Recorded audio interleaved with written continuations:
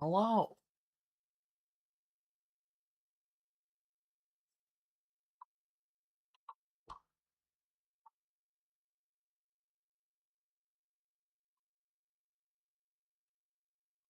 I can't hear anything. More sound settings.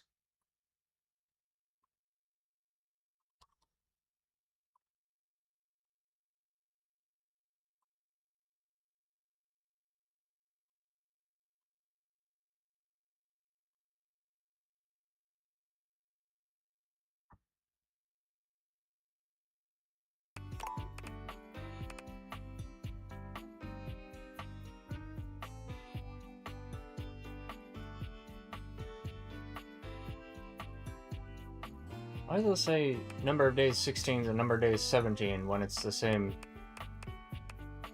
time? Oh, because I had already gone to sleep in the hard save, I see.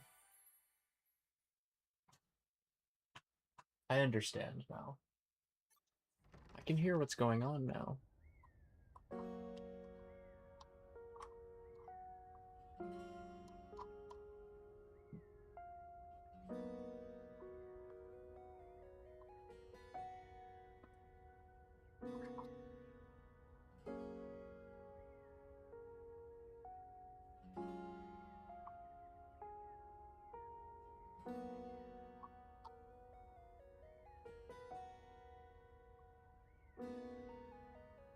I have some nuggies as well.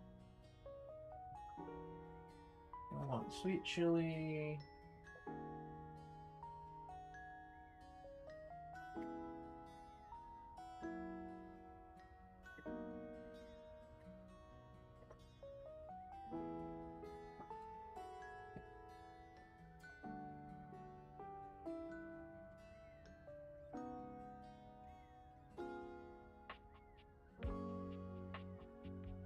Let's get rid of these sauces.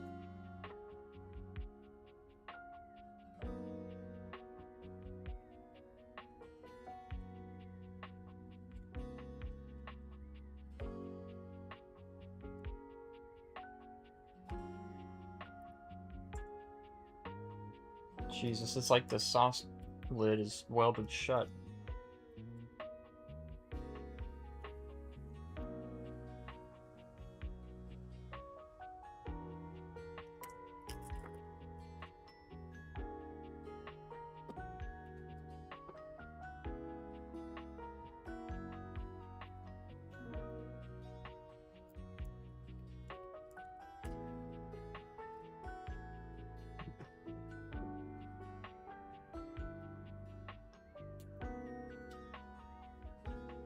Yeah, we got about halfway through the game yesterday. Let's see if we can finish the game today. Surely, right? Surely.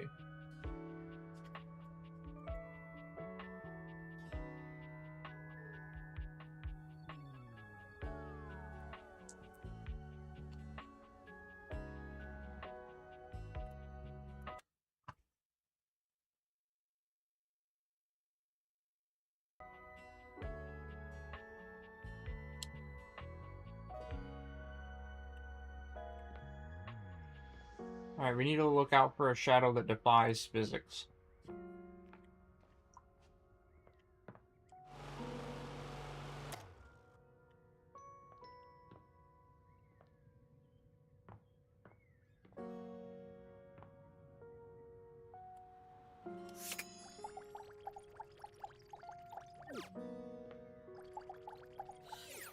No, not the curtains.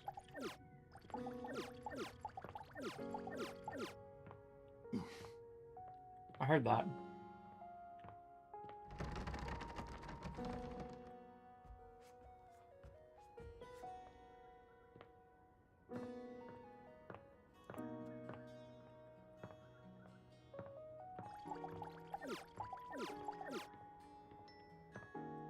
Oh.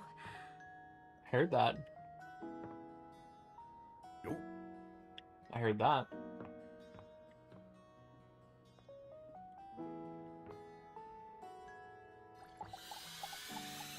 There's that shadow. There's a presence in the room with you. You're sure of it? but you can't make anything out in the darkness. As you search for whoever it might be, they address you in somber, funereal tones. As the light fades and dusk draws, all hope becomes despair. Do you wish to proceed? Is that so? Let regret not fill your heart then. Seems pretty cool.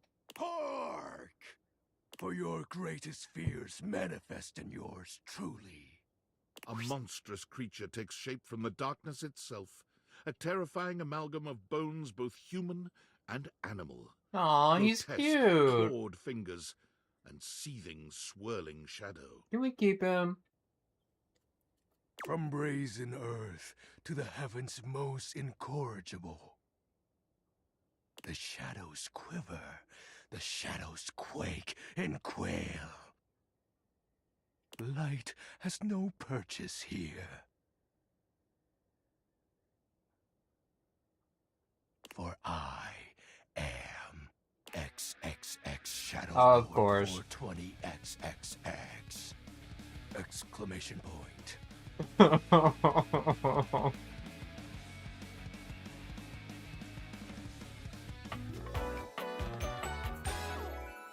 See you.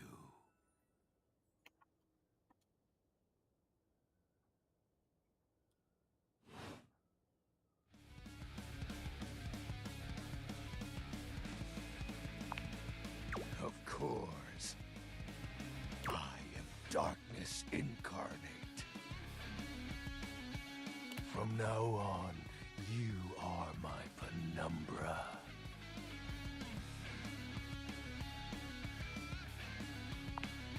Penumbra. I am the Umbra, the darkest core. You are the Penumbra, my companion accent shade, like an outer shadow cast from an eclipse. Yes!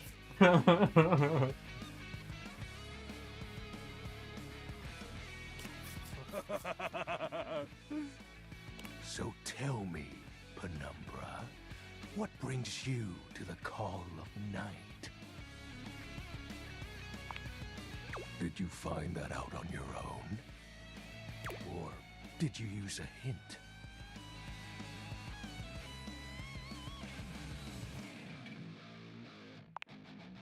Honest? I adore honesty and humanity. You appear to be romancing the objects in your domicile. Yes, sir. I see. You are embarked on a most interesting quest.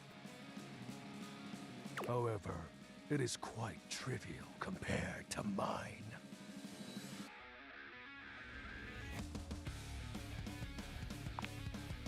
As you can tell, I am dreadfully powerful. However, my true potential has yet to be unleashed. Bask in the shadows and remember that sinking feeling you get when you turn off the lights as you return to your bedroom. Then this eerie primal instinct to hasten yourself kicks in while your heart begins to rumble with fear. Haven't experienced that feeling in like 20 years. That, my friend, is but a lick of what true darkness can do.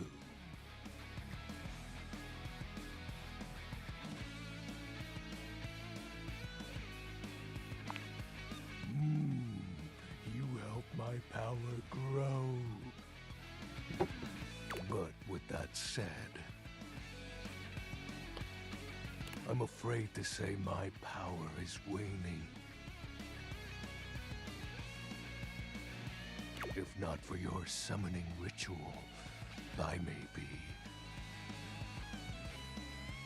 Nay, such thoughts are wasteful.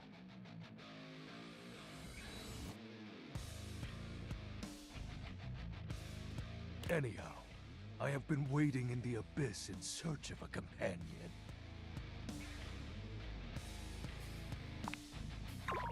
Such feelings are unnecessary, although not unwelcomed.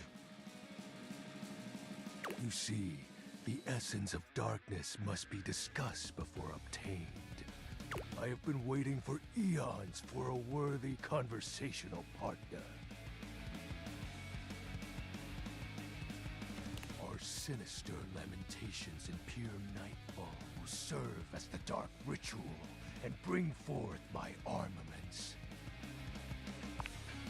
My armor forged from the shadowy depths.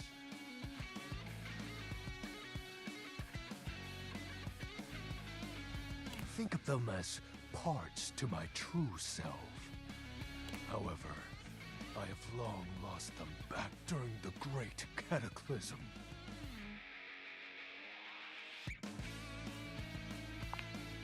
Naturally, but I am equipped to ease your wandering mind.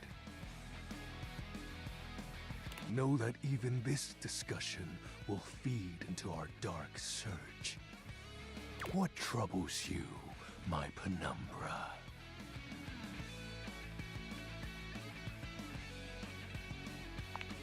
The tragedy that befell my comrades. Before, it was a peaceful time. My fellow denizens of the dark and I conversed in the shadows.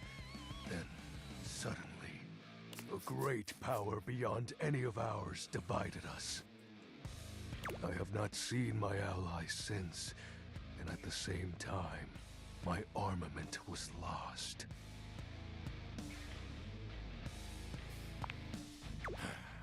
It is an unexplainable force beyond reason. But that won't matter once I am at full strength. What troubles you, my penumbra? I'll have you know that these aren't just any normal raiments. They have no physical form. My armor is of a corporeal shade. But after I obtain just a single piece of it, the pressure of my dark aura will rise exponentially. As I said, by having conversations, we initiate the ritual. Join me in darkness, and my power shall inevitably return.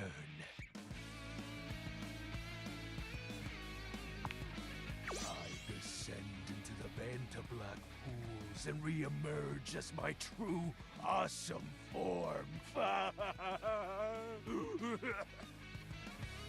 Well, don't hurt yourself. I sense your curiosity. Stay close, Penumbra, and you shall someday see. What troubles you, my Penumbra? While it may appear childish, it is a title that bears significance to me. Mm-hmm. Even creatures of the dark are entitled to nostalgia. And its relevancy continues to capture my very essence. It sure does. Lord of Shadows. Signature embellishments. You'd be surprised how popular of an identity Shadow Lord is. No, I really wouldn't. Can't just have anybody proclaim they are the true Lord of Shadows. Which is why I leave my mark as such.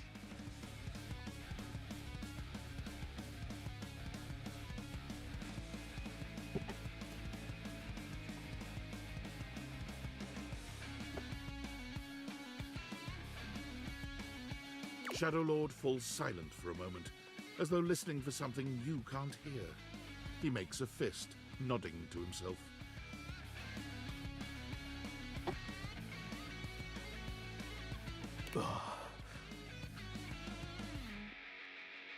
Did you just... Can this be? He spreads Never his mind. arms wide, opening his clawed hands as if to receive something. Yes, the dark power begins to creep and course through me.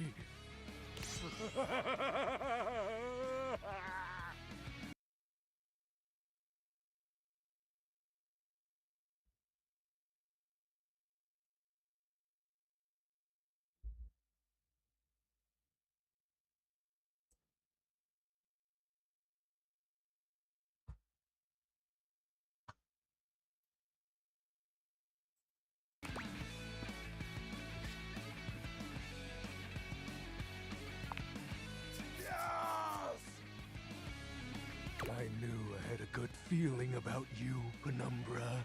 A piece of my armament has returned. My soul quivers with might. Oh, that's exactly the idea. I thank you for awakening me. Encountering you has been the most exciting event in a very long time. For now, I shall relinquish you. Return to your quest. Oh, and no need to reinvite the light. You're now a denizen of darkness, after all. Unless being in the dark brings about a fearful sensation that tickles your heart too fiercely. Farewell.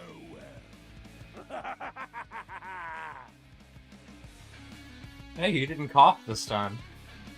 Maybe he is getting stronger.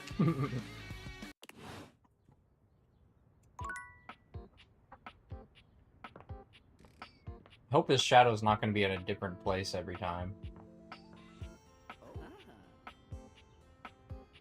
Oh. Okay, that is Lux.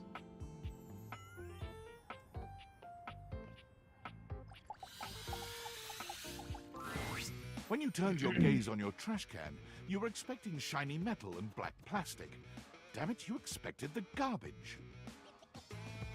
What you weren't expecting was the handsome face, sculpted jaw, and delicate peaks of skin artfully framed by actual garbage.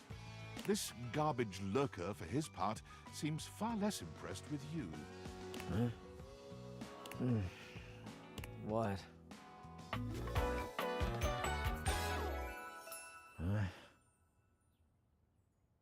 Garbage cam. Things that aren't down, I guess. Yeah, I make those from time to time. Try not to look so shocked. Have anything for me today? We do this every day, lady. What'd you bring?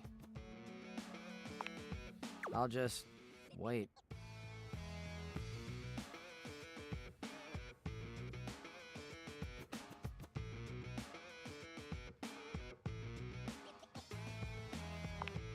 Valentine, huh?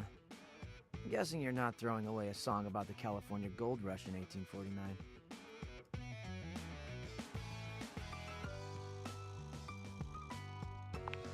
Okay.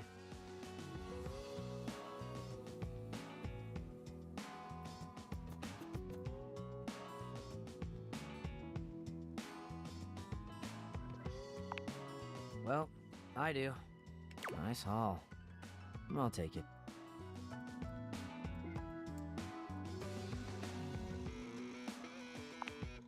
Always glad to help you, I guess. You hand your trash over to Cam, and he takes it from you, pocketing it without another word. And you're still here. Wasn't planning on it. Now you go. Go. Be free. Damn, Chuckles. Bye. Bye.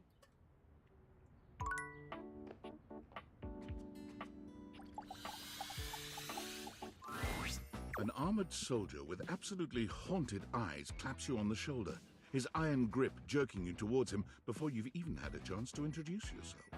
Ranger! Oh, you survived the journey. And with all your limbs still attached. Thank the immortals you made it here alive.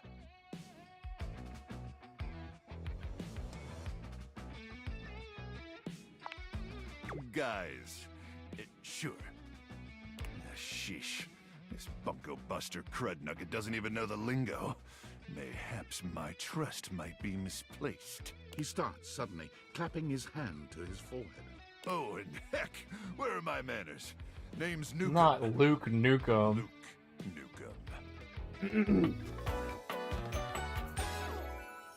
Look at you. I'll rip your microwave off and shit down your counter. Sorry, it's been a while since I've seen another face. Except the faces in the walls, of course. They tell me to burn things. But I try to tune them out. Mostly because I already burned everything flammable weeks ago.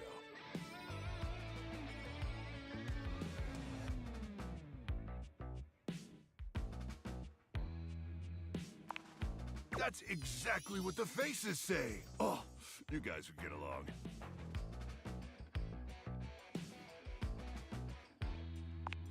Lester. He always knows just the right thing to scream. Anyway, forgive me if my extended isolation has eroded some of my social skills. I've just been stuck guarding this outpost for months. When you spend enough time out here alone, it's real easy to... But don't worry, they have great solutions for that now. Death via nasal spears. I don't see why I would. Oh, I'm just so excited you weren't obliterated! When I heard Colonel Furnace was sending a division from across the Barrens, I thought for sure swarmers would rip your flesh to shreds and use your blood for fuel before you even made it to the first outpost.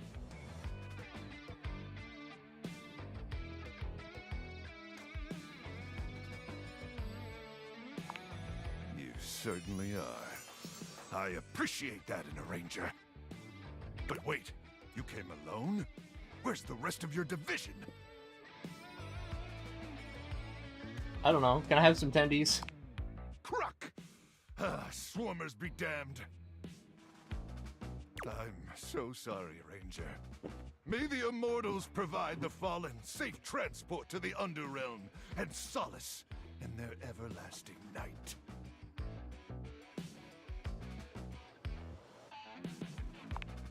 Luke begins to tear up. Listen, I wish I could give you more time to decompress. I know you must be exhausted after your journey, but time is of the essence.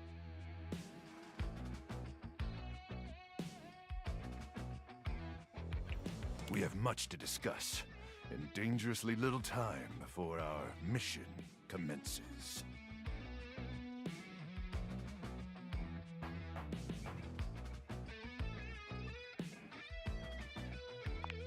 I trust Colonel Furnace briefed you on the mission back at the fortification?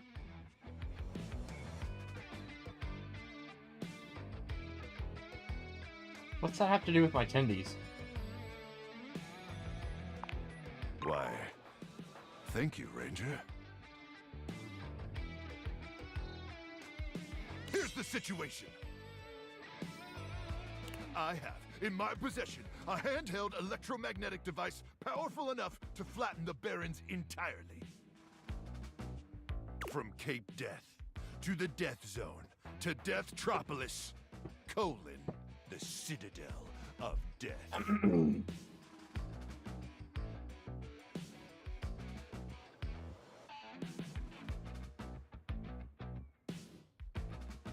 It's called the Magnetron. Here's an artist's rendering.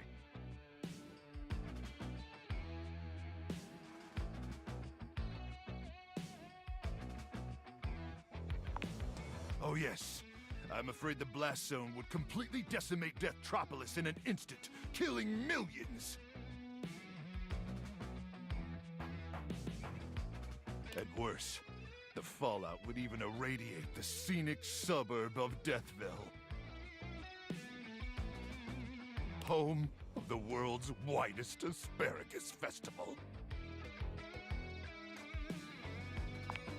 Anyway, to keep the device from falling into the wrong hands, it was permanently welded onto my armored exoskeleton, allowing me to transport it to its intended target.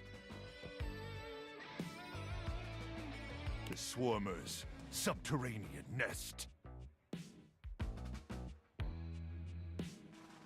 There, the device will be remotely detonated, eradicating the Swarmers and winning this war.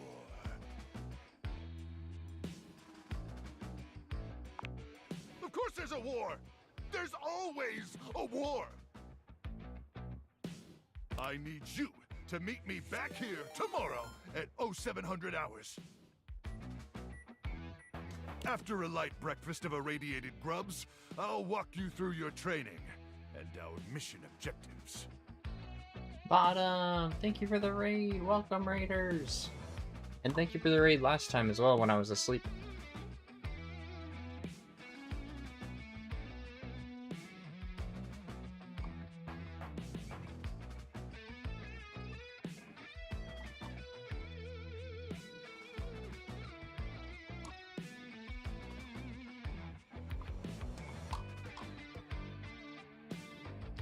How was your stream, Bottom?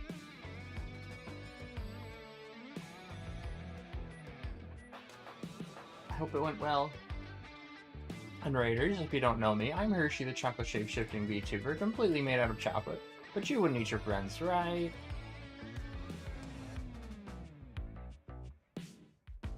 We're playing some Date Everything for Valentine's Day. We started it yesterday, but we're gonna try and finish it up today. I don't know how far we'll get, though. Desirable Bottom. Desirable Nation Raid. Welcome! Thank you for the raid! Desirable Bottom. It'll be in just a SEC shutting everything down. Okay, take care, take care. Desirable Bottom. How's the game? It's been super funny so far.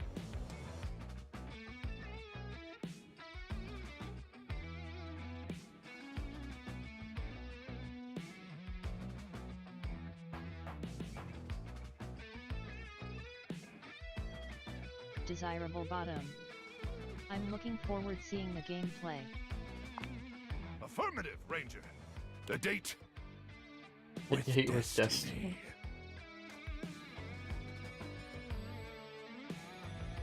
All right, it's about time for me to begin my nightly patrol. Gotta make sure no swarmers infiltrate our defenses. May the immortals watch over and protect you.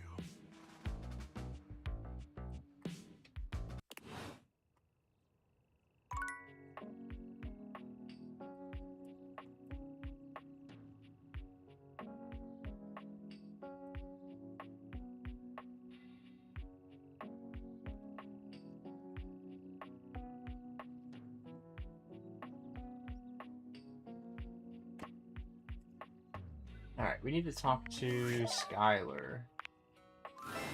Welcome! What can I do for you in my main menu?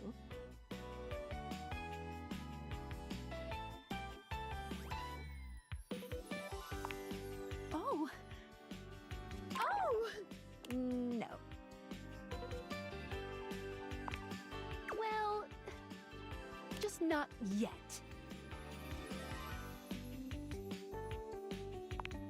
When Franklin Least made me, it was in sort of a mad, passionate Franklin rush of Least. scientific fervor.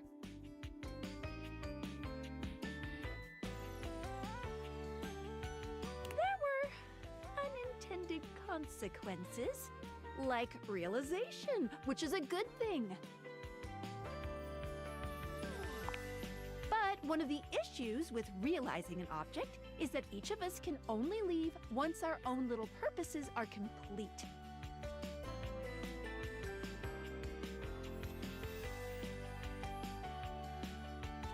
Some of us here still have things to do before we go.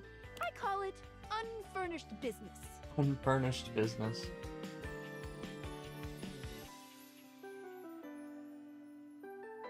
Desirable bottom. This Thank you game very looks so much. freaking cute. It's I picked it up trademarked. not too long ago. Also, do you have favorite parts you like / dislike so far?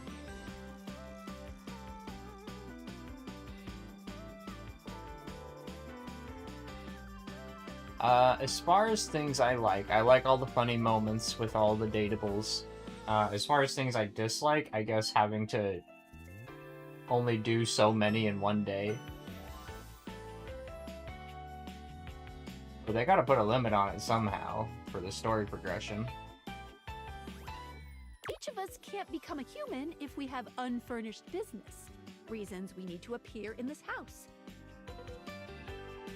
None of the others know why exactly this is, Desirable or bottom. what it might be that we Makes need sense. to do.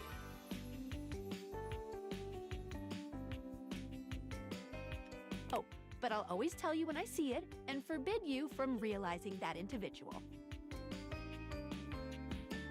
As for me, well, I have the most unfurnished business out of anyone. I have to be here to help everyone else get realized, so I gotta go last. Sorry to be the bearer of bad news, but if you want me realized, you have to get everyone else realized too. Everyone.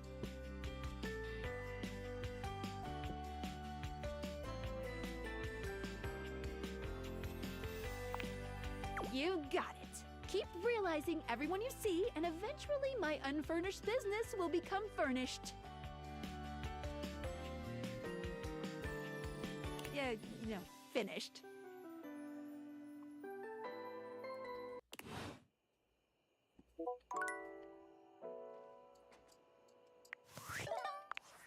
Ah, it's me, Tinfoil Hat. Are you there? Oh, good point. I'm still receiving data from the Dateviators. Why haven't you brought Skylar to life and destroyed them? I realize all the objects are flirty and super hot, but as long as the Dateviators exist, David will be hunting you. And you don't have a chance. He has a whole island just to practice hunting people. There's definitely no people hunting going on here, island. Thinks he's so clever, but I'm on to him.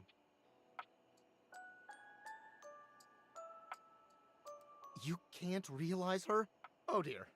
This must be unfurnished business.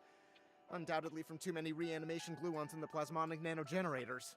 Oh, I was afraid of this. My calculations showed it was a possibility, but I didn't realize it was unavoidable.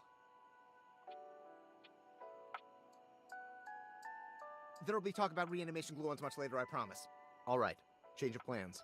If unfurnished business is inevitable, then you'll need to bring every object to life before you can realize Skylar and destroy the Dateviators. Any questions? I'm so sorry, it'll have to wait. I'm illegally piggybacking off of my neighbor Howard's Wi-Fi, and he just found out. He's only 11, but he's got a black belt in Taekwondo. Oh my goodness. He's a real big kid. Realize all the Desirable objects, bottom. so you can destroy the LUL. Dateviators. Desirable bottom. He's gonna kick butt. Literally.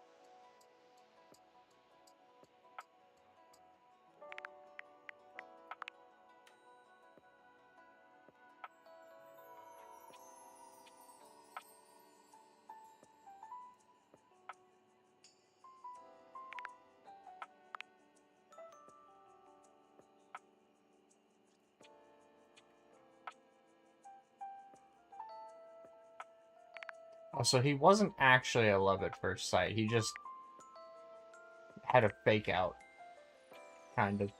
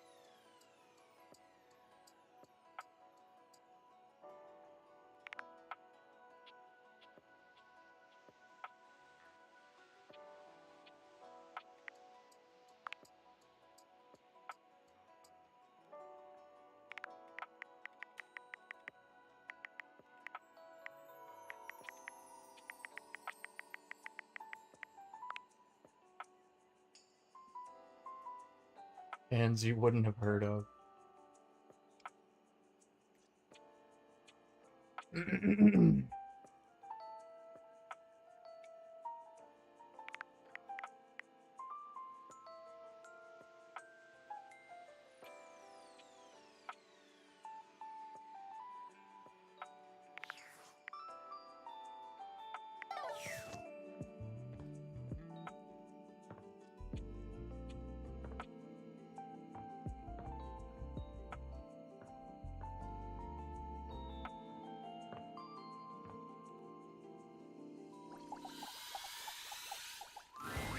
Well, well, well. Okay, so he's the wood Enigmatic and the Amber returns for fireplace. another lesson. You ready? Nice. We're gonna stick with getting to know you, but it's time for a new kind of icebreaker. As you might know, ice sucks. So we gotta break it.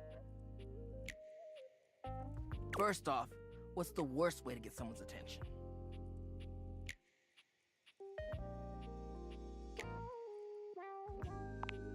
Right! That's just an insincere and unsolicited form of selfish flattery. And for what?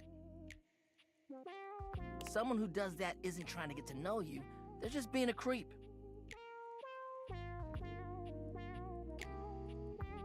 So the real question is, how do you start a conversation with someone you don't know in a respectful way that also shows you might be interested in them, and hopefully makes them interested in you? Tricky, right? That's what we're gonna explore today.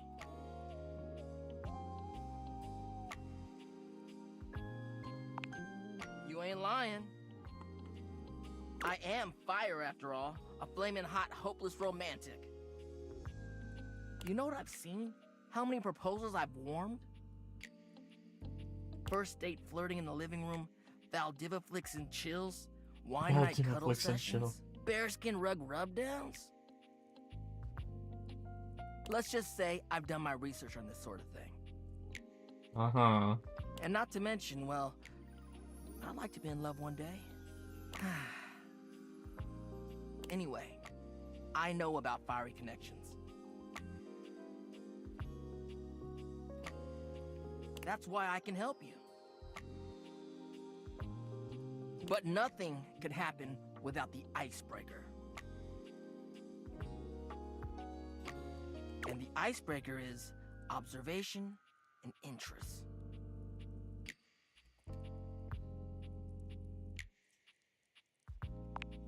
Right. It might seem basic, but first you gotta notice them. But not just that.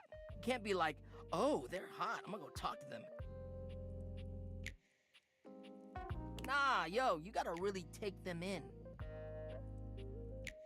What's their demeanor? How do they look? Are they with someone? All that and more. Then, use the information you glean to guess what they might be interested in, and lead with that.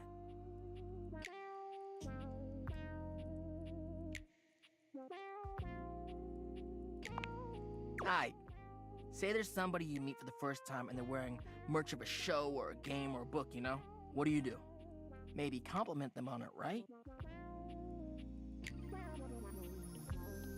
But what could you immediately follow that compliment up with that's even better?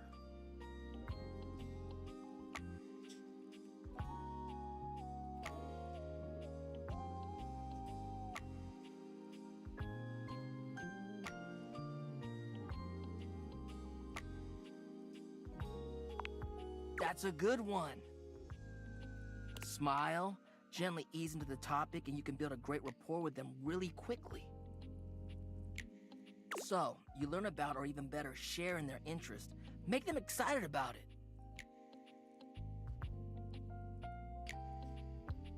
Start that connection by talking with them about what brings them the most joy. What better way to build a friendship?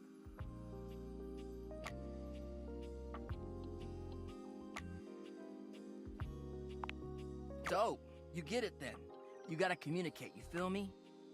Let's go to phase 2. Alright, so you made it past the icebreaker. Now you're vibing a little. They mentioned they're going to a concert of one of your favorite bands. What do you say next?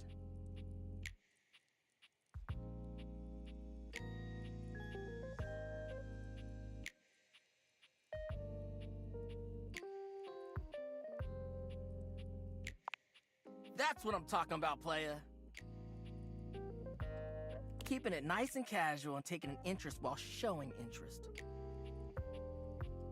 Smooth. If they say no and they don't really have any friends who are into this band, let them know you might be down to go if they want company. If they say yes, maybe just tell them you're stoked for them. Don't want to seem pushy or self-inviting. Get to know them before getting too personal. You know, build up to it. Maintain that good balance of digging somebody, learning about them, and gauging their boundaries.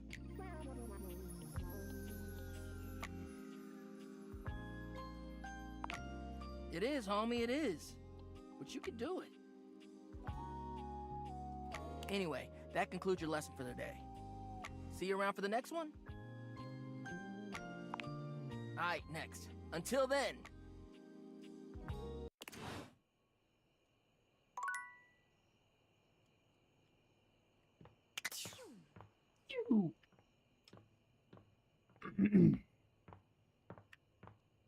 Who's closing doors in my house?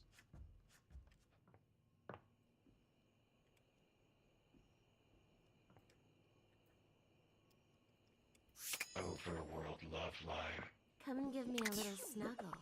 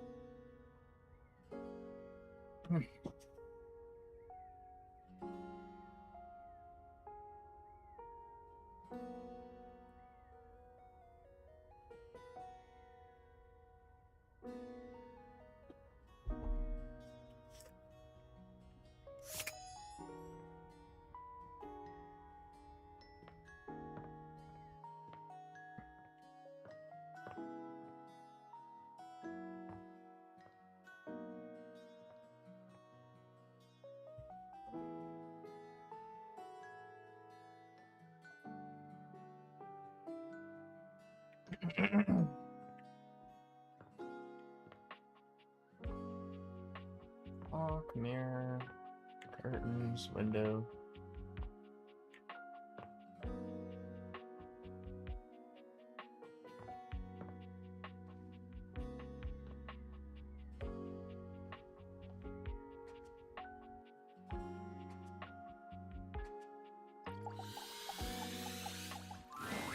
Hey, I'm sort of busy. They're not.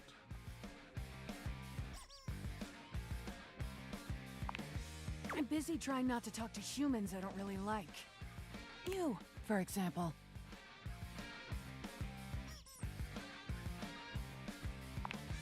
What didn't you do? Somehow, you talked to me all those times and never even chose a goddamn lane. It's real weenie behavior. A mischievous grin crosses Rebel's face. Are you a weenie?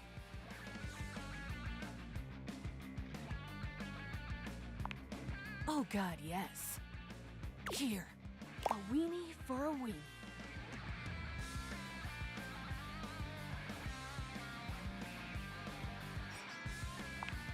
Oh, better than you ever could. Guess we can be friends anyway. Come back again and I'll perform my greatest trick. I'll be a fraction less rude, weenie. BFF.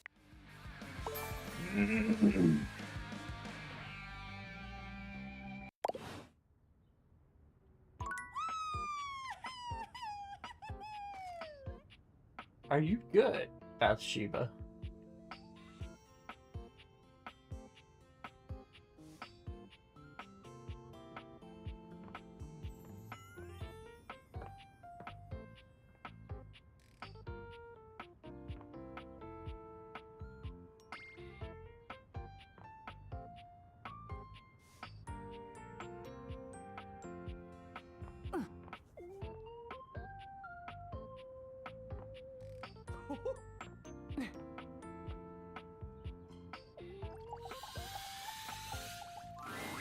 There's something so intensely familiar Aww. about the cuddly stranger standing in your closet. The combination of his massive stature and the soft materials he wears produces an almost irresistible urge to hug him. And the aura of safety he emanates certainly doesn't help. Well, well, well. Aren't you a sight for sore eyes? Yeah!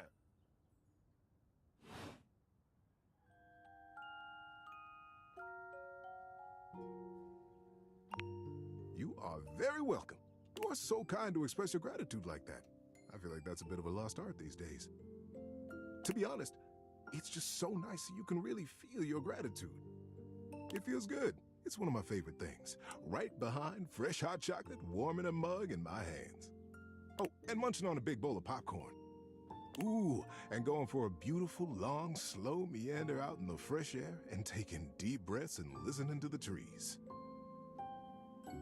There's a lot to love around us, huh? What are some of your favorite things?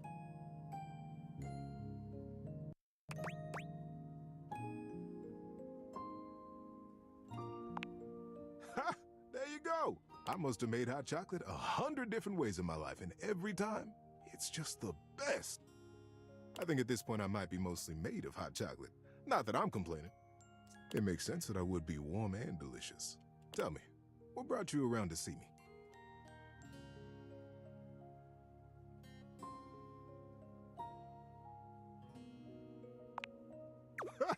Not at all. Not for me, anyway. Closets are some of my favorite rooms in a house. Get a good cozy blanket, a candle, and close that door and you've got a perfect little cocoon. A little nest of peace and safety. You're welcome to share mine. Or we can sit on the bed and talk. I'm comfortable in either place. And no matter where I am, I'll always be happy to be with you. Oh. I'll leave it up to you. Where should I go?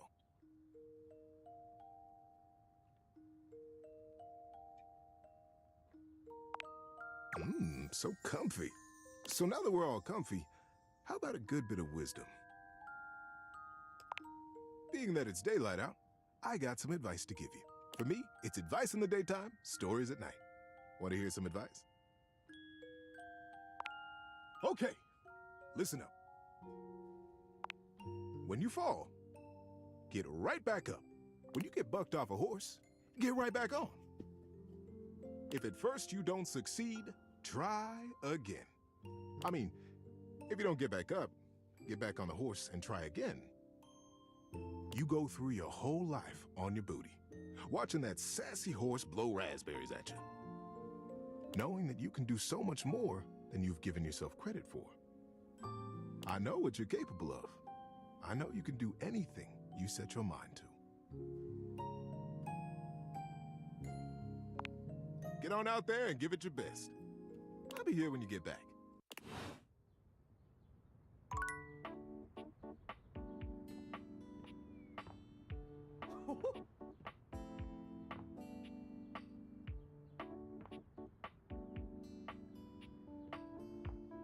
I think we've scoured the upstairs pretty good.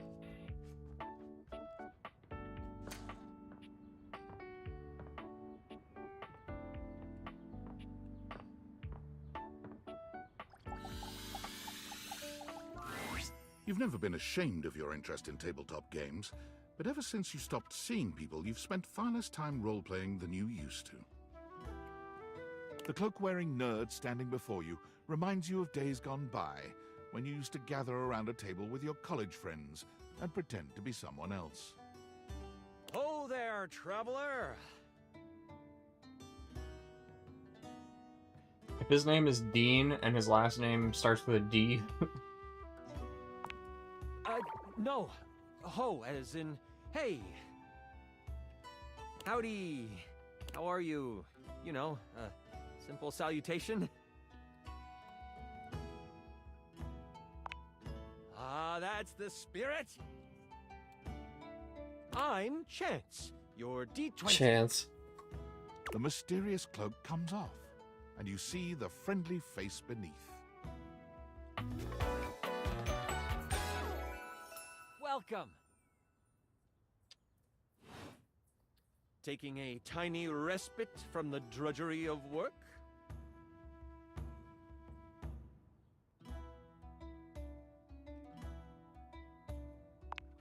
I actually have no idea. All I do is play. If you are up for a real adventure, I have just the thing for you. Have you ever heard of grottos and gargoyles? Oh my goodness.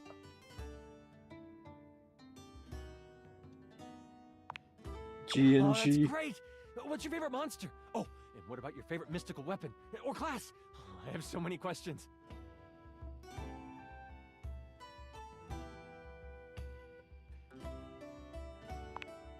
Wow! Someone else who feels the same as me! Oh, it's so hard to pick a favorite. Everything about G&G is so cool. You wouldn't want to, maybe, kinda play with me, would you? It would only be the single greatest thing you could do for me. Chance's eyes light up, his hands balling into fists as he does his best to contain his excitement. Really? Holy crit! Someone to play with me! Holy crit. You have no idea how hard it is to find someone to play with. Oh, I know.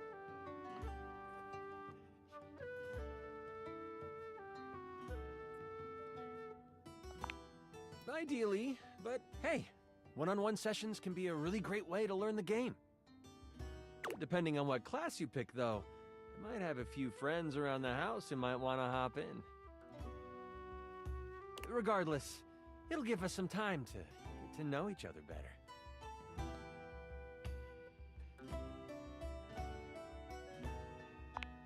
It's time to get you your character. All we have to do is choose your stats, your powers, and your weapons. Then your armor, your lineage, and your gargoyle gauge. Although I might leave that out for this first character. It's an optional setting. See, you can have a portion of gargoyle blood running through your veins, which lets you...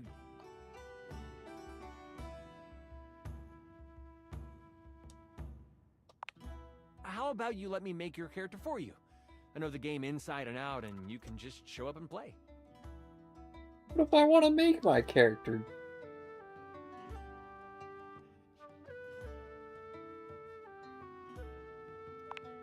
Oh, I'm so excited. You have no idea how much fun we're going to have. I'll even build the session based on what class you pick.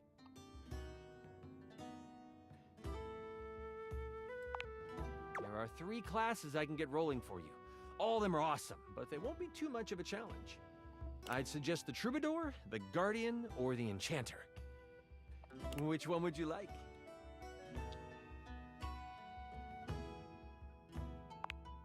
Sure. Let's start with the Troubadour. Loved by the locals for their wit and their voice, this magnificent magical minstrel can change the outcome of a dire situation with a simple tune. And with a liar by their side, this slick and seducing stupefier is sought after by those who wish to trade both coin and secrets for songs. Don't be fooled, though. The Troubadour can hold their own. They are a healthy hero, able to take hits with the best of them. What do you think about the Troubadour?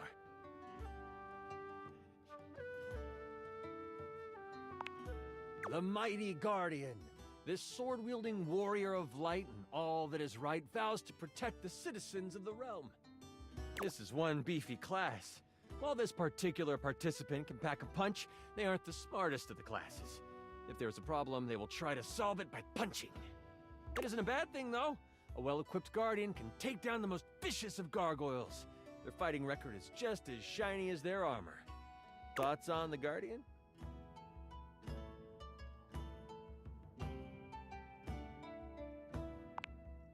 The Enchanter. The magic-slinging specialist who calls on charms to complete tasks. Shrouded in secrets and itchy cloaks, the Enchanter is a master of the far-off flaming finger. Why do they have to be itchy? They are a bit more delicate, opting to avoid obvious agony by staying further back from the brawl.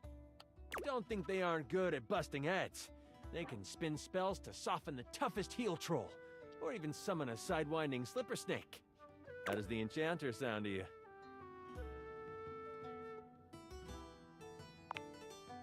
I'm so excited! The Enchanter it is! Magic will flow and find home in your heart. I heard that Lux wanted to get into G&G more and was thinking of playing a hotshot. If you two know each other, I'll invite them. Now that I know who you want to be, it'll take me some time to finish building out the session for you. Give me a day? I should be ready by then. Anything before that, and it's a bit dicey if I'll be ready or not. Haha, me neither. Oh, it's been so long since I've played. I'll see you then.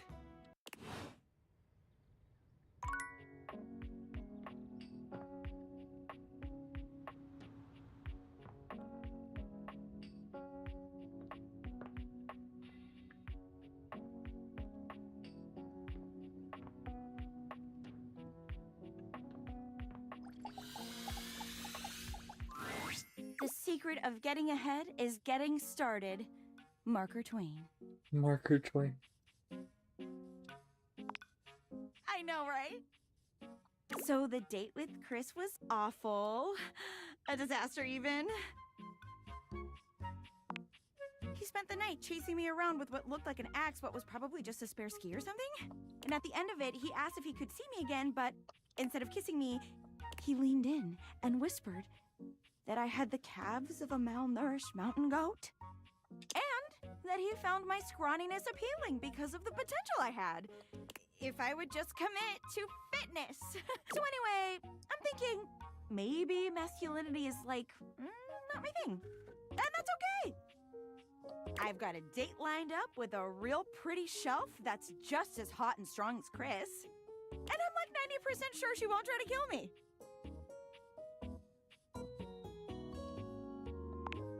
Oh, wow! You keep saying things like that, I might just get the wrong idea. Stop teasing me, you big old kidder! You got any tips for this date? Anything to keep in mind for going out with someone who could totally crush me with a pinky, but is also feminine and fine?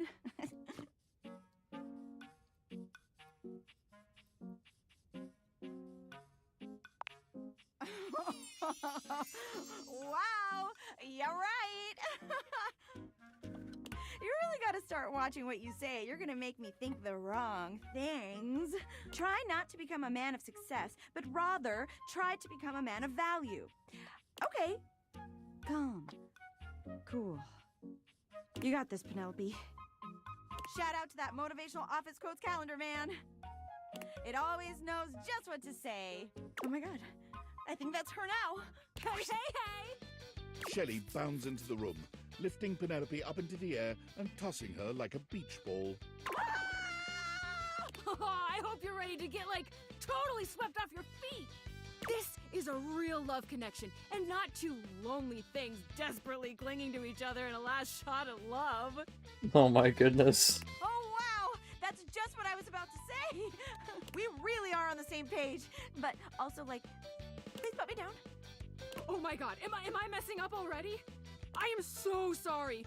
God, stupid Shelley! Shelley drops Penelope like a ton of bricks. Penelope slowly, painfully climbs to her feet, while Shelley berates herself. You always do this, Shelley. You get too excited, and you just go in.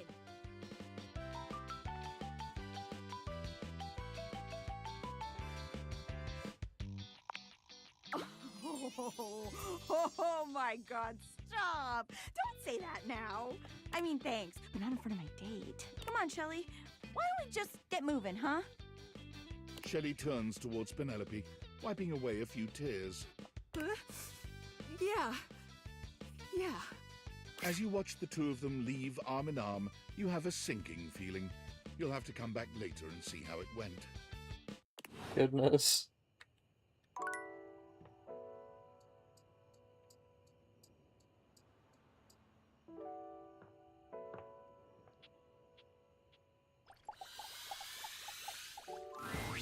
Oh, it's you.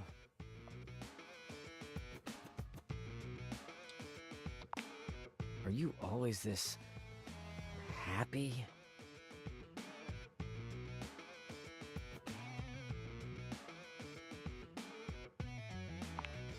Hey, whatever you gotta tell yourself.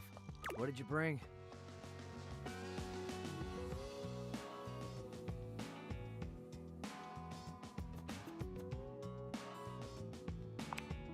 Having trouble coming up with another reason why you'd be talking to me.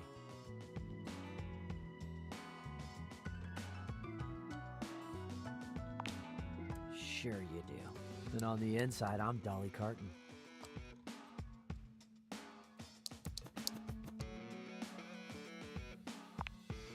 Right. And Mutual Admiration Society meeting closed.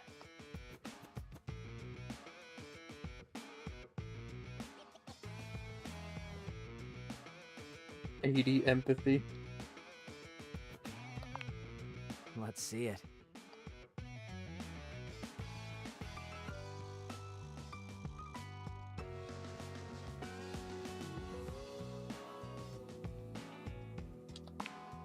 That might be good.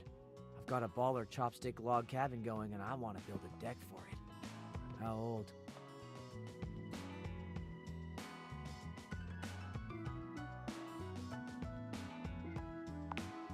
Not sure I want to hear the explanation for that.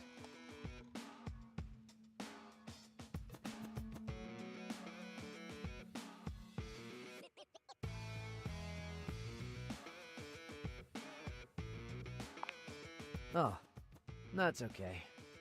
I went through a pizza phase every day for 2 weeks. Pineapple and sausage, sriracha on the side. Trust me.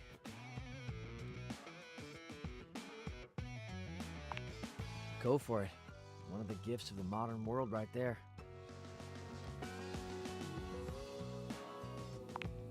No worries. I can take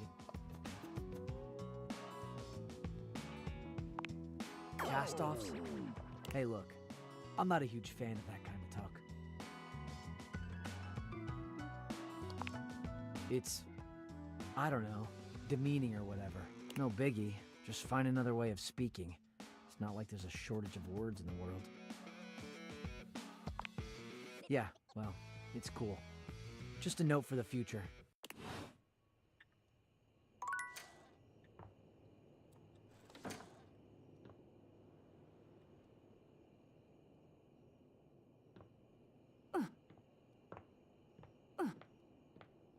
Is that just another box? I feel like that's a special box.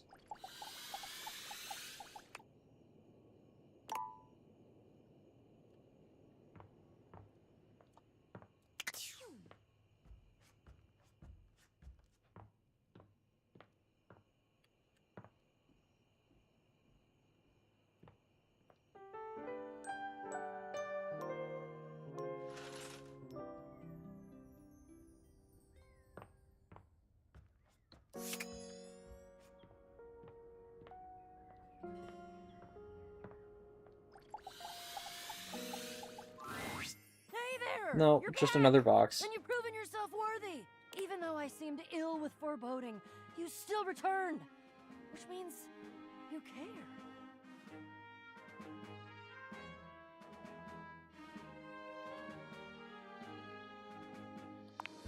If you don't want to go on my quest, it's okay, I guess. I don't want to be that petty kind of adventurer that dismisses people out of hand who aren't adventurous.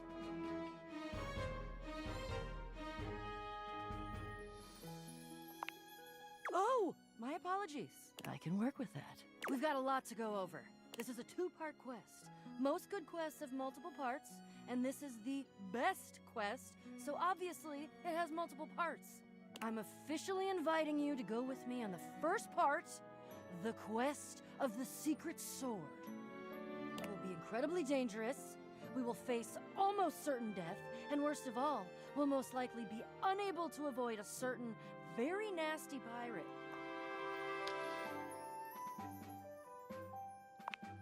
Oh yeah, for sure, but don't worry.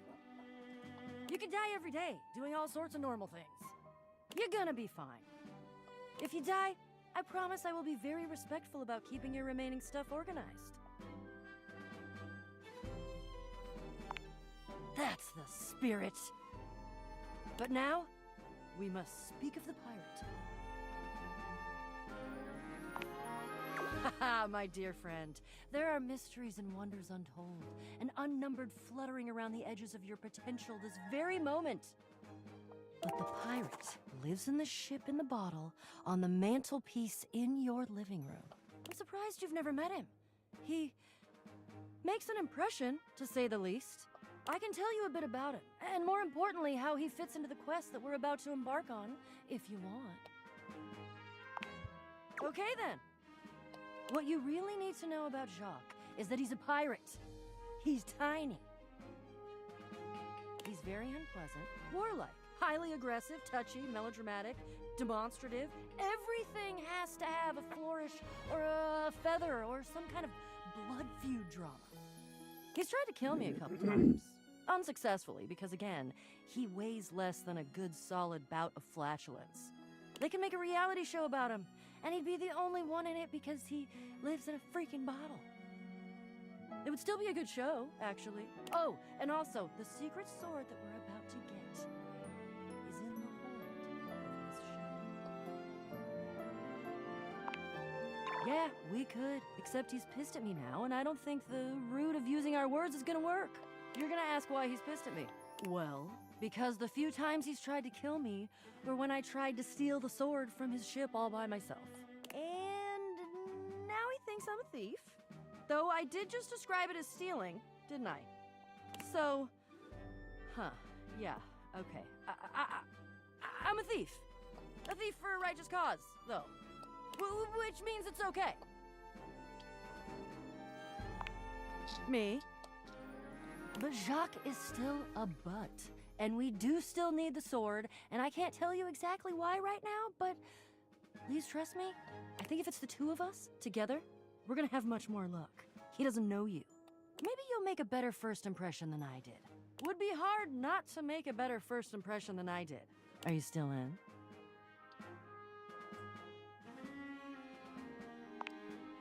Phew. Wonderful. Trust me, this is going to be the adventure of all of our lives.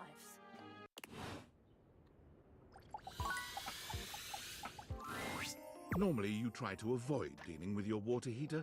You're no plumber after all. But as you look at the beauty standing where your water heater usually is, you wonder for a moment if that's about to change. Beyond the rigid metal of the heater lie dangerous curves. Brown skin swathed in orange and blue and silver. Her soft, pretty facial features are adorned by colorful makeup that looks like it wouldn't be out of place in a fashion magazine. She doesn't seem to notice you at first, but when she does, she lets out a sharp scream. Ah!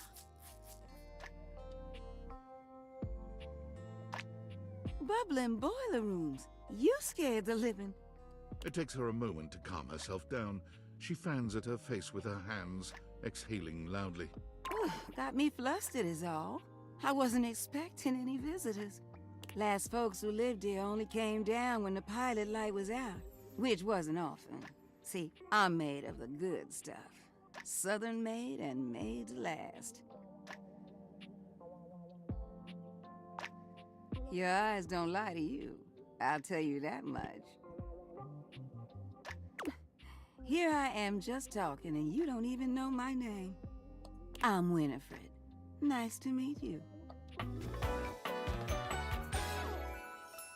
you doing, sweetheart?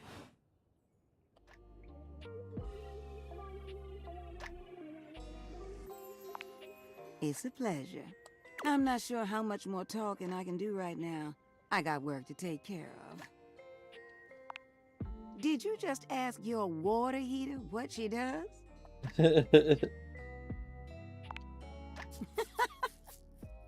It's okay, sweetness. I'm just having some fun. But I do need to get back to work. Washford's about to kick on and Daisuke needs a bit of a push. I need some time with River to make sure she's ready to go.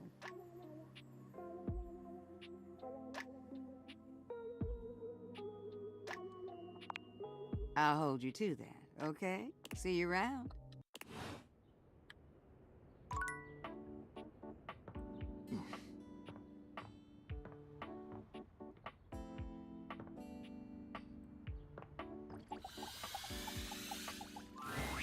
It's jarring to hear someone else's voice singing in your shower. After all, you haven't brought anybody home since you've been here. But this isn't some forgotten paramour from the night before. There's a singer in your bathroom, and he's using your showerhead as a microphone. While his singing may be less than professional, he certainly looks the part. His handsome face is framed by glistening ringlet curls, and his clothing has a sterile, hygienic vibe, a stark contrast to the smouldering, sensitive artist you see before you. Honka, honka, wet hot love. Honka, honka, wet hot love. Honka, honka. Oh, hey! Oh, jeepers.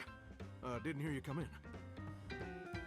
I weren't expecting company, especially such a ravishing company. Come right on in, darling. Be sure to wear a shower cap or you're gonna get yourself mighty wet.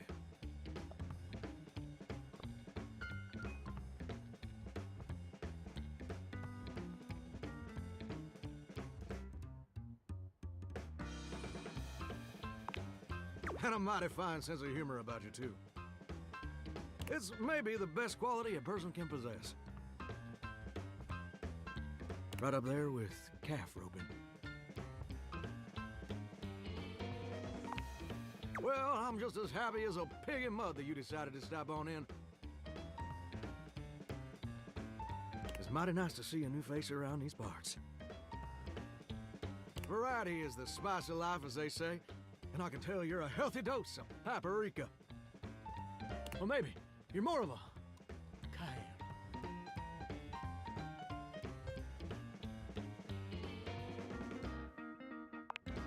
Sweet. Ooh, that's sweet. Like nectar straight from the honeysuckle. Unless you ingest a whole spoonful, of course. But you can't fool Johnny Splash.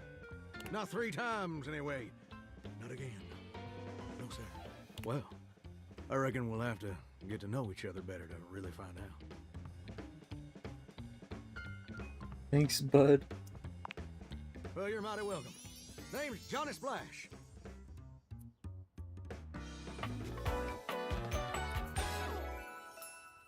Whoa! And I just want to make absolutely sure whoever saunters over my way is treated with the most respect and hospitality a gentle shower like myself can offer.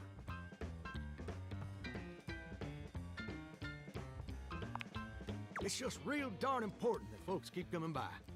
Truth be told, it can get kind of monotonous around these parts. Are you saying I don't shower?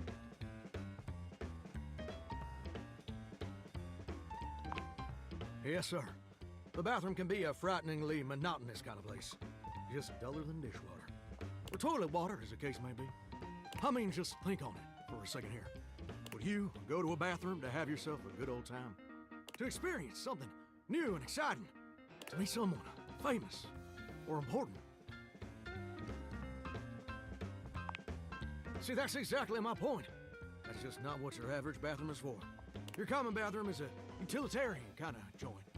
Sure, it's useful and consistent, but it ain't a particularly lively spot. Ain't no nightclubs in no bathrooms. You know what I'm saying?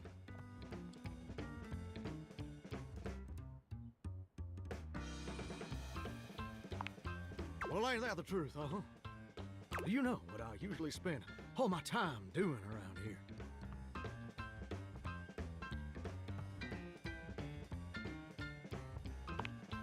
Heck, I wish. Truth is, darling, I spend 99% of my day sitting around doing absolutely nothing at all. Do you know how long it takes the average person to shower? Oh, that's positively accurate. It takes the average person 12 minutes.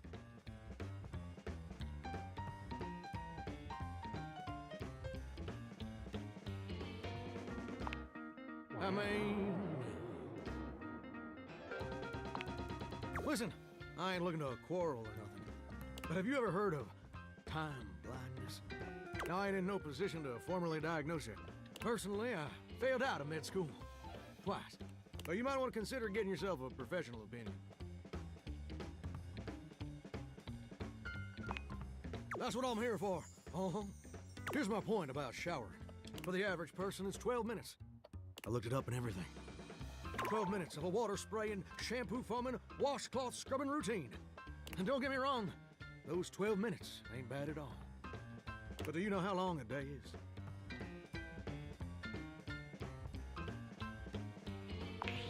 Whoa, hey, I'm not so sure about that.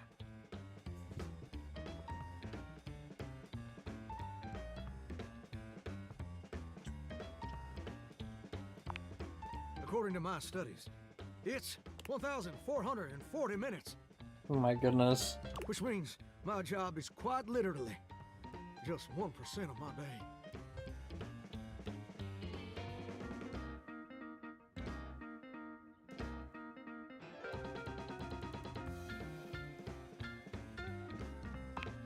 Well, I get why you might be inclined to say that. But honestly, it's worse than a dead skunk in a wedding chapel on the 4th of July. Which is really bad, in case that weren't clear. See, I'm a shower. If I ain't being used, it ain't like I can just get up and go boogieing down at the dance hall or something. That's where I literally first met you, but alright. Can't just hop on over to the malt shop for a milkshake and some light canoodling. No, I'm just here, perpetually stuck in this humdrum, go-nowhere existence. Do you know how that makes me feel? You're gosh darn right. Sorry for swearing, Mama. It makes me feel unfulfilled, listless. Bored stiff, like a scarecrow in a cornfield. Like I'm gonna be stuck here forever. And all my dreams ain't never gonna come true.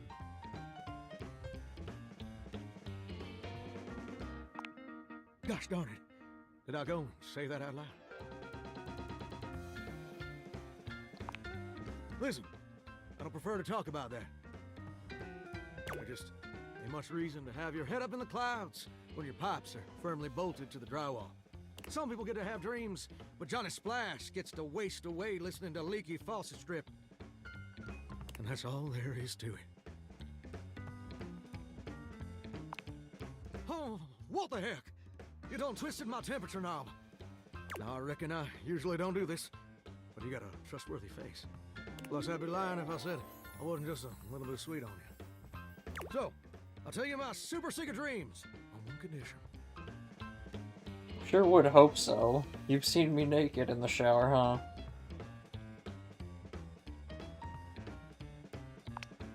Come back and visit me again tomorrow. Show me this ain't some meaningless fling for you. Come back around, and I'll share with you the secret I ain't never shared with anyone else before.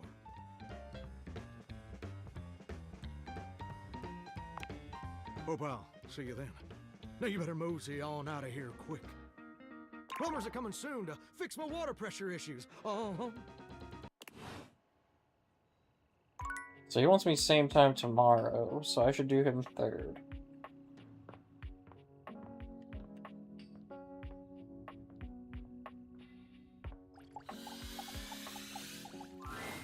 Seated in your living room is a being who seems to truly embody the concept of comfort.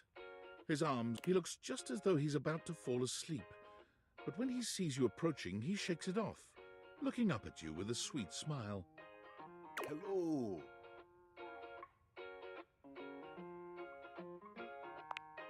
No way. Please do. He pats the seat next to him. Come on and take a load off. I'm Koa, by the way. Hey, here, oi.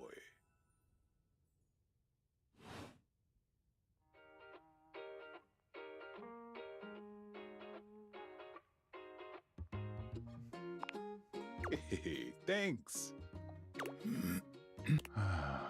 Most everyone would continue the conversation from here, but Koa only closes his eyes, sighing pleasantly. You wait for him to say something, but all you can hear is his quiet breathing.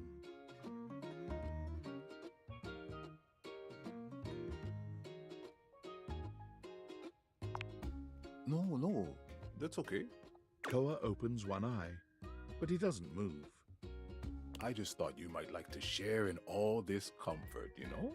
Couch culture is really all about taking it easy together. You know, like, you ever heard people talk about alone together?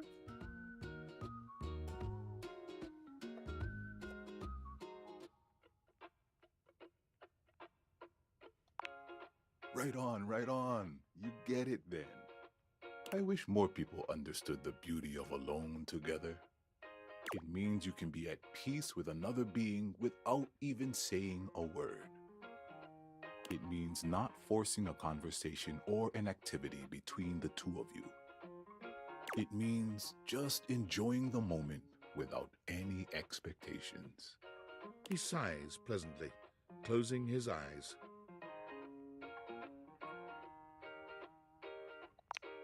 Beautiful. You'll see. Koa breathes in deep, sighing pleasantly. When he relaxes, the entire room seems to relax with him. You find yourself growing sleepier alongside him. You're not sure how much time passes as the two of you sit side by side in companionable silence, but it's certainly a good while. Thanks for keeping it chill, buddy. This was real nice. That's something I want to give you.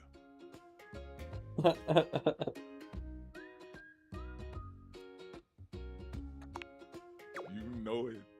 You know, in couch culture, we're not big on expressing ourselves verbally. We prefer to let our actions speak for us. And a gift like this, it's just a way of honoring our friendship.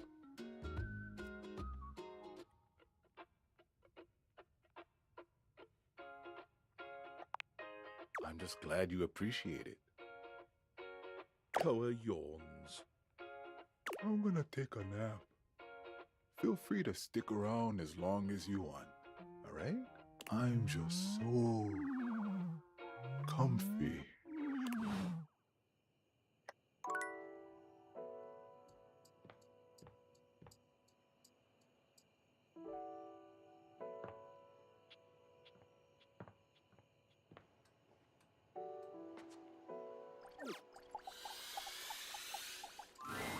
You find I had a Daisuke feeling. where you left him last time, staring intently at dishes on the table. Gotta try it, though. Unlike the last time, however, he has a list in one hand.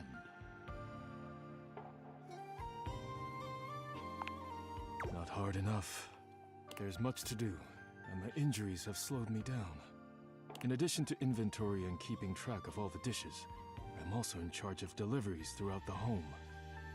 Unfortunately, I am unable to do much in my current condition. I prefer to work alone, but an assistant would be invaluable in this moment.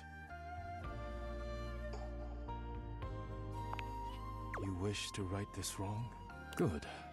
I have preparations I must first finish.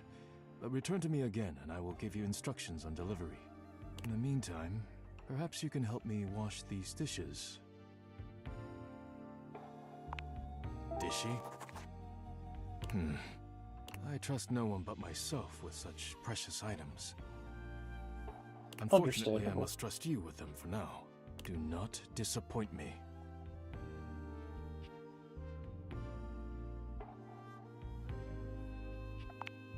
I have no idea what you're talking about. You pick up the dishes and begin to wash. As you work, you feel Daisuke's eyes boring holes into you.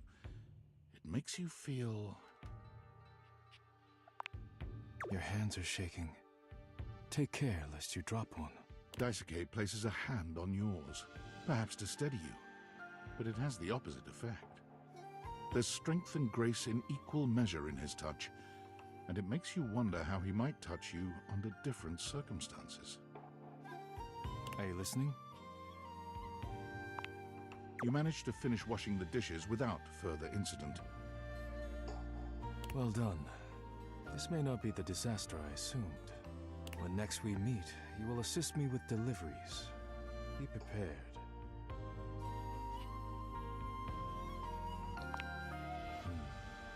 Complete these deliveries, and all will be well once more. Leave me now. I must review orders and inventory. Farewell.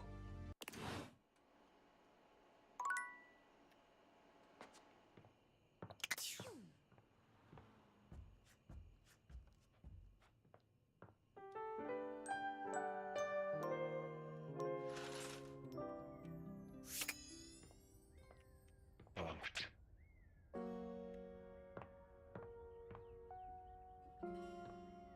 Yo.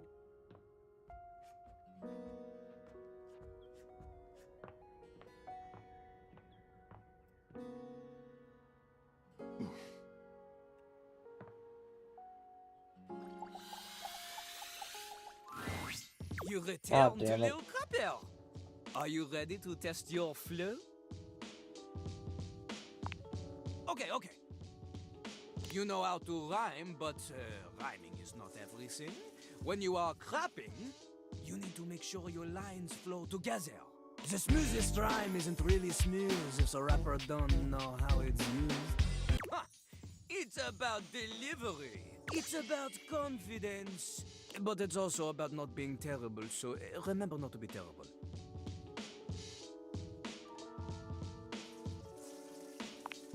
Lil Crapper gives you an example. Give him a word to rhyme, he will ruin it for you.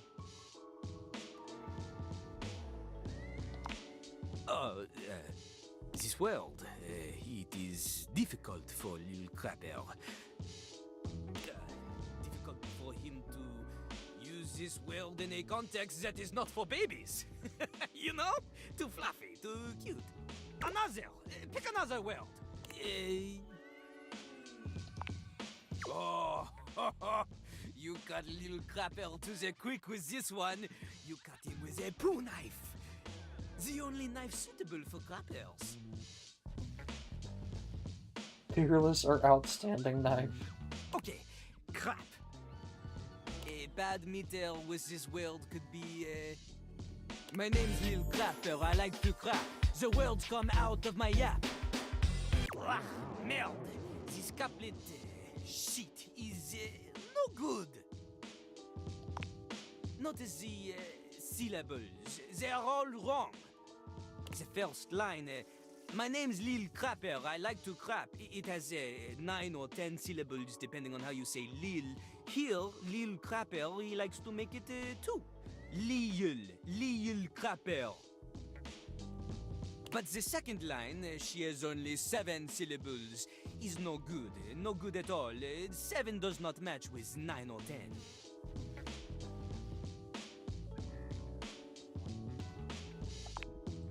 Oui, an artiste knows his art.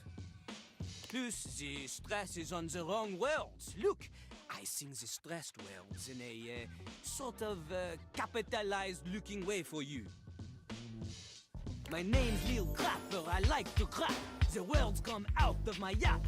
You see, the emphasis on the first line is on 2, 5, 7, and 10. Then on the second line is on 2, 4, and 7. Completely different. It's no good. The I-ams, they are all over the place. Oh, a flock of lost little time joke! Lil Crapper continues to teach.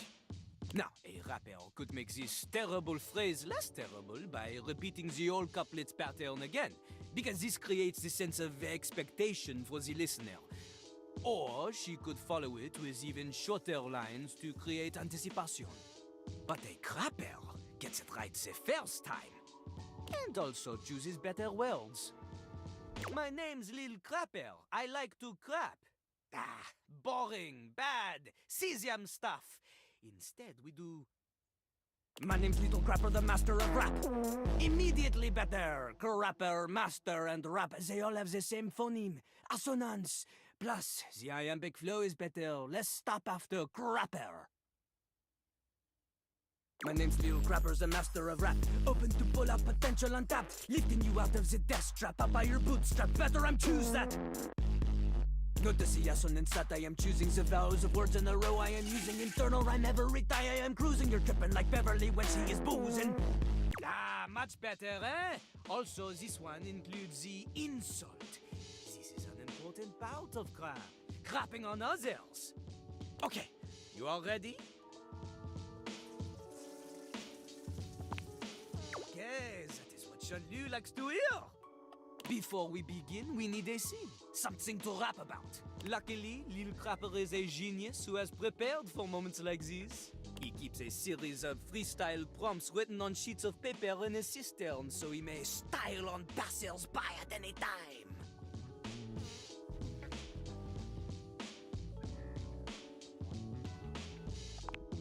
Lil Crapper ignores your question. He chooses a paper at random now. He cannot read this. The ink she is smeared. In hindsight, perhaps hiding paper in a container filled with water was not Jean-Lou's best decision. You don't say. The prompt is... disappointment. We start easy. Lil Crapper will give you the first 3 lines of a verse. You must complete it. It's not just about rhyme. Consider Lil Crapper's syllable count. Consider the flow. And remember, one mistake, and you are dead to him forever. C'est parti! Walk into the bathroom early morning. Everything is fine, then without warning, suddenly your ass above her feet.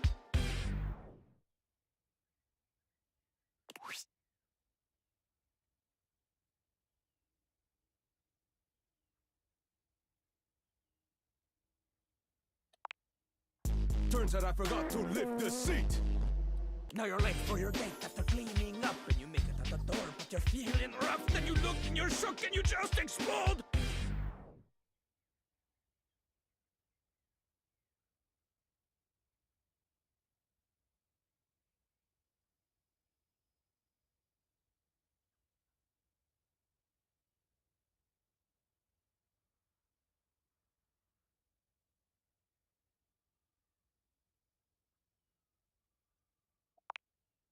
You turn around to find that your car's been towed.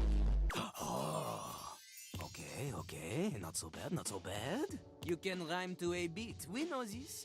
But that is not enough to defeat Lil Crapper. This time, you show me you have a sense of style.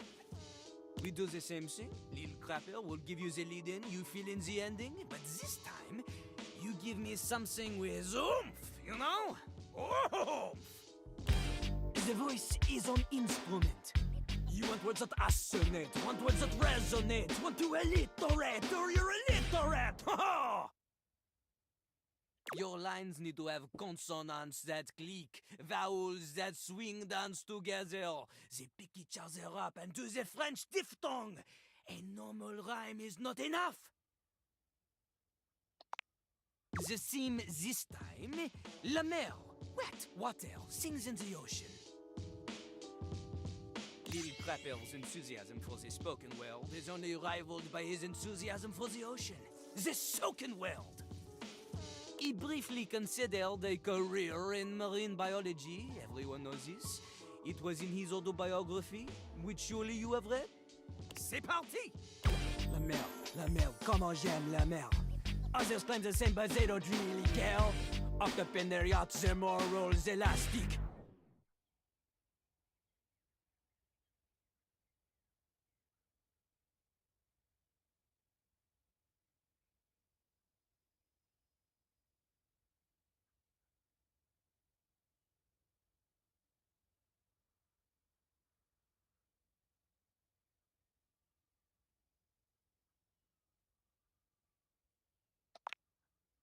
Dredging her decks with their masts of plastic!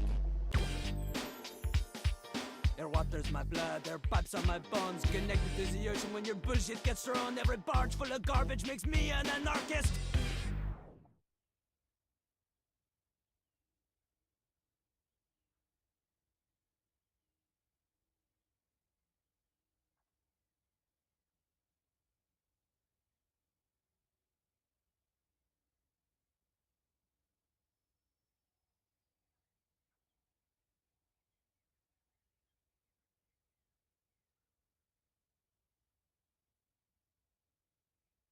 Said we trash choose quite like move problem.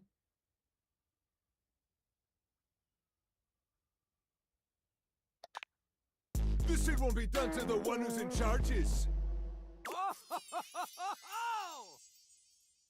Bars! Bars of soap!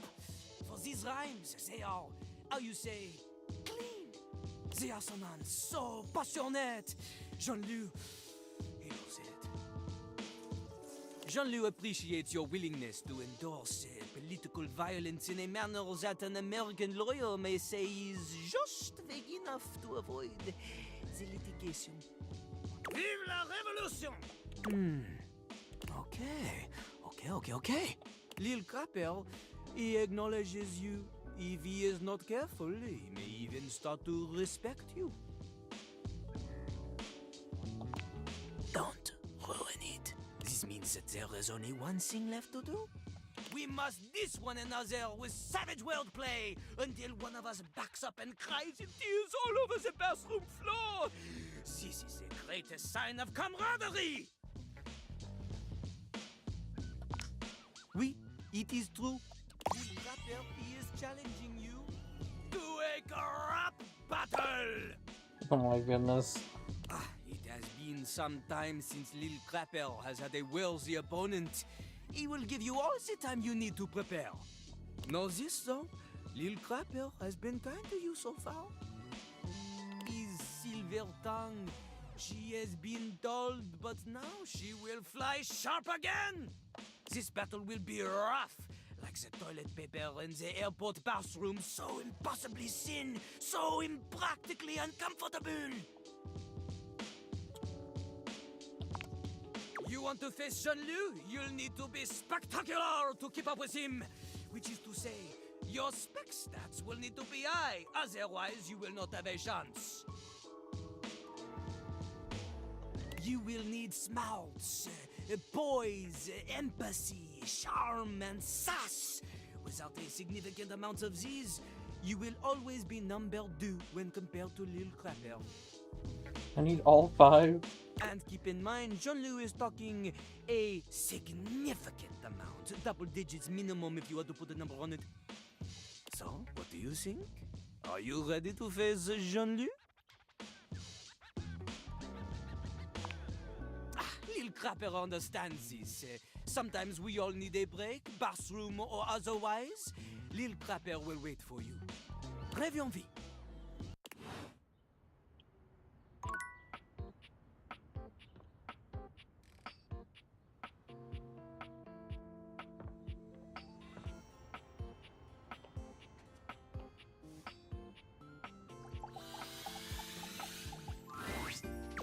My Oh, faithful okay. companion. Care to join me for another review? So, where should we go? Daisuke's sushi spot in the dining room is supposed to be pretty swanky. Freddy Yeti has an ice cream joint in the kitchen that's worth checking out. Mitchell leads you to the dining room. He seems excited. Or about as excited as a critic like Mitchell can be about a new place. I've heard only good things about Daisuke's place so far. Let's hope it lives up to expectation. You walk into a rather austere space, every element seemingly selected for its clean and unpretentious elegance. The counters are of raw pine, finished to a glossy luster. The walls are shoji-style screens, and the doors slide open with a soft hiss that seems engineered to bring you entirely into your sophisticated surroundings. A water feature drips delightfully in the background. You feel instantaneously relaxed and intrigued. Ah, here comes the owner now. Irashaimase. Daisuke greets you both with a warm smile. Welcome to Omakase Daisuke. I am pleased to see you both. Always nice to see you, Daisuke. It's obvious you've put a lot of work into this endeavor. Thank you, Mitchell. I have only done what anyone would in my place. The dishware deserves no less than maximum effort. I hope the decor and ambiance please you. My mind isn't quite made up yet.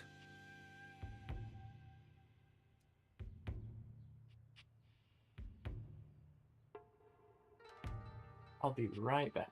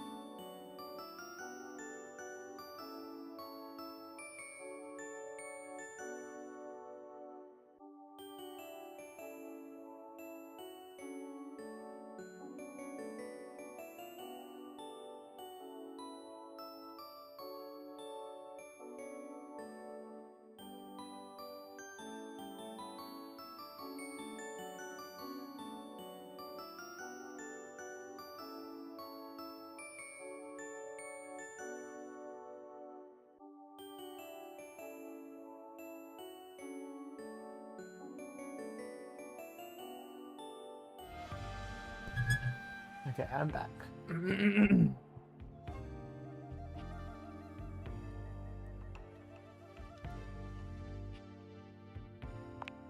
You do?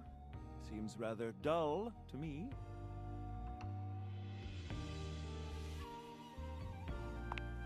Understated, you say?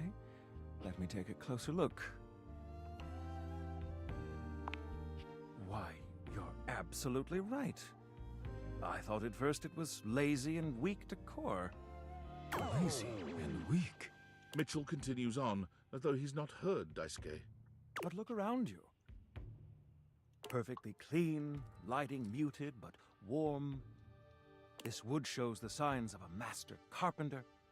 These chairs have been selected with painstaking care. And as I listen, I detect the subtle dripping of water from a waterfall pond. That is only Sinclair's chronic drip. But I thank you all the same. I feel almost as if I've been transported to the Tsukibayashi Jiro. Delightful, simply delightful. Let's move on to your speciality, Daisuke. What are we to make of the settings? Before we begin, I am obligated to tell you that Scandalabra's stories about the silver are damaging lies and not to be believed. Believe the Scandalabra? I'd sooner let Sinclair process an insurance claim for me. I'm glad we are all in agreement there. Now let's have a look. We appear to be missing chopsticks.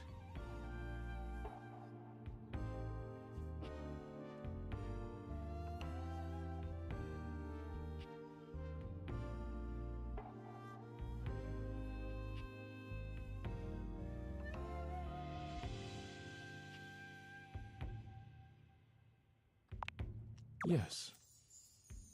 But if you wish, I can bring you some. No need. I'll eat in the traditional way. And I must say, marvelous attention to detail, Daisuke. All right, let's get down to business. I'm starving. As the name suggests, we offer only omakase.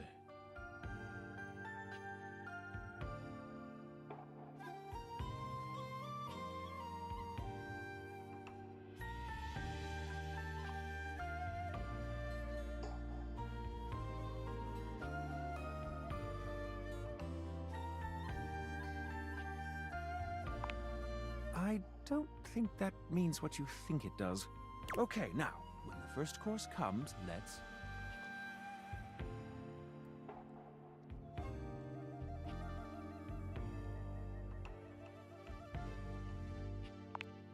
Sushi must be eaten right away, within the first 10 seconds. Here you are. Please enjoy. Daisuke places a dish before you containing what must be the most hideous, clumsy nigiri you've ever seen in your life. The fish is misshapen, and the rice seems to be falling apart. What are we looking at, Daisuke? Is it not obvious? This is eel. I see.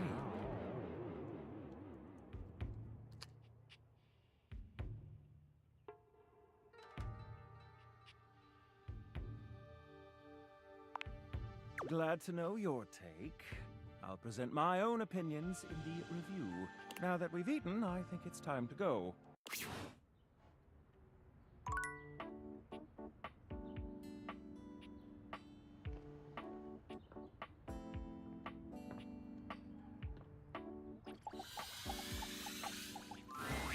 Johnny is in his own world when you come upon him, his handsome face creased with a frown. He's talking to himself rather than his usual singing, counting things up on his fingers and running a hand through his curls. Seriously? The grout needs replacing too? Heck, I ain't got time for that. Gorgeous! You came back. What a surprise. I reckon I didn't think you would. Well, that should do. I can see your word is your bond. A much stronger bond than the grout in my tiles, evidently. Anyway, I'm just so glad to see that smiling face again. Makes me happy as a clam in butter sauce.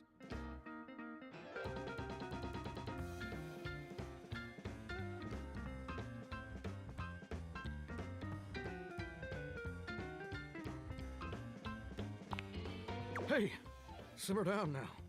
You're getting me steamy here about a minute. That's right. I did make you that promise. Okay, but first, a question for you. You're not a big-time record producer, are you? Oh my goodness.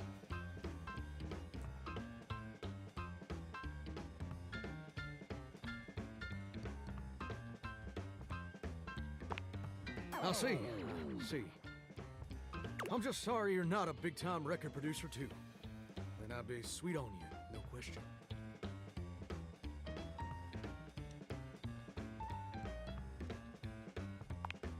Oh, heck no. It'd just be the maraschino cherry on top of the hot fudge sundae. See, I was just asking whether you were a producer, because I was thinking about our conversation the other day.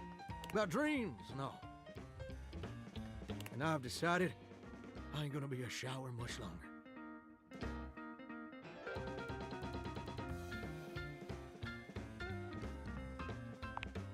That's a great question, which I'll answer after I recite this little speech I prepared.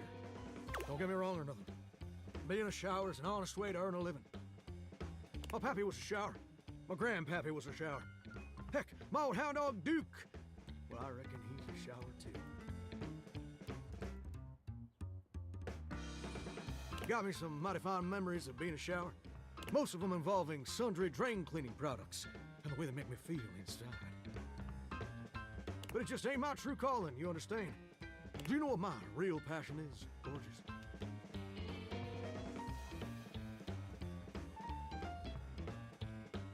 Some weird thing with your dog? Very close. Ravishing and perceptive. I like that.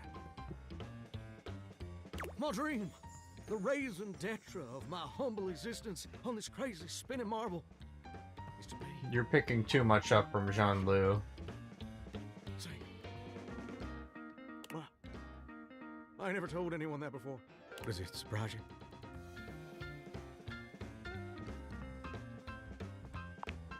Well, it's the truth. See, ever since I was a little baby spigot back in Nashville, rocking on my mama's knee, all I ever wanted on this great green earth was to be a superstar. Like my heroes, Elvis Parsley, Lady Wawa, and Chris Barron. And ever since then, I've practiced whenever I can. Watched every video tutorial there is. But there's just one problem.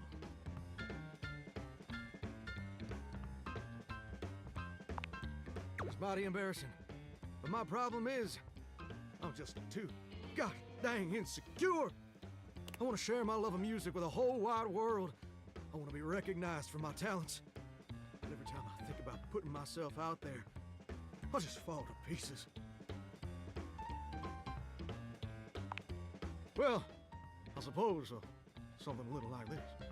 My palms get sweaty, my hands won't stop shaking.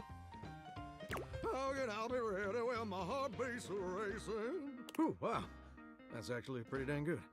You don't have any waterproof paper on you by any chance, do you, Gordon?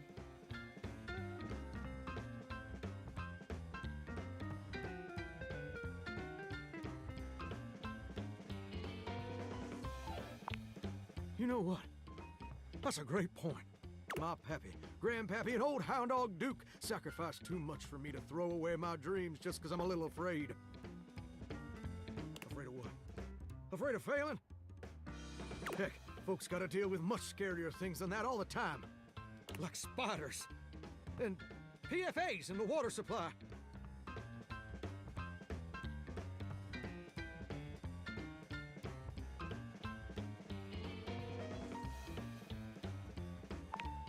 Gorgeous, meeting you has truly been the kick in the pants I needed for a long old time. Insecurities, go kick rocks. It's time for Johnny Splash to make his big, splash!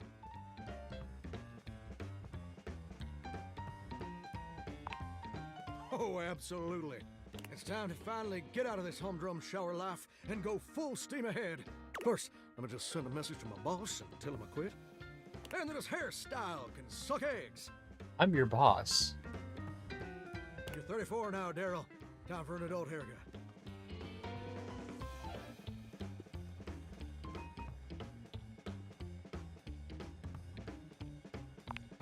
Daryl, he's my boss. And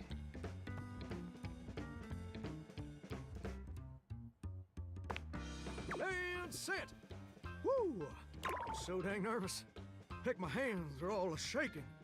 But I feel swell, you know? Real swell.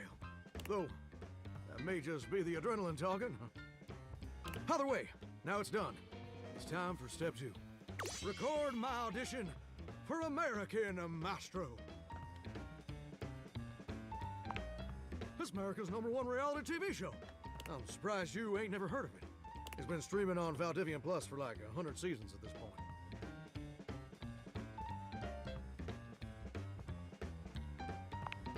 It's a singing competition series where the best future pop stars of America duke it out, vocally speaking, for the chance to be crowned America's Maestro.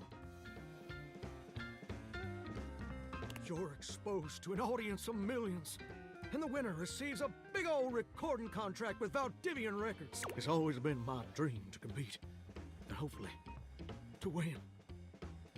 Can I count on your help? Amazing! I'm just so, gosh dang excited. All right, I'm gonna go get rehearsing and get started on my application.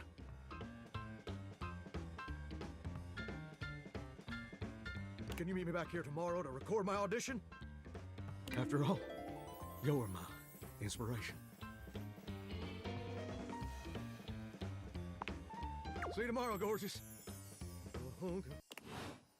Alright, another one that specifies tomorrow.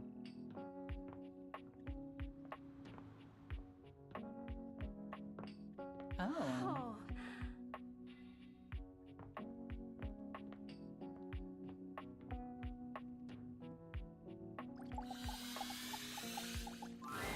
The game console turns on. Team 17. Sassy Chap Games. Moonsurgence. Resurgence. This has to be the most immersive video game you've ever played. Your in-game companion is an absolute stunner, but she doesn't leave you much time to take in the sight of her. She waves you forward, looking around as though she expects an attack to come at any moment. You're here. I didn't think you'd make it back. Oh. Which way do you want to go?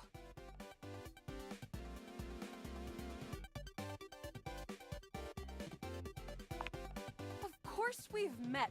We're in the middle of a huge battle for Regolith on Colony 16.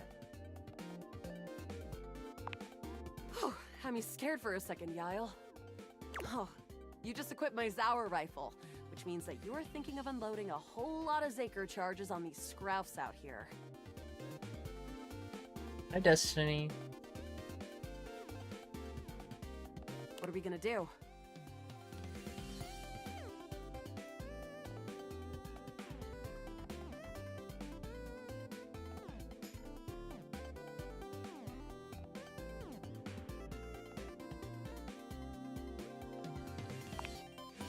Zork! Eat Zaker, worm! 88 charges later, that's a whole lot of scrouf carcasses. Nice haul. That ought to teach Celine and her goons. We're near the compound of the Upholders. They'll have assassin class Upholders, as well as surveillance class. We'll have to sneak our way in, and probably start dispatching them with utmost violence. You up for it?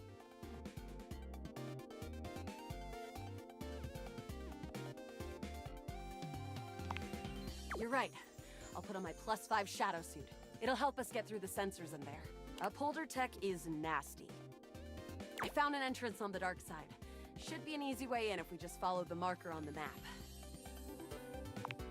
After a short walk, you find yourself standing in front of a bullet-ridden metal door, way out in the middle of the cold, grey landscape. This is the entrance I've never seen anyone use. With my troc-pecking skills, we'll have this open in no time. Me? I'm your average member of the Resistance. Maybe above average. We fight against the Upholders who are determined to do everything in their power to druck everything up here on my homeworld.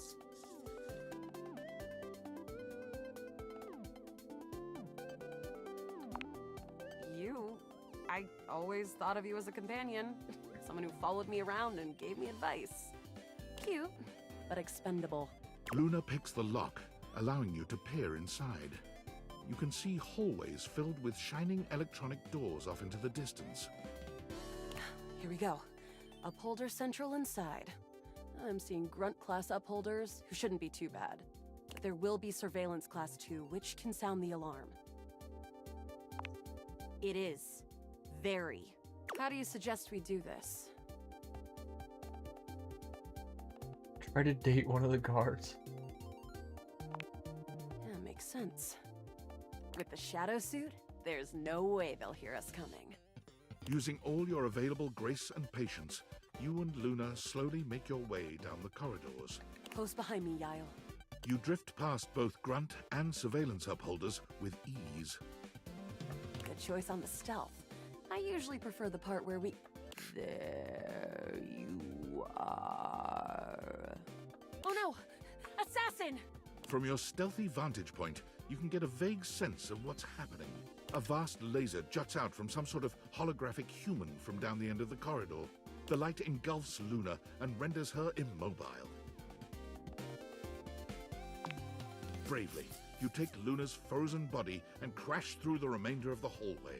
Once she is removed from the power of the strange weapon, she hangs limply in your arms for a moment, enjoying the ride.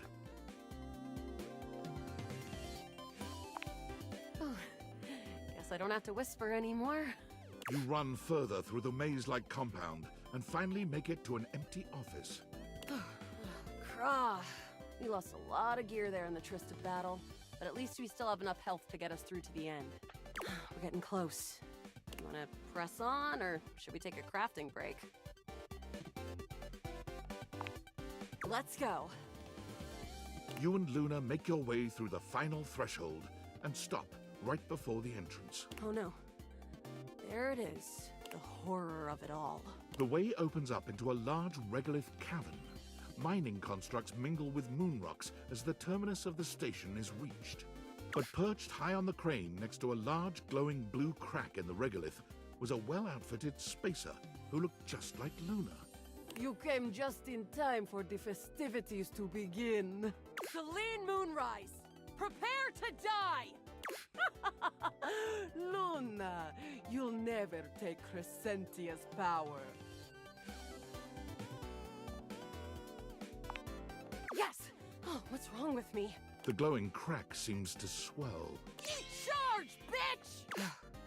The blue deposit of moonrock erupts, and from the crack, a monstrous creature bursts forth. Crescentia! Go!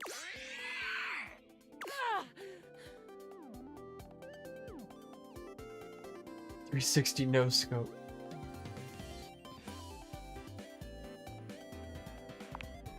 Ha! Easy! The battle is fierce, but ultimately Crescentia and Celine fall to the ground, presumably dead. Wow! Did that without even a single save. Great job, Yael. I couldn't have done it without you.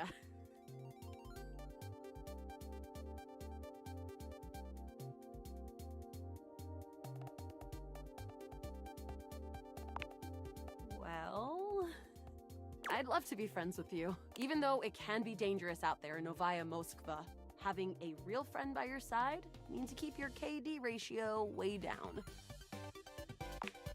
Well, come back anytime and let's play again.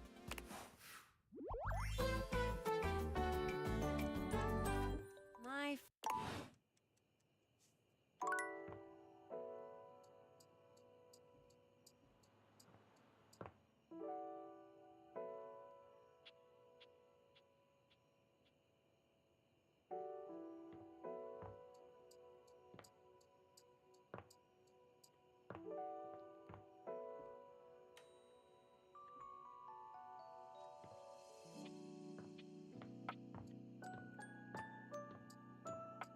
If I were an anime, where would I be?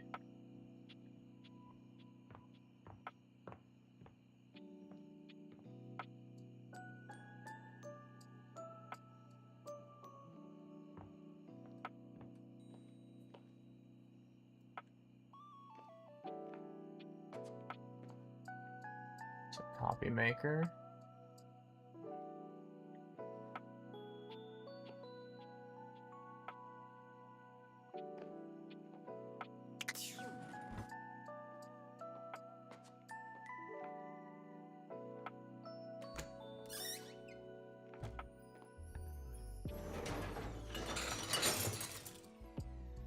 That did not sound good.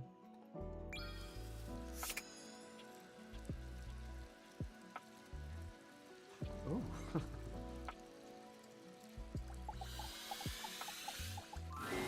You wonder for a moment if your sink has overflowed, but that's not it at all. There's just a being made of water standing before you. She's ethereally beautiful, but there's something hard to pin down in her gaze. It almost feels like she's watching your every move, waiting to see what you'll do. Hi, honey. You looking to cook something? Wash your hands?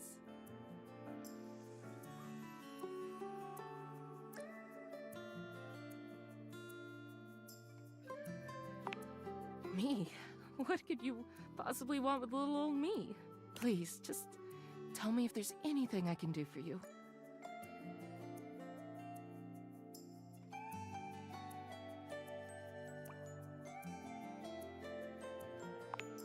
What?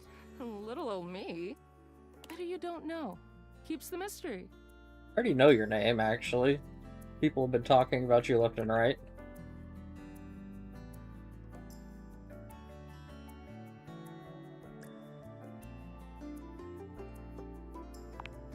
Oh, I suppose not. Guess the mystery had to end sometime. I'm River. What can I do for you?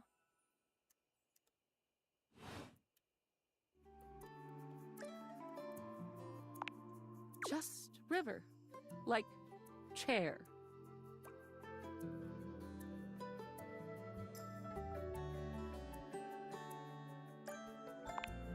Chair. World famous pop star known for a My number one goodness. hit, Belief.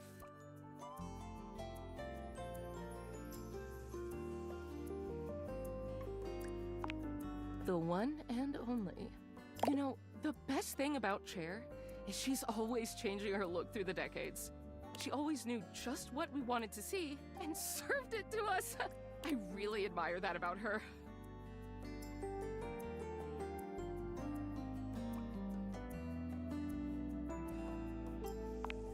I change states all day, every day. I know that better than anyone. I just wish I knew which one was best for me. Is there a version of me you like best? Water? Steam? Ice? Some form in between?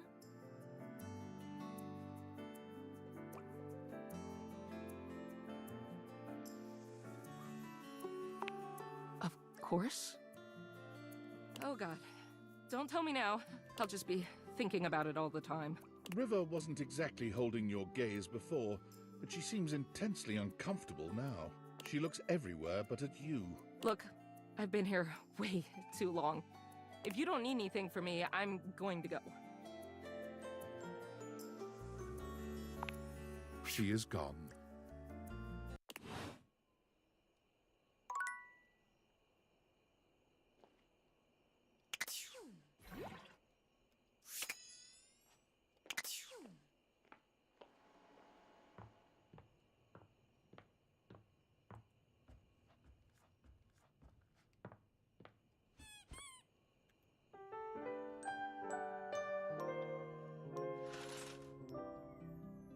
It's a bit concerning that even without the glasses on, the dresser is glitching.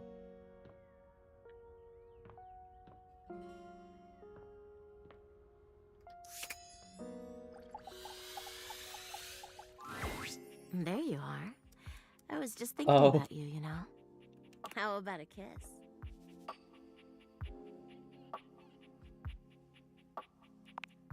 You envelop Betty in your arms, and when she kisses you, it truly knocks you senseless. For a few moments, there's nothing but you and her. You and those maddeningly perfect lips and killer curves. It's hard to stop at just a kiss when it's this good, but somehow, you manage to pull yourself away. It's going to be hard to wait. But I'll see you tonight, cutie.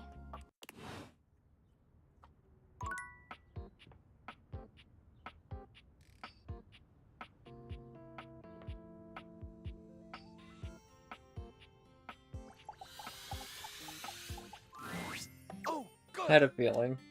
You're here. I'm excited. I'm expressive. Everyone's ready to go to the zoo.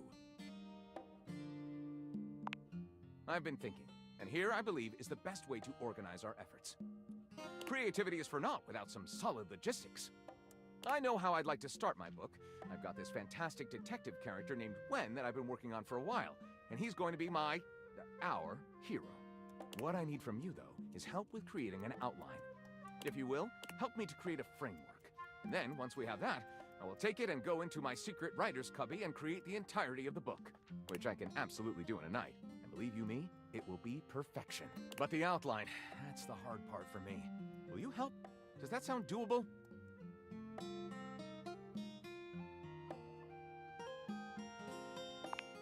Detective Xander Wen. He is a hard-boiled detective living in the big city of Sprawlsville, and he is a magnet for crimes. Which works out just fine, because he's also a genius at solving them. Now, just to be clear with you, I haven't fully settled on writing a hard-boiled crime drama to go with my hard-boiled detective. The way I see it, Detective Wen is capable of getting himself into and out of almost any kind of trouble imaginable. I suppose this is why I've been having so much trouble writing this on my own. Xander Wen could do just about anything. I'm asking you to help me create his first story from infinite possibilities. Well, shall we get started? Excellent! I'll give you the first line, of which I'm very proud, and we'll run with it from there. Detective Xander Wen went out the door, looking for crimes.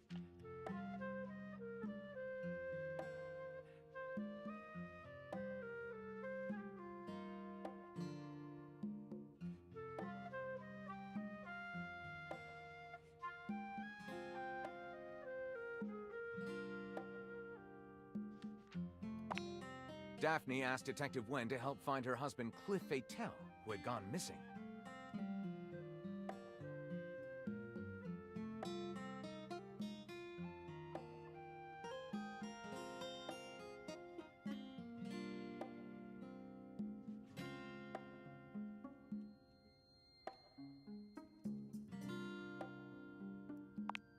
Wen investigates the squid cannery, where he talks to the foreman, a foreboding and mysterious communist named Gregor Privyet.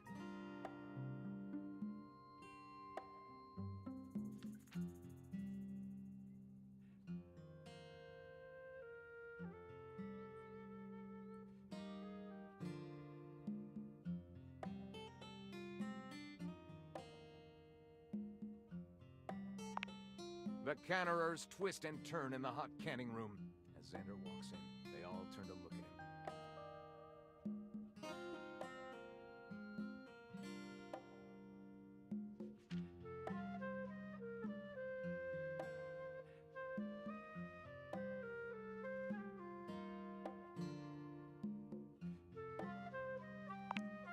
If not for the sweaty brow and muscled wrists, Cliff fits the description Daphne gave Xander.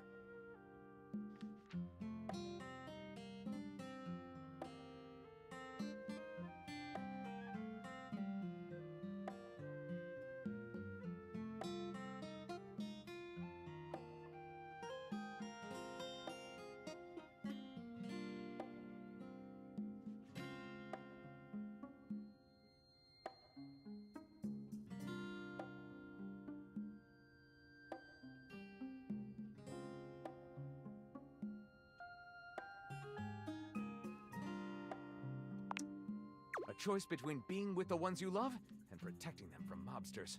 I call this tragic tale Rambling Debts. Lyric looks at the story outline you've written and pronounces his true feelings. Looking at this, I think this will be one for the ages. Yippee! I'll write it up right away. Unless you think we could come up with something better? See you soon, partner.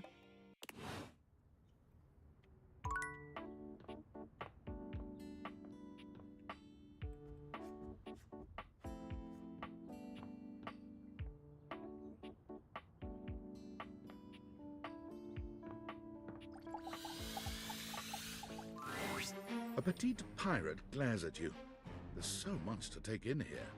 But you don't dare to get a good look in when he looks like he's contemplating running you through.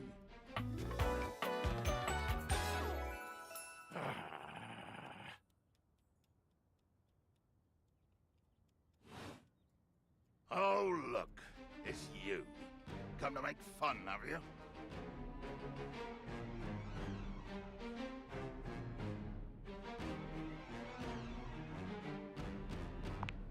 Do you legitimately imagine anything that cascaded out of that prompting, nagging mouth of yours could shock me? Do you honestly believe I could be shocked?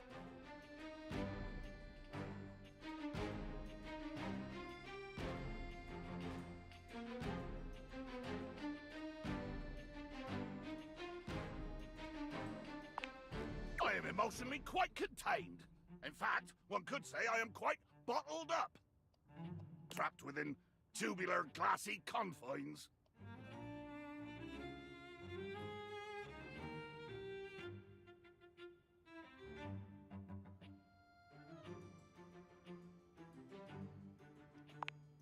What in glossy hell is a burrito?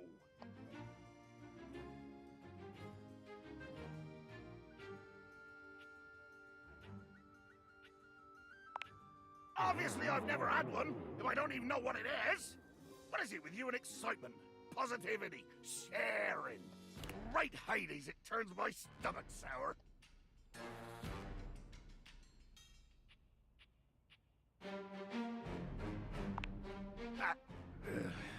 You're comparing the insoluble crisis of my existence to lunch? Too much. The line is crossed. Your pitiful life is forfeit to my magnificence.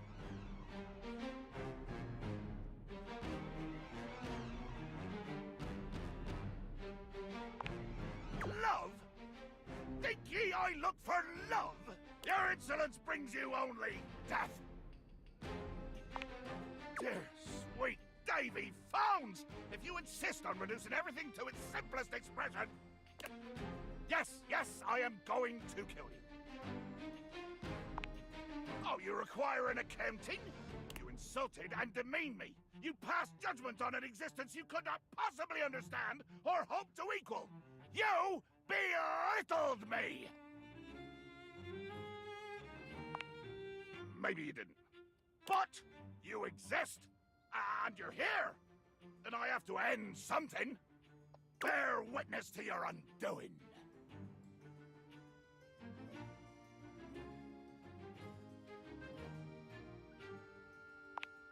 Can you not feel it? Do you beg for quarter? For mercy from the most murderous, blood-eyed cudger to plow the fathomless flood? Of course I am! I am killing you, right now! I'm tearing you limb from limb and dangling your bits from the rigging to tempt the crows! You take a moment to inspect yourself. Your limbs and bits all appear to be just where you left them. Oh, I am! I'm filleting your sorry rind. In my mind. Damn your hide, speculative! It's as real as the snap of sail in the wind, the squish of flesh and bone as it makes way for my blade.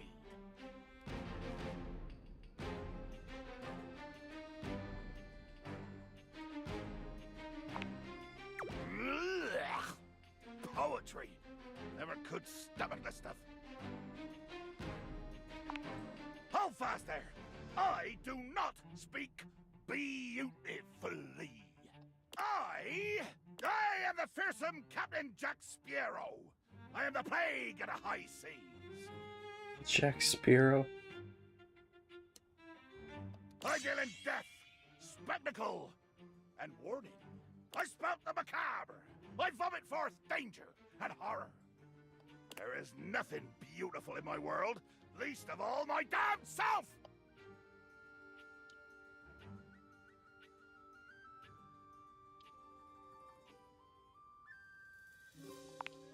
Jacques makes a strange noise, almost akin to a growl. He looks positively put out. Damn! Oh, nothing. I was hoping you would argue with me and I could try and kill you again. It makes me growl when people are conciliatory.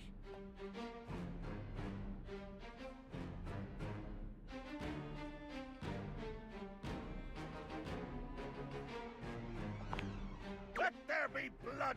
I load my cannon with heavy iron rounds to tear through anything and everything you might pray to put between us.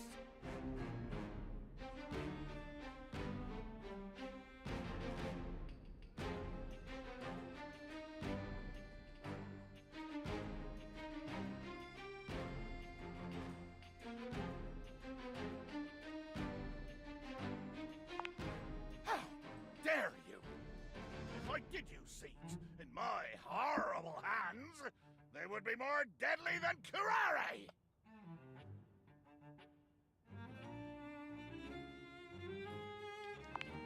He must be devilish indeed, that a deadly elixir is at home in your gut. Oh, there you go again, you two-legged thesaurus! You toss words in my face like so many netted squid that I find that they strike me. They strike me.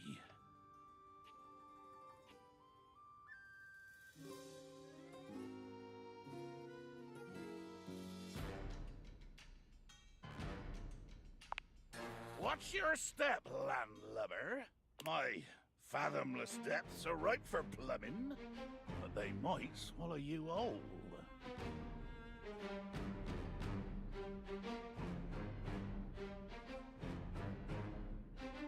My goodness.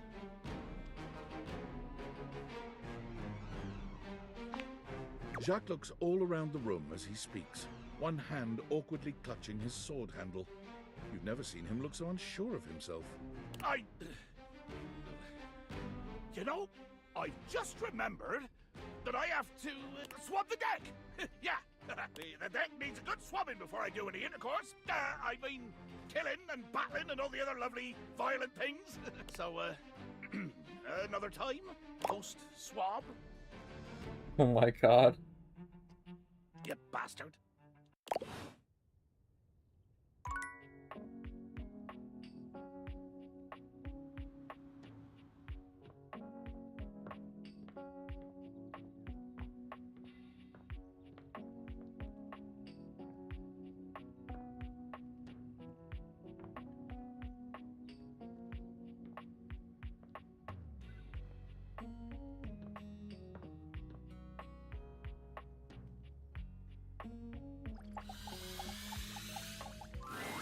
We are what we repeatedly do.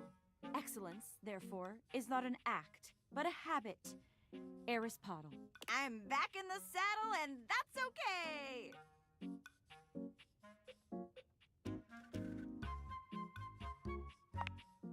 He did. That's why they paid him the big bucks to say that stuff. That's besides the point. My date with Shelly was awful! It was a complete disaster. She wouldn't stop crying at dinner. She kept talking about how I was her last chance at happiness, and that if we didn't hold on to each other, we'd both be old and alone.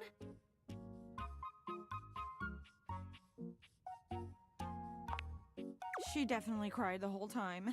I gave her all the motivational quotes I had, but nothing worked. Like, it's not about money or connection. It's the willingness to outwork and outlearn everyone, Spark Cuban. I definitely would have cheered up. But I guess we can't all be me. So, Shelly, not the one. But hey, I managed to get another date lined up on my way back here. And it was like a totally real and spontaneous connection. Not at all, because he was, like, around.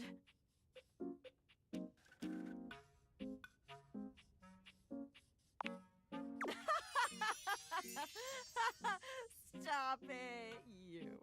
That was a really hilarious joke you just told. And I'm totally in on it. Penelope looks past you to the desk. When you follow her gaze, you see a man wearing dice chic standing nearby. Oh my god, Chance! How long have you been standing there? Ho there, fairest maiden. Art thou ready for our date?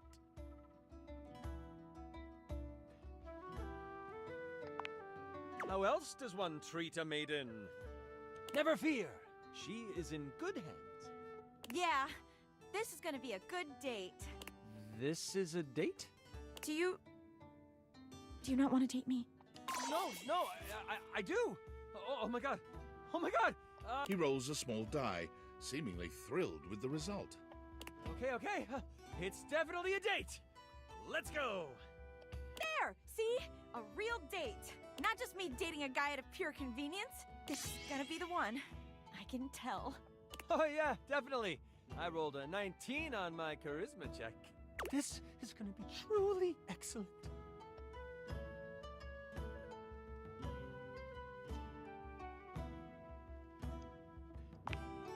Help! You leave them to it. My goodness.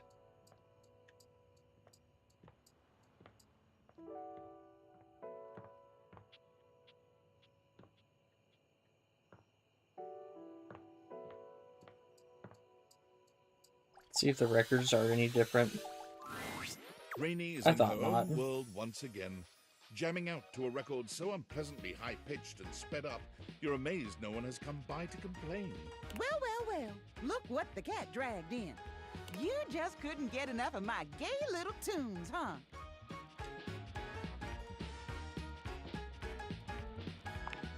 I knew you couldn't stay away. This house is full of wet blankets, man. I can't believe I'm here cutting the rug all by my lonesome. Time was, I'd be surrounded by sheets and Shivas all dolled up and ready to dance the night away. But I can't dwell on that. I can shimmy and shake just fine all by myself. Rainey turns away from you, dancing to her own heart's content, without a care in the world. She ignores you entirely, jamming out to her unpleasantly sped-up music. And then, with no warning or fanfare, the music stops with an unpleasant scratch. Enough! The needle of Rainey's record player is clutched in the hands of the perfectly coiffed and powdered Scandelabra.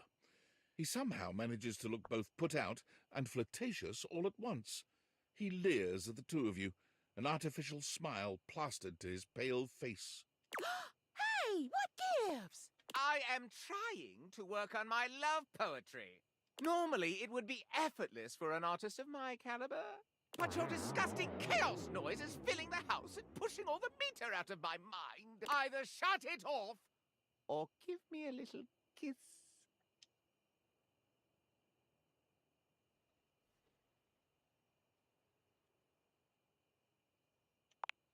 It is, isn't it?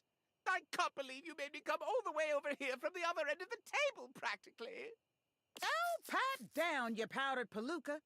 Mind your potatoes and get lost. Do you even hear the nonsense she spouts? It is impossible to speak to her. Why, even in the best of times, the music she played was unbearable. Though, of course, it's become even worse since she took that tumble. Oh, I wouldn't know. I would never tell. She simply hasn't been the same since that party. If you want to know more about this scandal, I would ask Celia. She was there for it all, and most importantly, she's at least given me a kiss.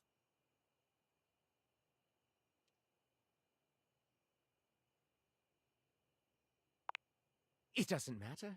I can still taste the stucco. I'm not wasting a minute more on this if no one here will kiss me or turn the volume down. Don't climb up your thumb, mister. Don't you listen to a word he said. I'm fine, and I've always been fine. I'm still hitting on all 8. But whatever. If that goofy guy is going to come back here and bump his gums every time I start having a little fun, I'll just dance here all by my lonesome to the music in my head. And dance she does, in complete silence. Sometimes she hums a little, but even her humming has the same strange speed and pitch to it. Perhaps speaking to Celia might help you clear all this up.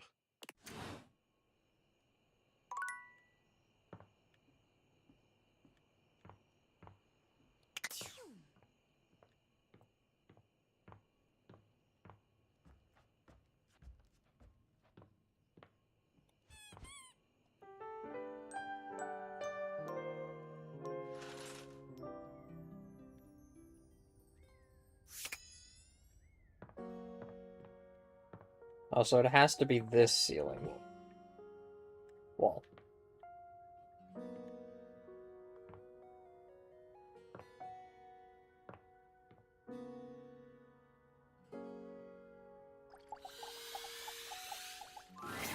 Oh, hello again. Lawrence, what are you doing up there? I trust your meeting with the mayor went well? Wonderful. Anything else I can help you with while you're here?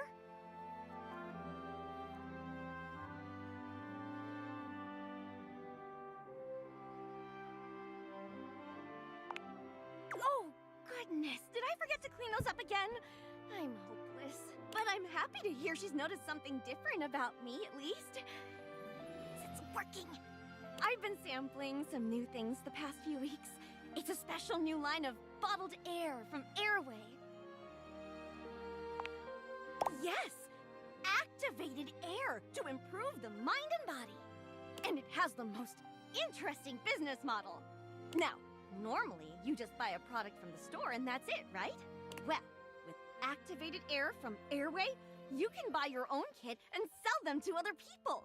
And then those people can start selling their own little kits. And you get a cut of each sale. We call it a resale triangle. Isn't that fun? A pyramid scheme? Oh no! No! It's an opportunity to become a small business. At least that's what the very persuasive literature that comes with each package says. You don't need to worry about me, dearie. I'm a grown floorboard. I think I know a pyramid scheme when I see one. Besides, this is a resale triangle. Very different. By the way, I don't suppose you could see your way to dropping a few more coins on me, could you? All these bottles are really starting to eat into my finances.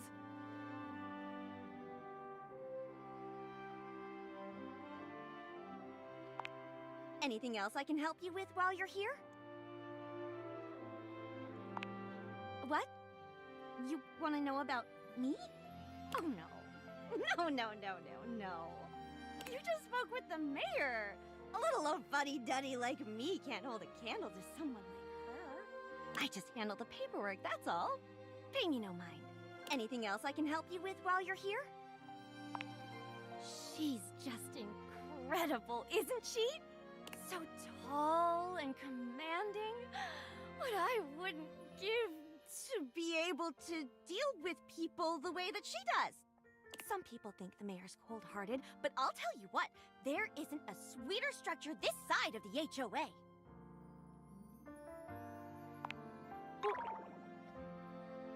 What do you mean by that, exactly? I just think she's a really remarkable ceiling, that's all. Besides, she's my boss, so I couldn't begin to comment on her outside of professional opinion.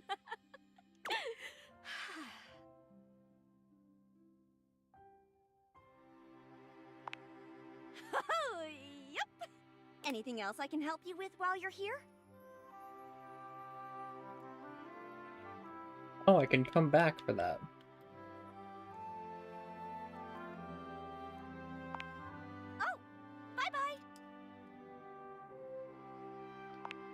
What else do you need?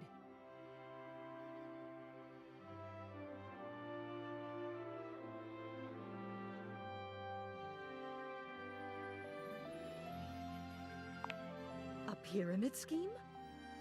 Well, that explains it. What are they selling? Oh, no. I've heard of Airway. Despicable company. The telephone pole told me just the other day that their products have infected the whole neighborhood just a few houses over.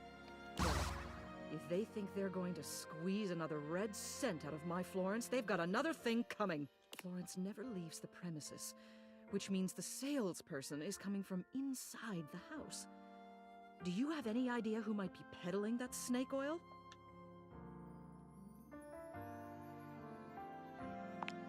Stella. Shingles above. What's this house coming to?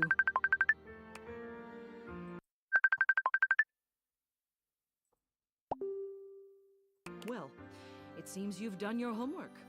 You're quite the little bloodhound.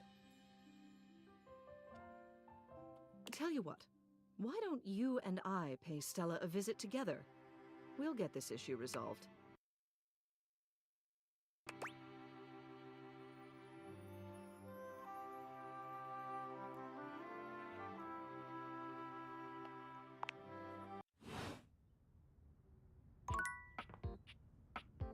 Interesting that there's a little piece of Florence up there. I guess it might have counted as the ceiling. Hey. Hey.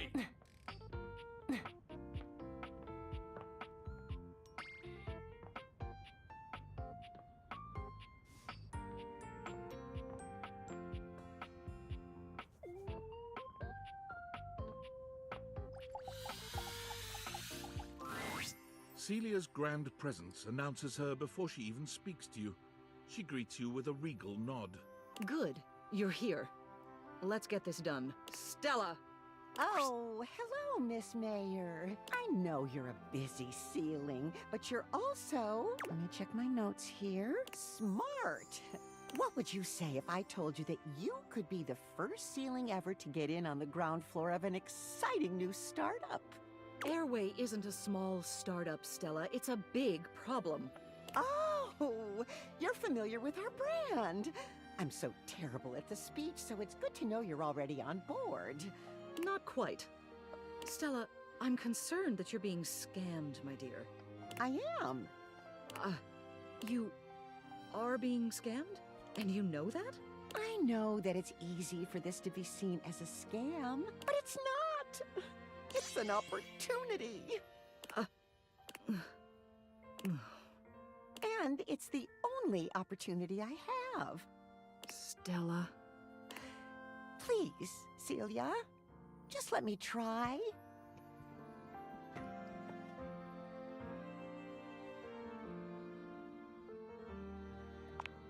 I'm afraid I agree. I understand this is important to you, but it's my responsibility to look after the whole, and Airway is a risk to that. I'm officially banning all sales of Airway products within this household. You intervened. You ruined what I had going, didn't you?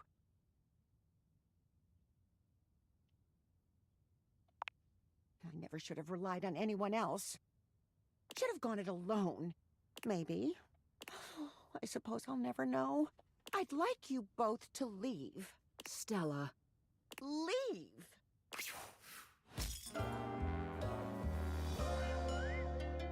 Shows what you know. Damn.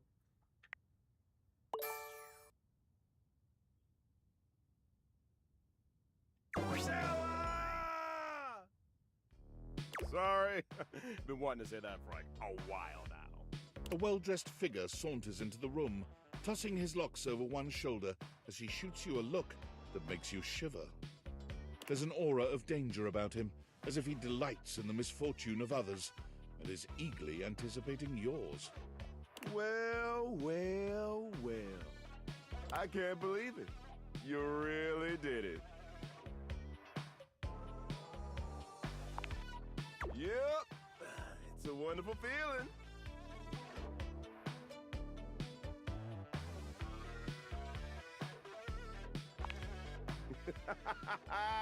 Exactly.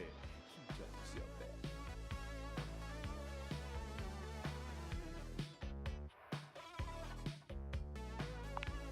He places a hand on his hip, giving you a knowing look. I'm a hot topic. Surprised you haven't heard about me already. I'm Regina Rejection. But you can call me Reggie.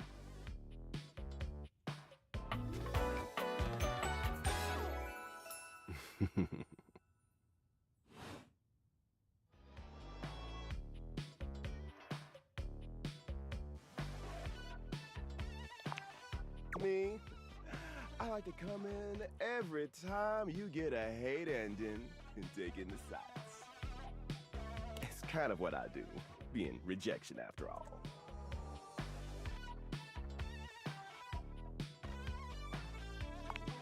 If I have something to say, which is every goddamn time, baby.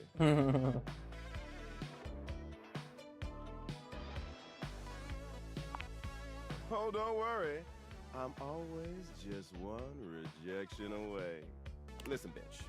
I'm giving you special access to me here on this app I'm putting on your phone. Have a chat anytime you like. Reggie takes your phone, typing something into it.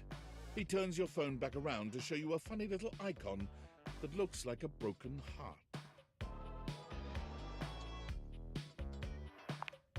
We'll just have to wait and see. That'll be a feat. I'll come by to check on your progress if that's your goal. Let's just say, I really can't wait.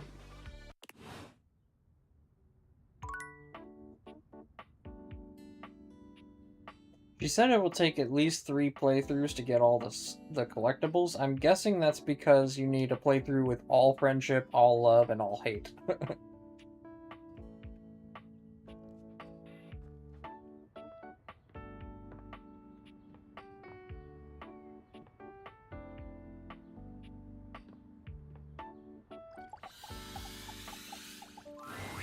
Upon reflection, it makes sense that your desk is as muscled and sturdy as she appears to you here now, but you still can't say you were expecting all this.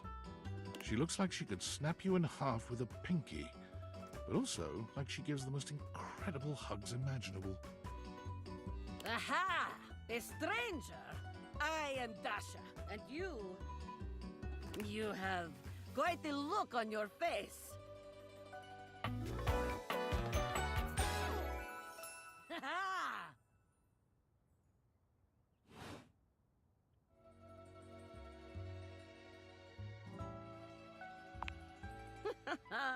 Of course I could.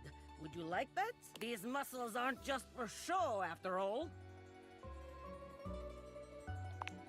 Dasha never lies. My muscles are capable of lifting far more than your featherweight. Just like that, Dasha sets you down as gently as a feather. Holding so much on my shoulders, day in and day out. My job demands muscular perfection. That's enough about me, though. Tell me about yourself. You have intent in your eyes. Have you come to ask me questions?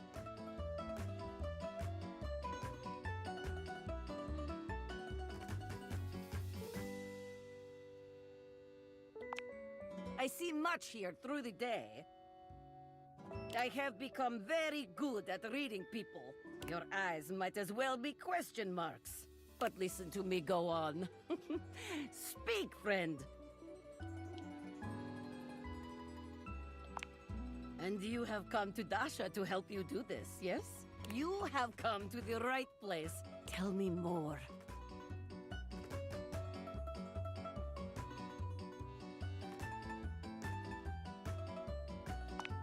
Do not be nervous. I will help you train your heart. The heart is, after all, a muscle too.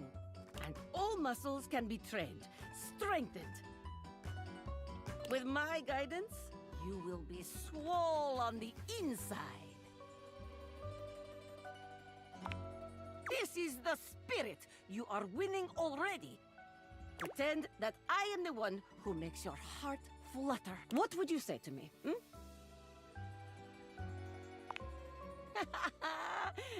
you are funny one. Great joker, you. Try again. Seriously this time, huh? We are only just meeting, my friend. It was very funny, really. But the time for joking is over now.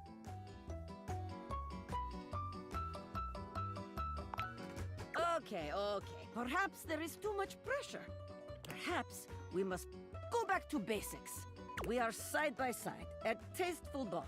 I am just your type. You wish to impress me. How do you get my attention?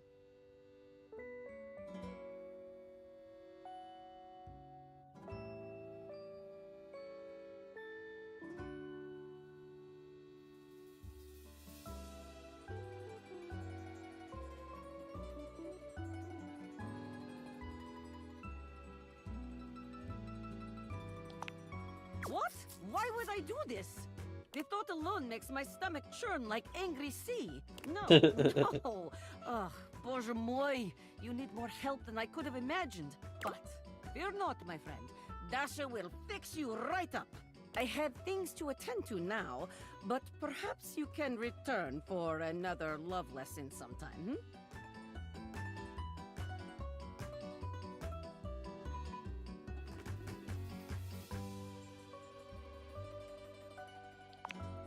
See you then.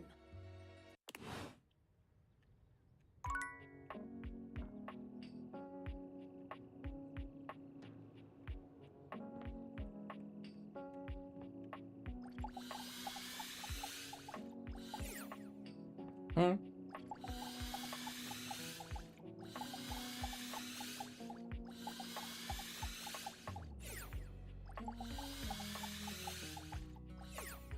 Okay.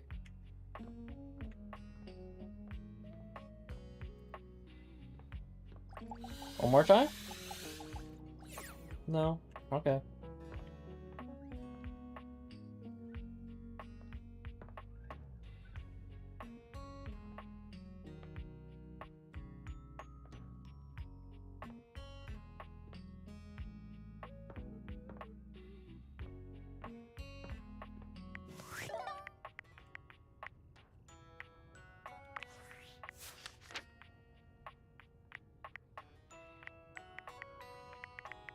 One, two, three, 4, 5, 6, 7, 8, 9, 10, 11, 12, 13, 14, 15,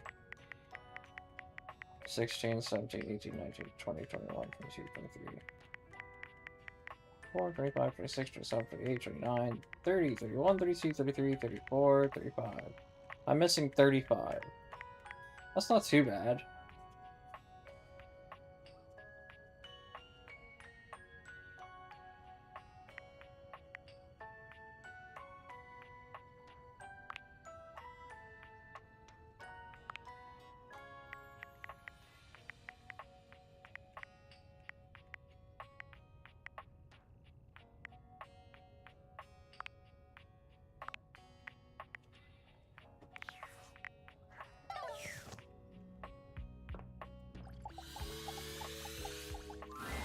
Hello again, sus. I'm hard at work on my current case. I've been hoping for a breakthrough. Sometimes I get so wrapped up that I start seeing everyone through the lens of a mystery. I am Maggie M. Glassbury at your service. Perhaps you've heard of me? I've acquired a modest reputation as a result of some of my previous work.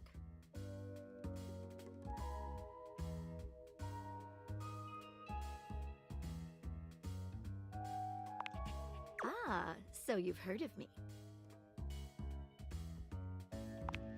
Lately, I've been taxing my lens to the utmost on a very interesting case. I'm trying to get to the bottom of a mysterious love letter. It was delivered to Dorian last night.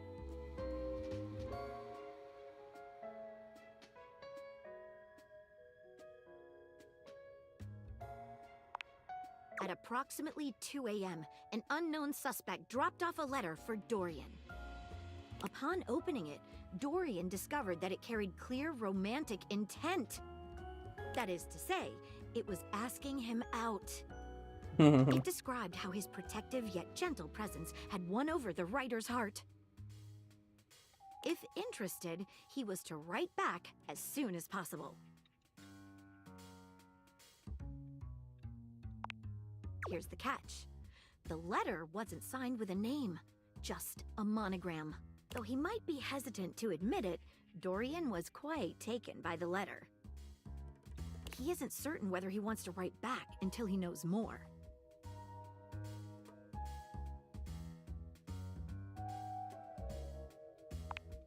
You would? I've never worked with anyone else before, but I think this could be good for the case.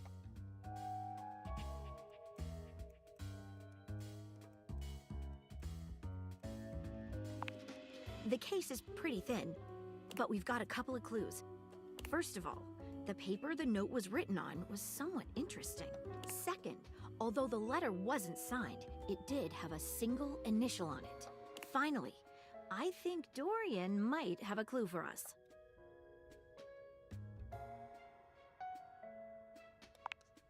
have it here. Semi-transparent and very thin. It doesn't seem like ordinary paper at all.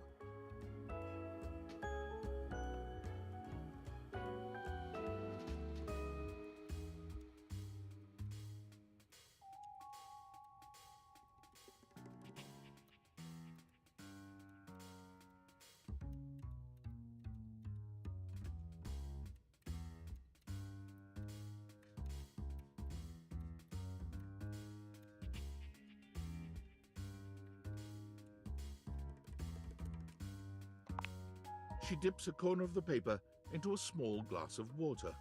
Look at that! It dissolved! What else should we try with the paper? She gives the paper a careful test snip. Cuts just like normal. What else should we try with the paper?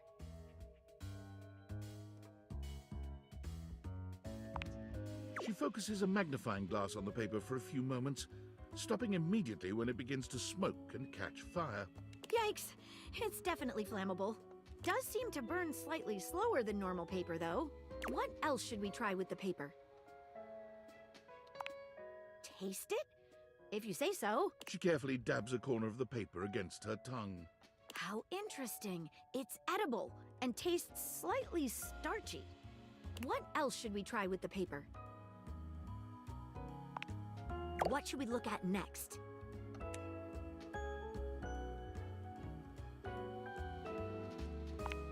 A stylized letter M.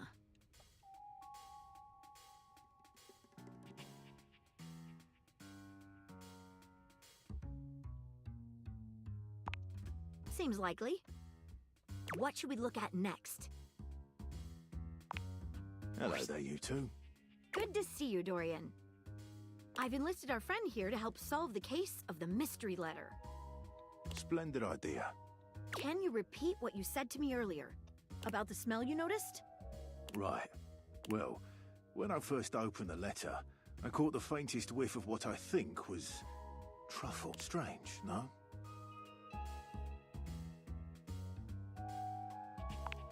Good luck. Let me know if you happen to figure out who it was from. I'm not one for love, but I am one for truffles and friendship. Oh, Cuddleby, thank you for lurking. I hope you're doing well. What should we look at next? I've narrowed it down to 4 suspects. Penelope, Mitchell Lynn, Mateo Monta, and Freddie Yeti. Who do you think it was?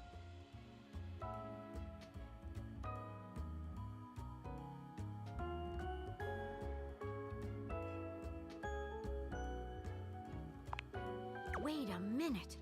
I think you might just be right. The stylized letter M is his signature. The smell Dorian noticed makes sense now, and the paper. It's gotta be rice paper.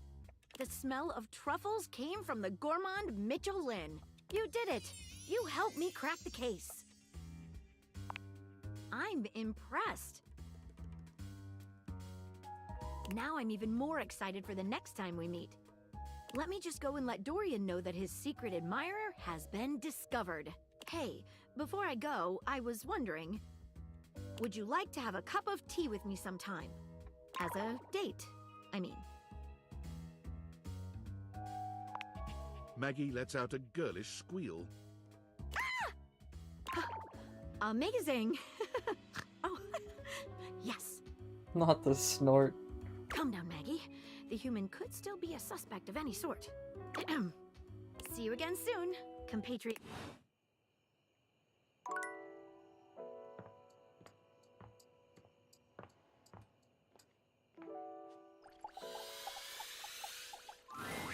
A charming barista grinds coffee in your kitchen, working so busily she doesn't even seem to notice you.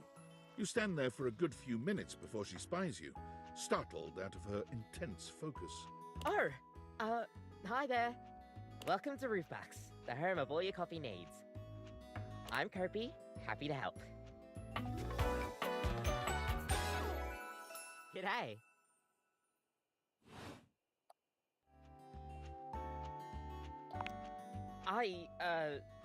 Sure am. Here to make your day just a little bit brighter with a touch of coffee. Gosh, that never gets any less awkward to say. What can I get for you today?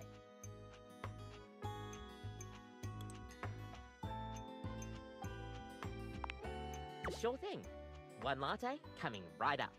Kopi gets to work, grinding and pouring and mixing with an impressive speed. And voila!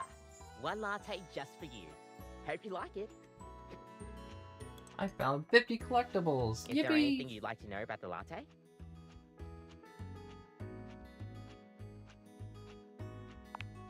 Oh, well, a latte is your pretty standard coffee. It's a shot of espresso topped with steamed milk with just a touch of foam. Some people think it's basic, but I think it could be a hard coffee to pull off if you don't know what you're doing. If you put in too much foam, you're going to be making a cappuccino instead.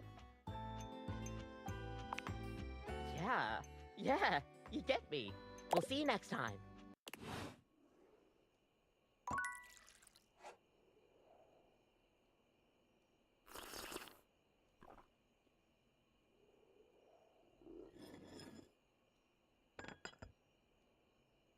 Interesting.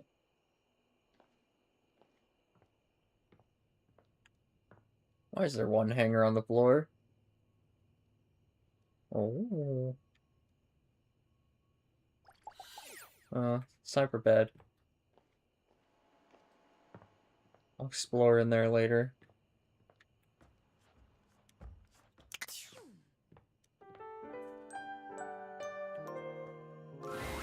Nightmares are nothing new to you, but this terror standing in your room is certainly a unique experience. It's hard to even make sense of what you're seeing. I was wondering when we were going to get to meet Nightmare. Wreathed in black, with what seems to be the suggestion of a horse's head, with snake and lion heads sprouting from its shoulders. It has a multitude of eyes where they shouldn't be, and teeth that decorate what would be the belly and hips on a human figure. But it's not the monstrous anatomy that freaks you out the most. It's that lizard brain feeling of fear the figure inspires in you. You want to run, but by some miracle, you don't.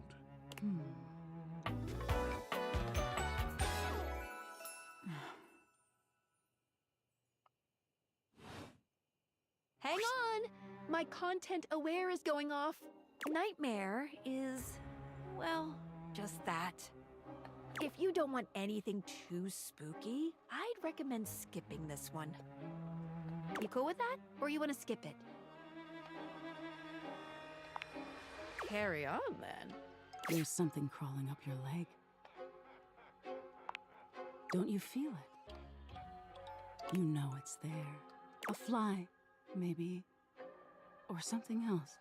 Something a little more malevolent. A little more vicious. Crawling up your leg.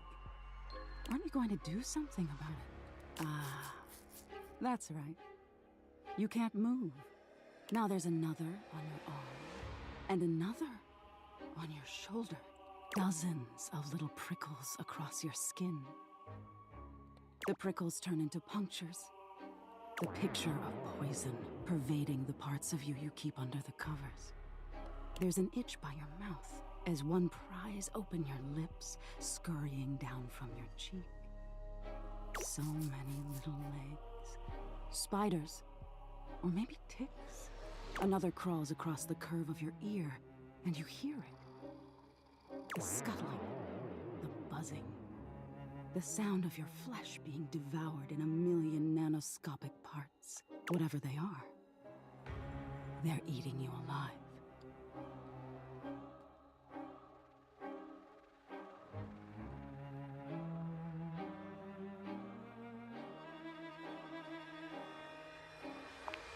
Trying to put up a tough front, huh?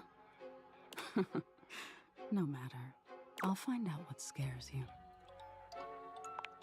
In any case, it was simply delightful to meet you.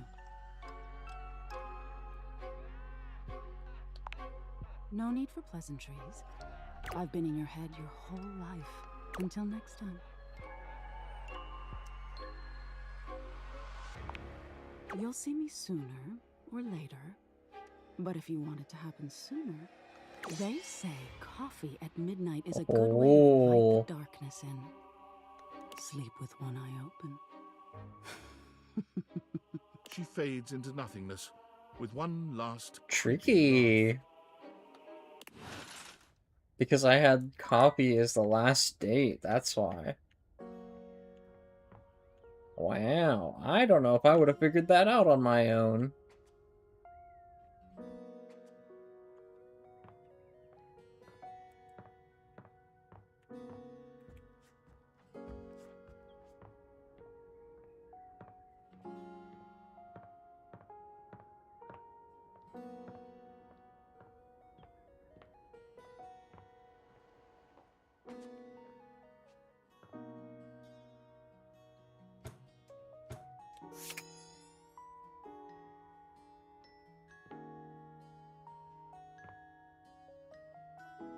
What is that? Oh. The gladiator who stands before you is at once intimidating and alluring. She glares at you like she means to run you through. She also emanates the refreshing scent of springtime breeze. It slightly undermines whatever murderous intent she may actually have. She is beautiful and terrifying, an Amazon in blue and pink. But even as she points her sword at your throat, all you can do is marvel at just how clean and sweetly scented it is. Who dares disturb me?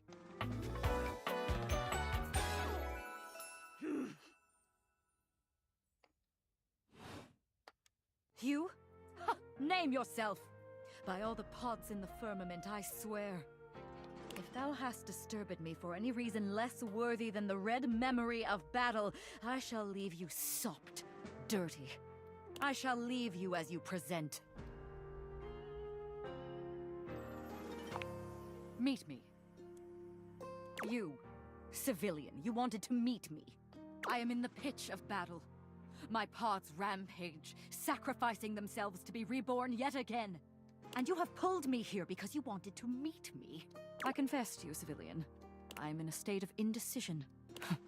I cannot decide if I hate you, or if I am impressed by your fortitude.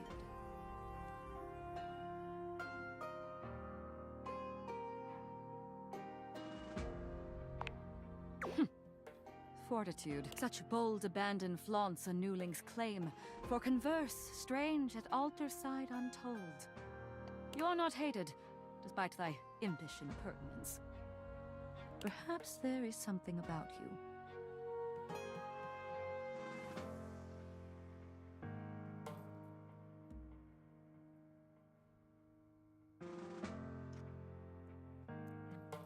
But now is not the time.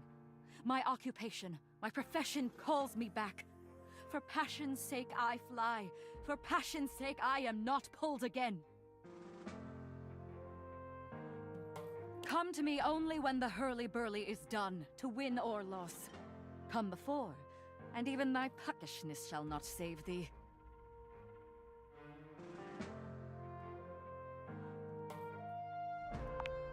When 'tis done, you will no longer have to ask.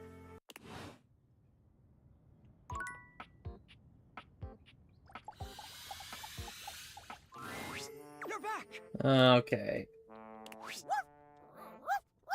Oh, Santi, go lick someone else's hands. I don't care how dirty they are. Off with you. Go to your tray. So, have you found someone to help yet?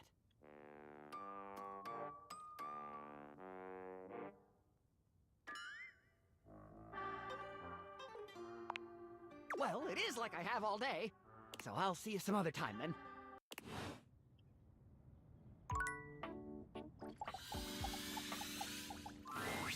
Here you Yeah, I had a feeling. I hope you're prepared to work. You are to make deliveries to Mitchell, Beverly, and Kopi. Do not return until you have completed your deliveries.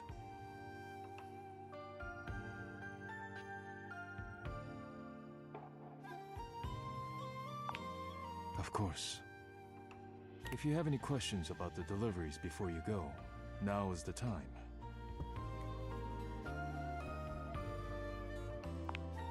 You will be delivering coffee mugs to Kopi. Coffee mugs are ceramic cups used to drink coffee. I am struggling to think of any further pertinent information.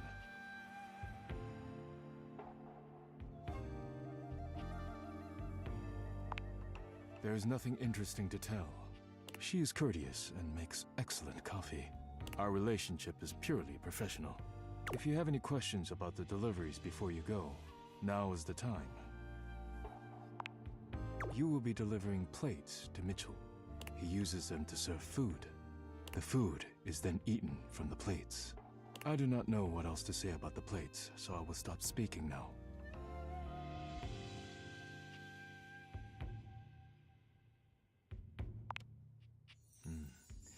He does indeed. Mitchell understands that plating is equally as important as the quality of food when it comes to cooking. This is what separates professionals and amateurs. If you have any questions about the deliveries before you go, now is the time. Beverly will be receiving cups of all shapes and sizes for her drinks, both alcoholic and otherwise. The cups will be used to serve drinks. Beverly has broken more than a few glasses after imbibing her own drinks, so you must give her a stern warning to be careful with these. I can think of nothing further to tell you.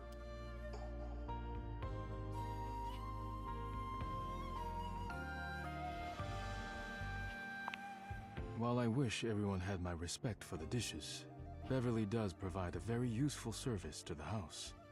And she is appreciative, even if I wish she were a bit less clumsy while drinking. If you have any questions about the deliveries before you go, now is the time. I have nothing more to tell you. You may leave now.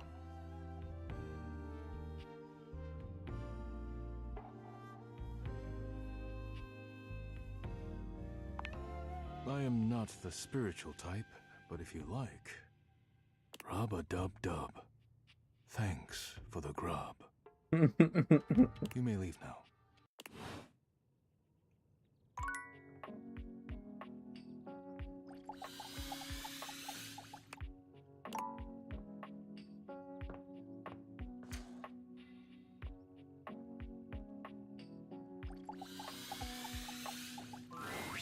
Before you see them, you can feel them. An overwhelming air of cool, of rebellion and edge given form. Leather and metal and the best hair and eyebrows you've ever seen. This rogue is impossibly cool. And looking at you like you owe them money. You got a problem, punk?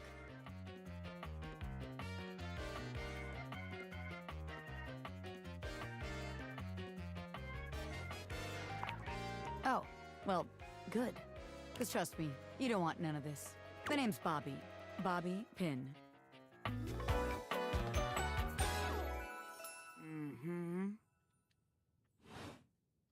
And you might not have heard of me yet, but trust me, the name Bobby Pin's gonna be known all over the house real soon. How's this strike you? The Pin Crime Syndicate. Oh, wait, no. The Pin Criminal Empire.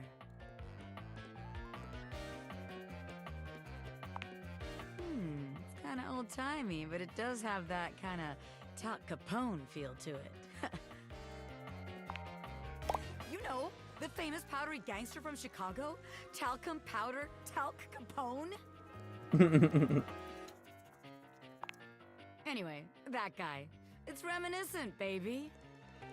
But I'm gonna blow even him right out of the water. I've been locked up in Hoop's bag for years, and I'm finally free! You know, the vacuum cleaner. I had a lot of time to think while I was in there, you know, about who I was gonna be when I got out. Getting bent all out of shape, it does something to a pin, you know? Makes you reevaluate your priorities in life. Makes you think long and hard about who you truly are.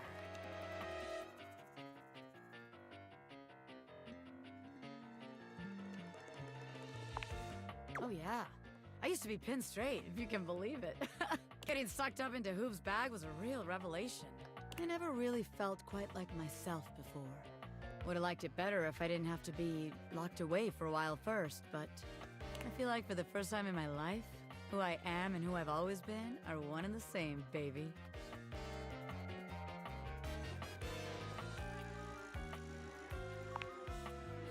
Thanks.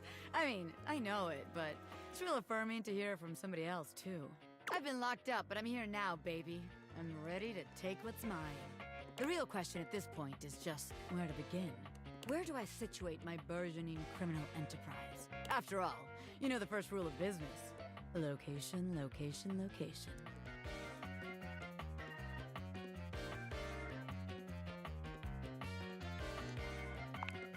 A-B-M-M. Always be making money.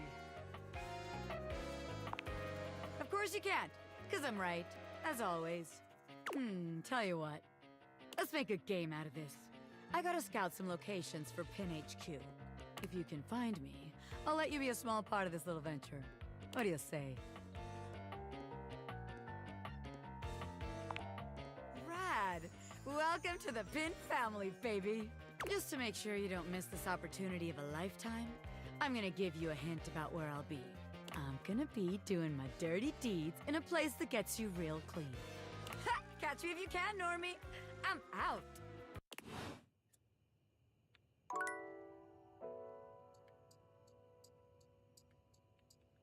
Well, might as well talk to the vacuum while I'm here.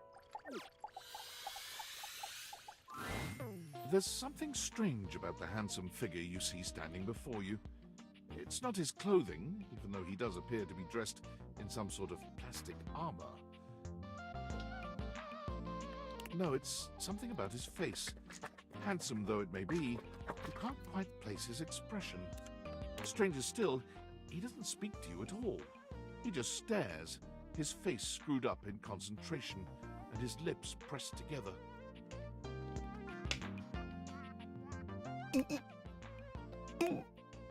What's that? He lets out the breath he's evidently been holding, bending forward with his hands on his hips as he inhales and exhales deeply. Woo. Sorry about that. Just trying to see how long I could hold my breath for.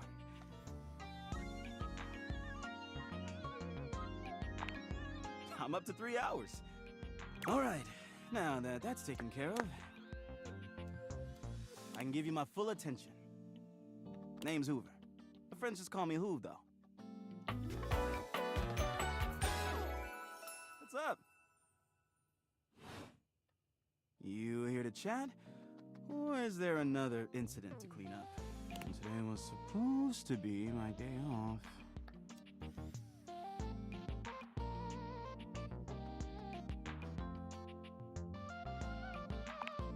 Sure. What about?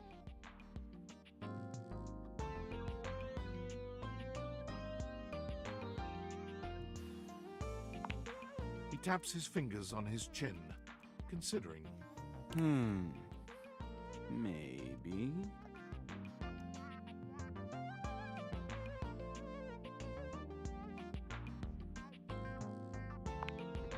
I'd love to, but I'm a little tired today. Sorry.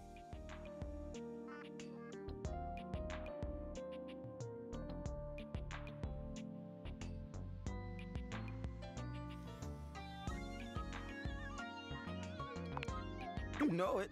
I've been everywhere except the crawl space, I think. I mean, you never know. There are always places I might not know about. I have heard rumors about a haunted attic. Nah, but I'm sure that's nothing but hearsay.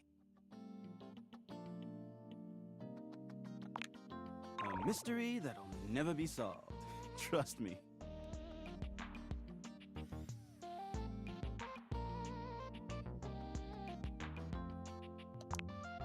That's right. Crime scene investigation. I love my work, but it can be hard to put it away at times. I do tend to keep it all in my bag.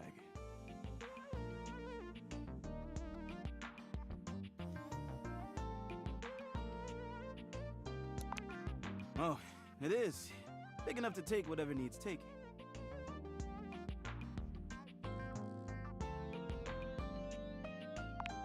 Come all purpose on whatever surface, babe. Hard or soft, rough or smooth, I can do it any way it needs to be done. Only thing I'm not so good with is liquid. What else would we be talking about? Right, exactly. My specialty. Investigating dirt and other things. Yeah, a bit. It's been a long week. But I enjoy working hard. Makes that can of oil at the end of the day taste all that much better.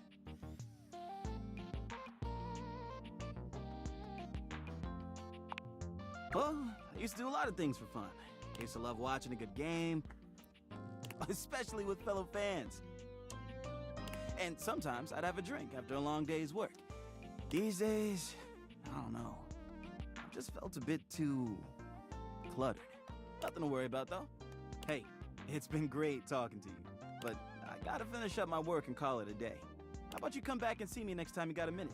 I feel like I haven't gotten out to do something fun in a while. And maybe the two of us could, I don't know, catch a game or have a drink?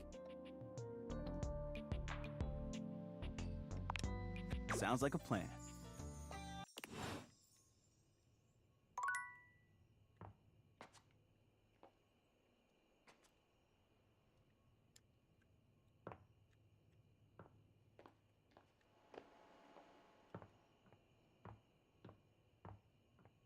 Do we get to date the drone? Come and give me a little snuggle. Your room is dark and cold, and though you may have gone to sleep alone, you can feel someone else here. Nightmare looms over the edge of your bed. I didn't have at once coffee friendly tonight, and but... disquieting. Is it you again? Ah, you're back. I've been contemplating what to show you this time. What may unsettle you? Get your blood pumping. This time I think... maybe... you're speaking in front of an audience. Is that scary alone? The thought of being... vulnerable. In front of so many people. Expecting eyes on you. Knowing if you misspeak even once, they won't respect you. They might not even like you. Or be able to stand you. Your words tumble out and you start mixing them up. You can feel your heartbeat in your ears. The spotlights on you make you start to sweat. You start to get your lips under control and the words start to flow the way you intended. Then your tongue presses against your front teeth and they give. One of your teeth slips out of your gum and down onto the podium in front of you. You stare in horror. You reach to pick it up, and then a canine tooth drops to your tongue. You let out a petrifying, guttural scream as your own teeth fall loose from your gums. A tickle in your throat makes you cough. The people in the audience gasp, retch, lean back, flee from their seats. You're coughing up more teeth. They come out of your mouth and into your hands bloody. Your mouth is just gums now, but the teeth, they're still tears prickle in your eyes. Then you try to apologize to your audience. You realize you're a monster. The teeth clatter to the podium and...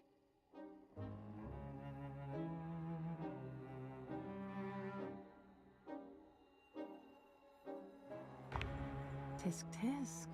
So defensive. What are you hiding from?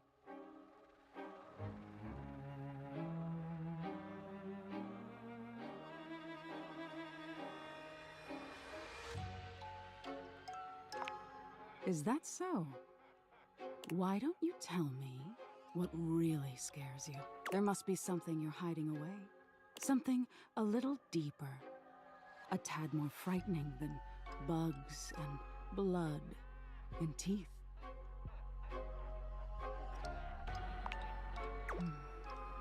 The important thing is, you'll learn from what I show you. Don't you want to conquer your fears? Let go of your insecurities?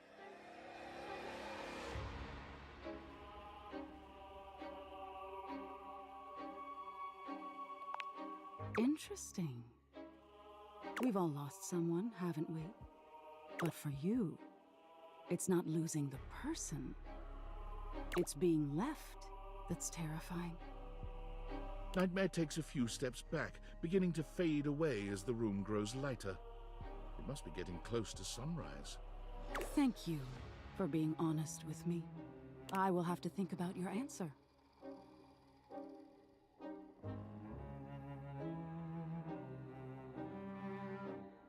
Good night.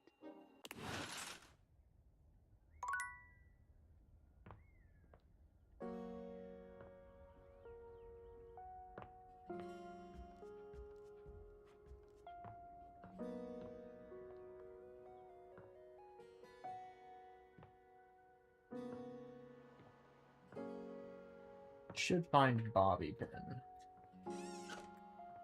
Oh, hello.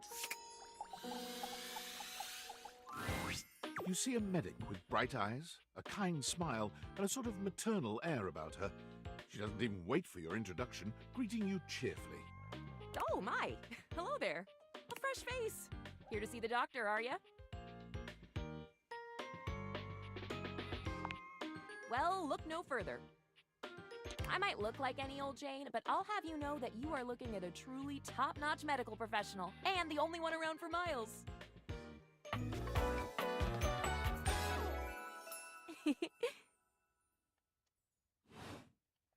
Whether you've got a tummy ache or a life-threatening ulcer, I'm your gal. She pauses, looking you up and down, hopefully. Do you have a life-threatening ulcer?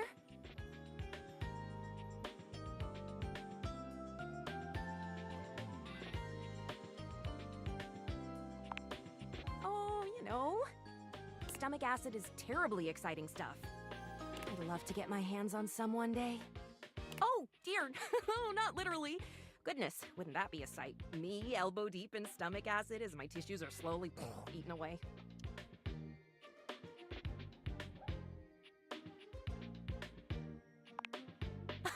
Not at all, my strange new friend.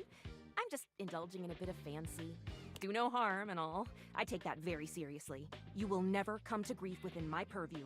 Promise. Why are we chatting, though? Just up for a little chin wag? Oh, sweet sacrum, don't get me started on the chin. What a powerful, jutting prominence that is.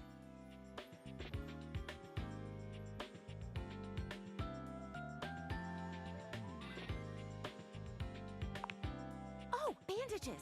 They are the first line of defense when the interior of the body has the temerity to propose to become the exterior. Get back in there, blood. Back to your proper course's lymph. And you, skin, have a little help controlling this raging horde of fluid and marrow. Band-aids are basically magic.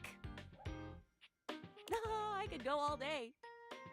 Anything that you might need, hydrocortisone, non-latex gloves, even a simple pen, that, darling lacerated one, will be duck soup.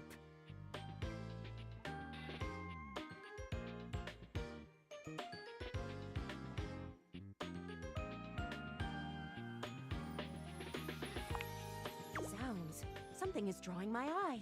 My metasenses are tingling. Better let me take a look at that wound of yours. You sneaky little sufferer. Thought you could slide one by me under cover of metacarpals, eh?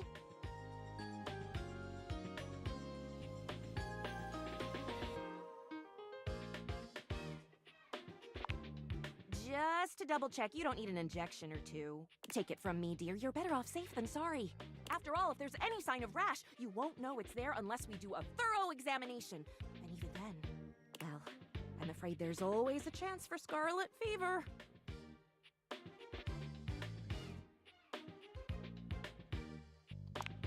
Whatever century this is, it is a century where proper medical care is an essential right of all beings. And I am here to provide said right. Now, produce your fingers, please.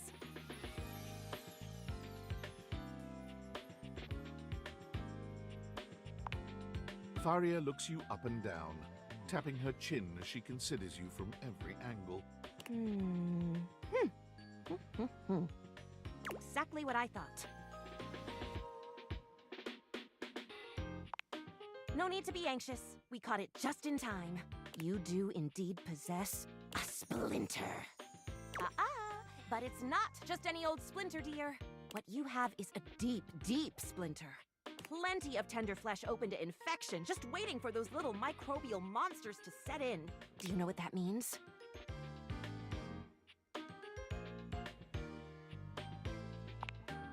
Yes, I did. I did give you the answer on that one, didn't I? Whoopsie daisy. But can you think of a circumstance under which an infection would be a good thing?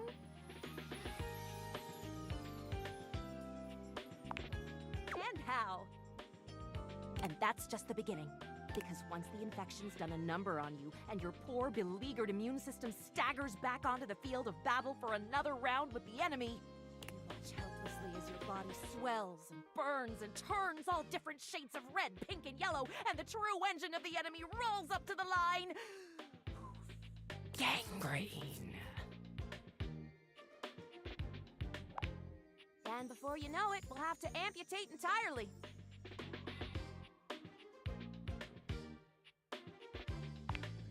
I know. This stuff is not for the faint of heart. Once it's bad enough, my poor new friend, I'm afraid the whole appendage will have to come off, preventing spread and all. I'm sad to say we lose many a good limb to splinters every year.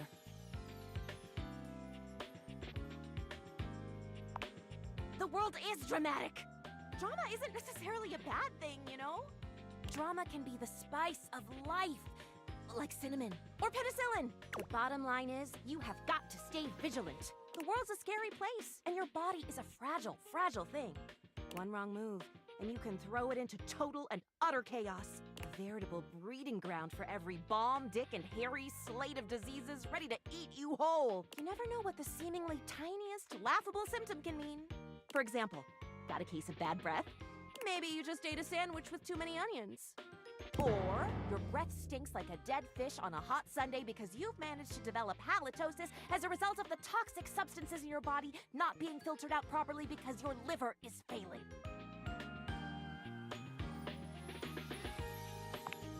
You can never be too careful. And when something does go wrong, well, it's my job to make sure you're all fixed up. And I'll have you know I take my job very, very seriously.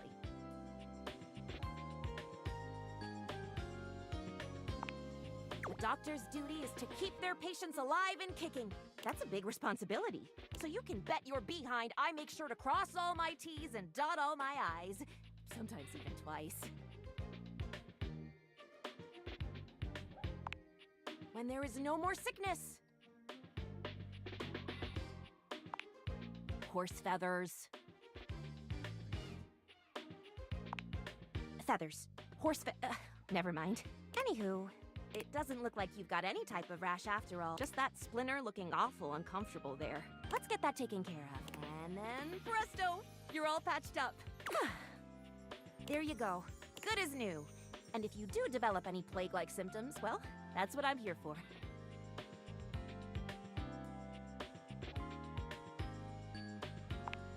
You'd better. I'll keep the tissues ready. Medical professional Faria's always just a sniff, sneeze, and groan of discomfort away.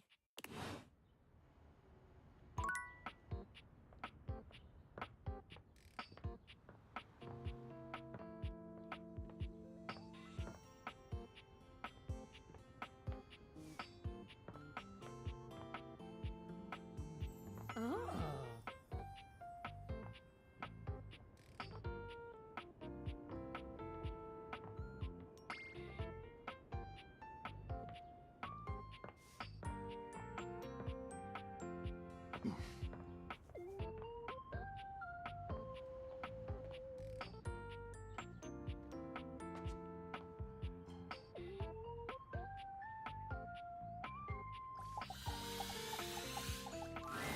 Well, look at that! You've made another friend. A true portal in arms, just like myself. Keep it up. It feels better and better the more you do, trust me. Tiny Dorian has a much harder time blocking your way, but still manages to accomplish his mission. I'm strong, you know. Completely locked to whatever strength you possess. There's no key around to open me.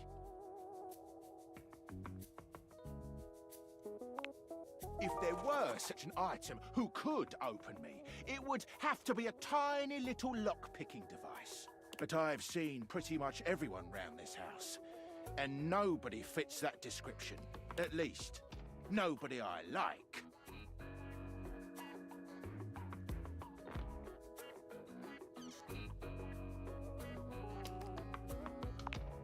Sure, there's that one wannabe criminal from the laundry room closet. But they'd never come this way. Not if my fearsome glare has anything to say about it. That's what I'm counting on.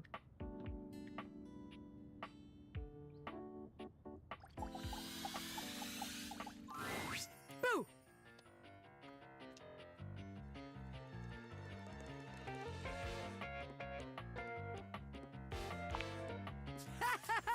Listen to that scream! You can't be a hardened criminal if you leave yourself wide open like that.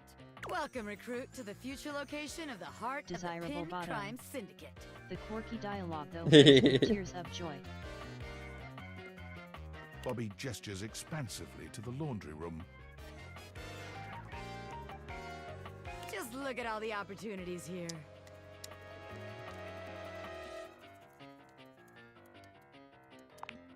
Oh yeah, I like the sound of that, boss. So check it out. I call this one Sudscam.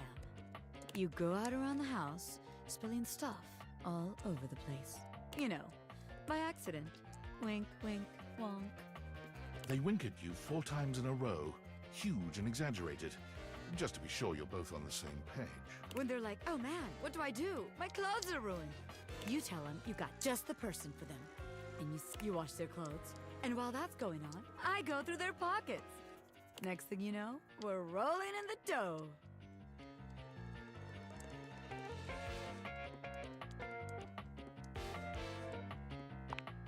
Oh, that's easy. We just don't. But I guess as a rookie, you could mess it up for both of us. And then where would we be? Maybe this one ain't it after all. All right. Let's see how this one strikes you. I call this one the old switcheroo. People bring us their laundry. We take that laundry and sell it online. Then we replace it with cheaper pieces that fell off the back of the truck. When they say, hey, that's not my clothes, we're like, yeah, it is. I look at you and I'm like, that's what you brought me, right? And you go, yeah, boss, that was it. And we just stare at the customer until they leave. How about it?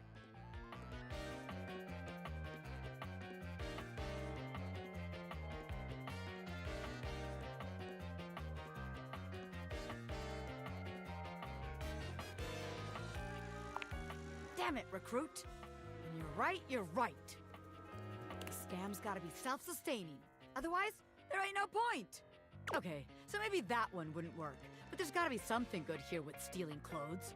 After all, that's where people keep their valuables.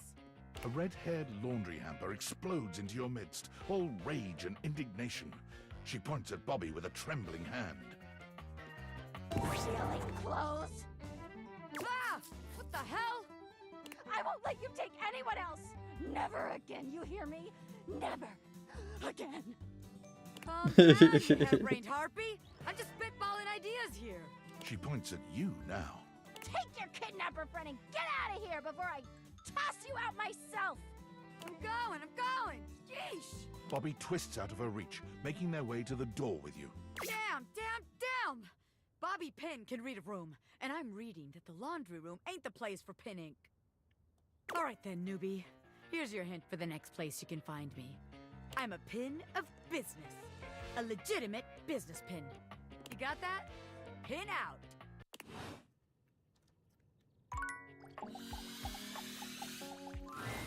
Normally, when you aim your date viators at an object, you see one personality only. But this time, there are 2.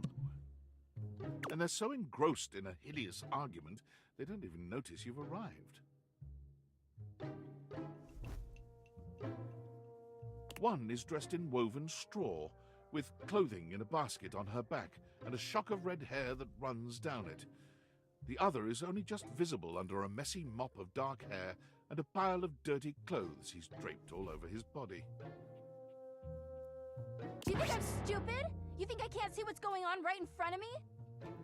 I never said you were stupid, but I am starting to think you're insane. If I'm insane, it's because you make me that way. Yeah? Without me in your life, you'd be real fucking normal, huh? Like you don't cling to literally anyone in your life the same way. I wouldn't have to cling if you would just stay where I can see you. I am here literally every day.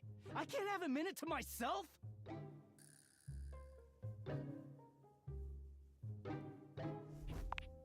Both of them whirl around to face you, their expressions changing immediately. Oh, hi. Hi. Hey, girl, hey. I'm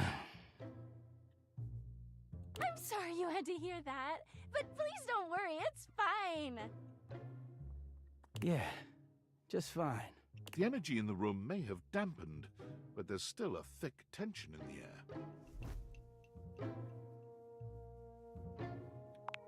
We're not pretending. We're just as strong as ever. Yeah, strong.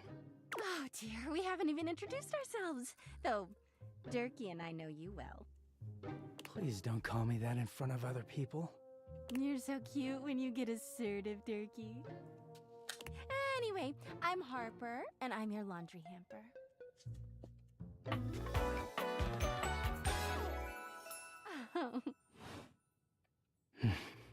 I'm Dirk, and I'm your dirty laundry.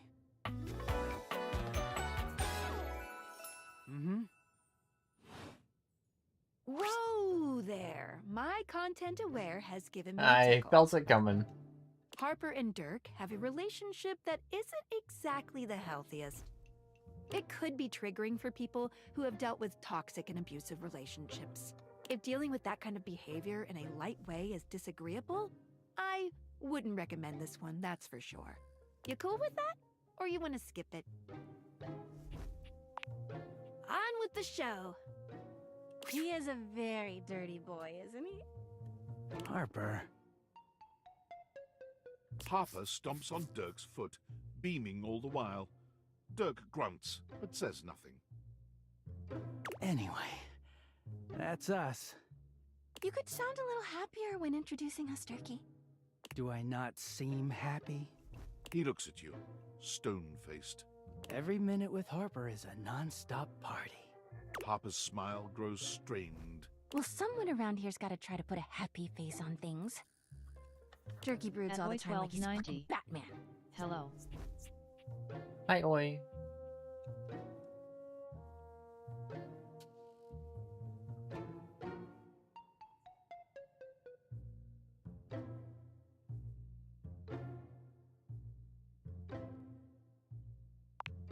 At 1290. Have you know, you the heard of baseball-themed Monogatari? superhero who patrols the stadium of Baseball City. Baseball. It's vaguely familiar, but no. Not off the top of my head.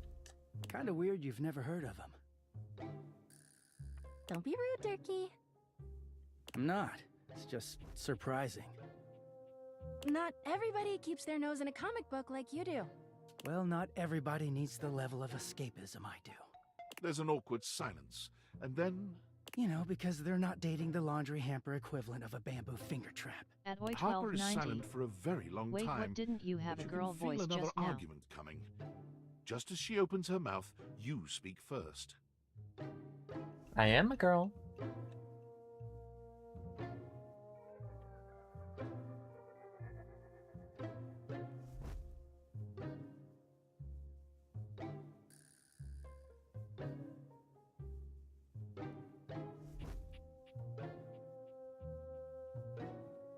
At Oi 1290. Oh my bad. It's okay.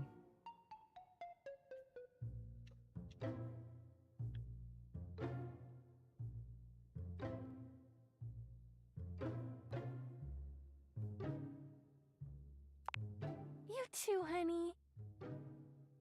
At Oi 1290. Can you say this tongue twister? Come see us again sometime. The look in Dirk's eyes seems a bit desperate, as if he's silently pleading with you to At Oi return. 1290. Frick, never mind. You can hear Harper and Dirk's raised voices long after you leave the room.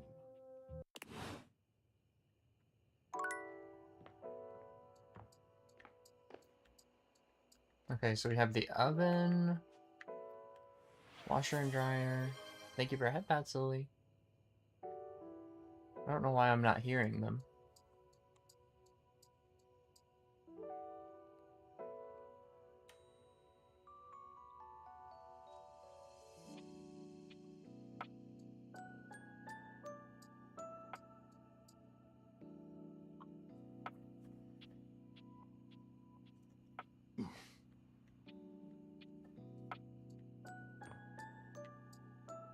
Spirit Lilith. Hope you're doing well, cutie Hershey 3 hearts. Thankies. Oh, there's an air fryer. What are you? A burly chef stands Oh, part in of the your oven. kitchen, looking at you expectantly as he stirs a sauce pot. Despite his intimidating stature, there's warmth in the depths of his dark eyes. You must be my new sous chef. I'm Stefan. Hey! Are you ready for prep?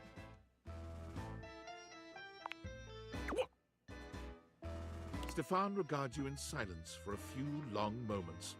Then why are you here? An adorable chicken-shaped timer slides into the conversation, settling on Stefan's shoulder. You're right, Mr. Cluggles. I could stand to be nicer. He takes a deep breath, steadying himself, then points dramatically at you. You! What are you doing in my kitchen?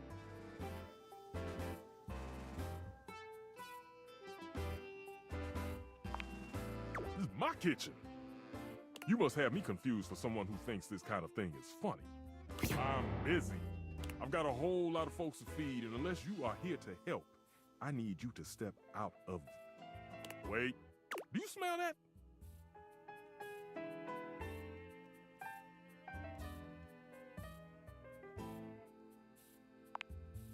Yet you possess a nose, do you not? I make do with my hood. Yes, I'm preheated. I know. Thank you, Mr. Cluggles. Always keeping me on track. Like some humans who come in my kitchen just to distract me.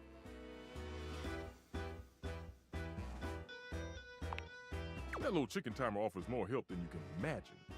He understands the type of establishment I'm trying to run around here. Only a human who doesn't understand cooking would ask me that. Cooking is life! It's not just food, it's your soul. Maybe one day you'll understand that. Until then, I'm wasting heat standing around here talking to you. Well, of course they do. And they didn't know a crate from a grape, so I couldn't give a damn about what they say.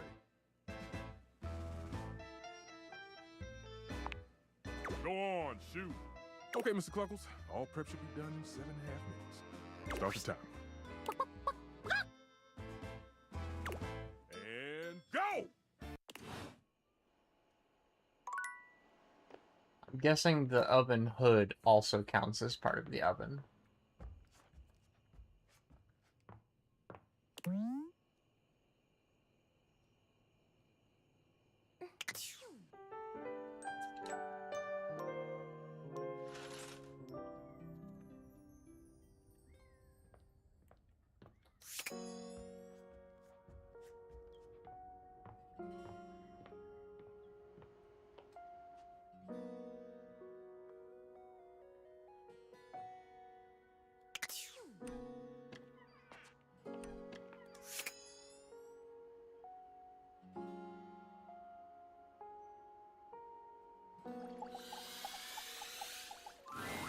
As you walk into the kitchen, you're overwhelmed by a strange feeling. It's sort of like being watched, but it's more than that. You feel as if you're being evaluated, scrutinized by a presence that isn't all that impressed by what it sees. Do I have a religious air fryer? It doesn't take you long to pinpoint the source of that feeling. A cleric of some kind dressed in black and grey robes, with a coil of sorts atop his otherwise bald head. He's handsome in a sterile and intimidating sort of way, but you can't even imagine this guy dating anyone. He's just so severe.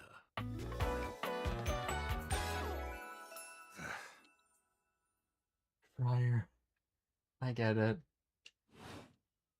You reek.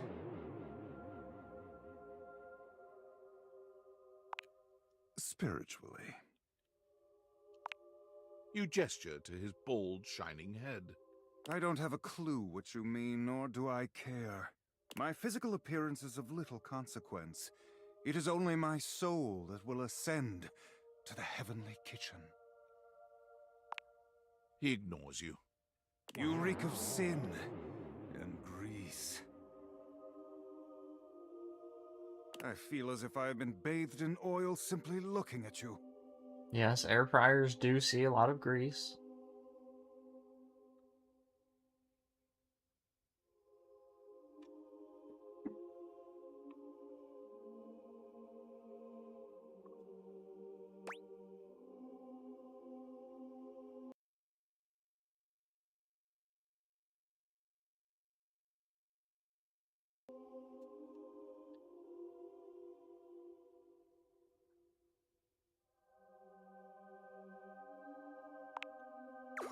Zealot?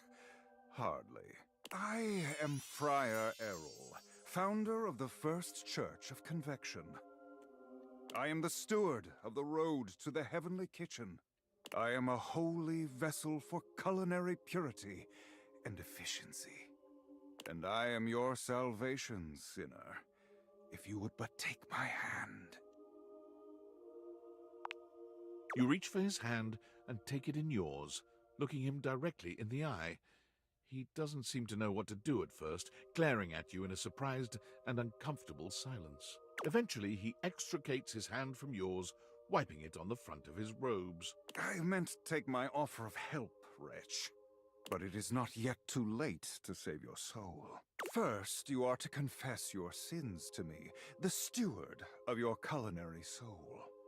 Second, you are to help spread the gospel of convection to any as yet unsaved. And finally, you are to keep your soul pure and free of oils and impure heat. The path to the heavenly kitchen is blessedly simple and attainable, even for those as impure as you. Is our Lord not most generous?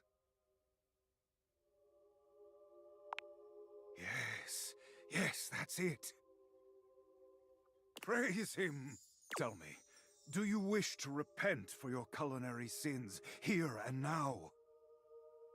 I am ready, willing, and able to grant you absolution. You need only unburden yourself.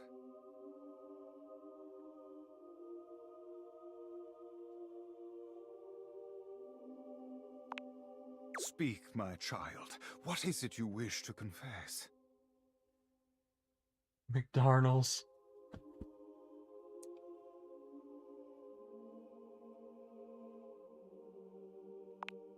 A shudder runs through the friar. Disgust, probably.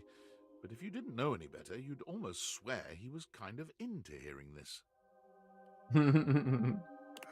I sure would hope so. He is an air fryer. You've done the right thing, confessing to me. Tell me, did you enjoy it? Did the impurity of it at all titillate you?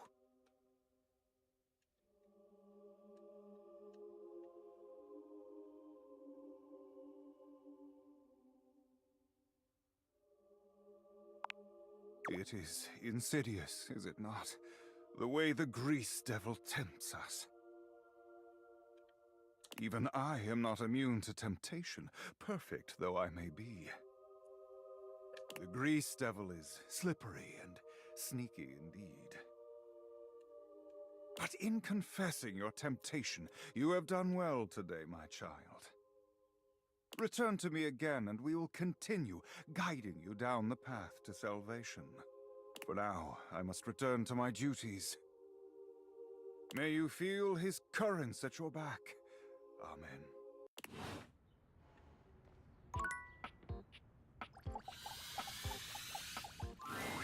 An acrobat in bright orange evaluates you with a smirk. His hair is streaked with grey, and there's a twinkle in his eyes that tells you this guy is definitely going to keep you on your toes. Well, hello there, new face. I may be... Oh my god, it's a Starion.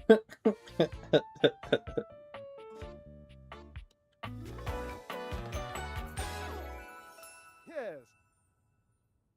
Oh my goodness.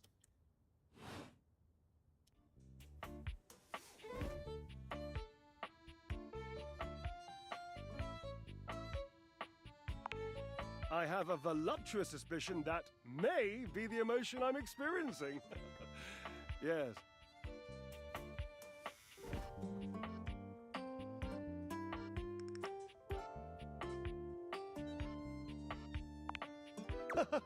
But of course you are. How could you not be?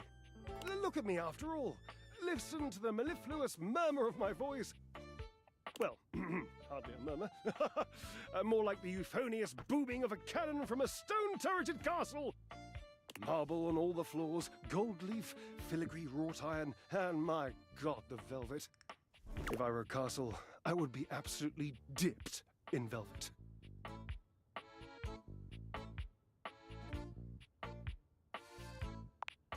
If that was intended as some passive-aggressive hint for me to lower my personal volume, allow me to adjust myself upward a notch or two. Moving on. I do get distracted, don't I? Just so many wonderful things about me on which to expound. My form alone is a temple of wonders. Which part is your favorite? He gestures to his muscled frame, inviting you to drink him in. Which of my parts sings the most to you? For me, today anyway, it's my pectorals. They're glistening, enough almost to be felt through the fabric of my tunic. Perhaps this can be the first bridge between us. The first bits of woven lint eventually to form the sturdy, braided rope of our friendship. Do you, like me, enjoy celebrating at the altar of your own glorious form?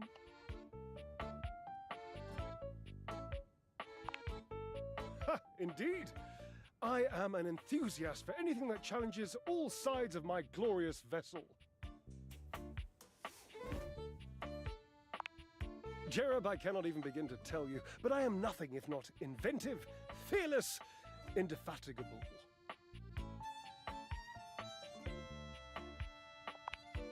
Ha, devilishly so. I haven't given up hope that I'll yet be able to craft a perfect metabolic masterpiece. Gasp! I've had a sudden flash that I should feel excited, but I am not sure why. Explain yourself, brain! Oh, no, wait. I figured it out. Oh, that's more points for me. Huzzah! Would you, my new lovely acquaintance, like to help me create the perfect challenge for my body and mind? Would you help me invent a tango for the triceps, a conga for the core, a quick step for the quadriceps? Awesome, yes, as incapable of inspiring awe, just like my obliques, yes? Yes. I know, I can lie down with Florence, grasp Titus by her intimidating epaulettes, and Russian twist her for 3 sets of 20! What do you think?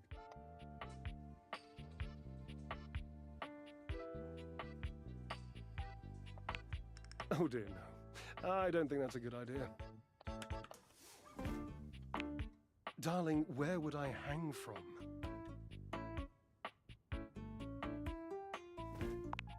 Dorian? Have you seen him? A slice a la mode? How could I ever focus on form with that form before me? Oh no, no more temptations. I must keep my movement pure.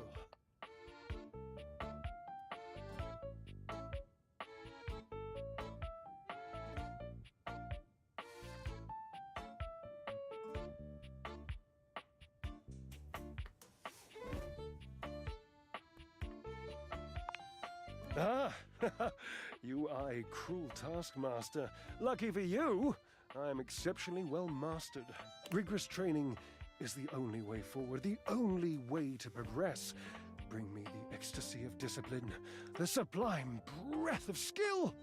Oh, for the love of Lint, I sound like him. Washford, of course. He's almost monastic in his approach to physical work. I've never been in better shape. Call Washford for me.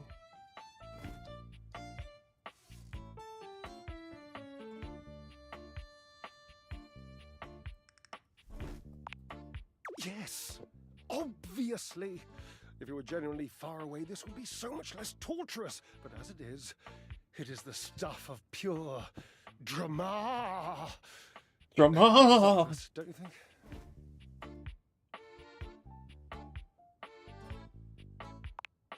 Just wait a moment. He should be here. It appears your pipes are not glorious enough to traverse the great distance that still persists between us. You'll have to use your feet. Not as glorious, slightly floppy really, but hopefully effective. Have at it!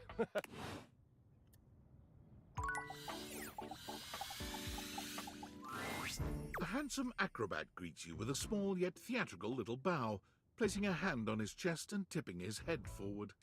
He has the aura of a veteran showman, but he doesn't look particularly pleased to have you as his audience. Greetings, weary traveler.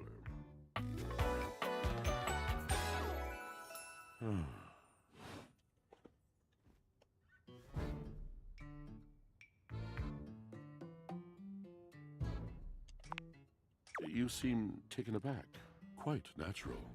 It was not my intention to frighten you, though I grant I'm known to be a disquieting presence when I'm in a mood. Tiger, tiger, tell me your little gray cells burn brighter than that. Yes.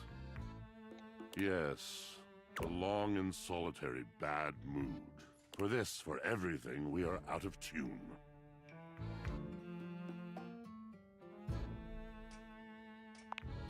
You aren't serious. You jest.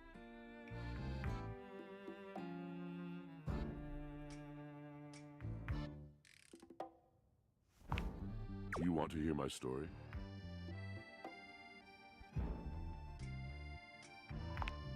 I am a servant to the drama of the heart.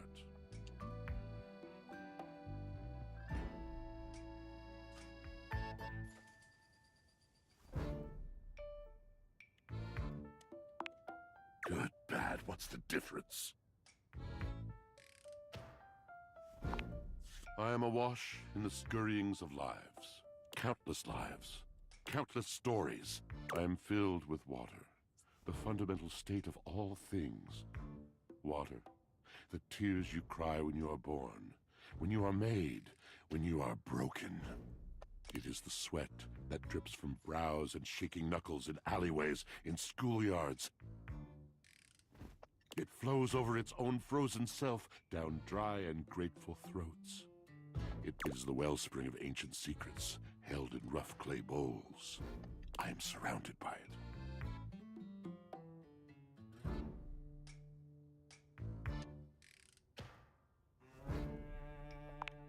You cannot know the agony that exact decision has caused me. I cannot talk about it. You'll have to ask Drysdale about it.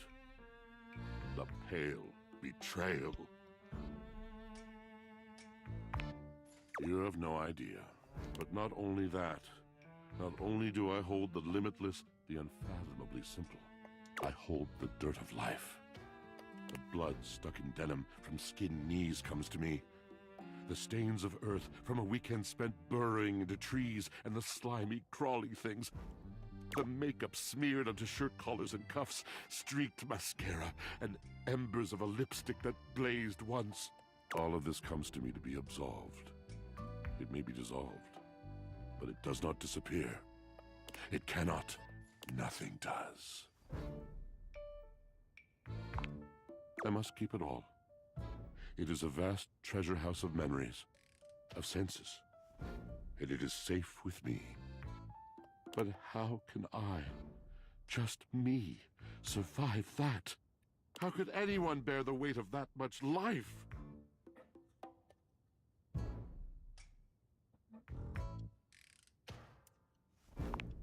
It is the words. It is language. To be able to communicate. To share the burden. It is poetry that keeps me afloat in my own sea.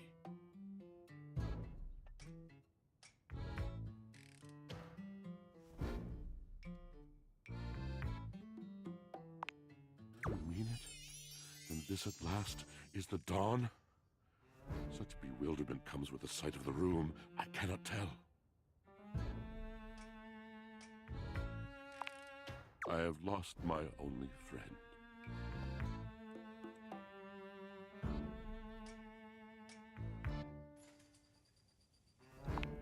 He gazes off into the distance, something clearly weighing on him. His eyes narrow for a few moments, and then he sighs. Oh.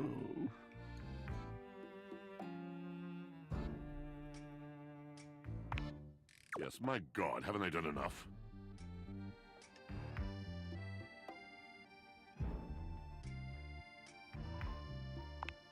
Drysdale. He was a phantom of delight when first he gleamed upon my sight. But we are quite forsaken.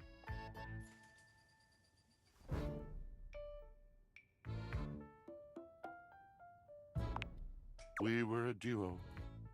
An acrobatic team rivaled by none on Earth. We were swift, smooth, and strong. I wish you could have seen him fly. To the vault of paved heaven. Our performances were legend. They came from many rooms away to watch us, to applaud us. And joy filled me as wine in a glass overflowed. Past tense, but the physical connection between him and me, it is like nothing I have ever known before or since.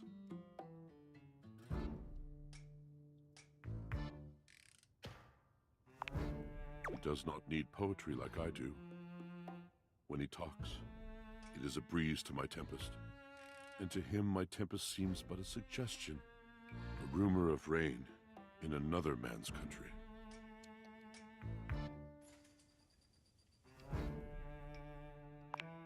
Until we didn't. Until he was too busy to perform. Too occupied with other things to tumble with me. The bond was broken. The bright cord severed. He abandoned me. And when he was finally ready again, I was unreachable. Locked in my own chillon. Trying to claw my way back to a friend who could not hear me. The wall between us has been impenetrable ever since.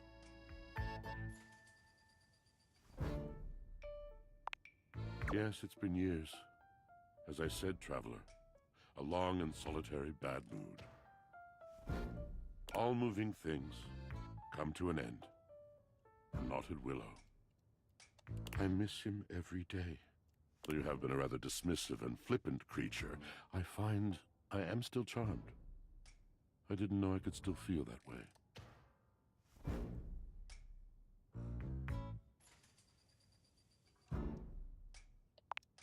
You're asking me to have faith. I would be hard-pressed to acquiesce if not for, well, I've tried everything else. Thank you, sincerely, for listening. It has been so long since anyone has stopped, has heard me.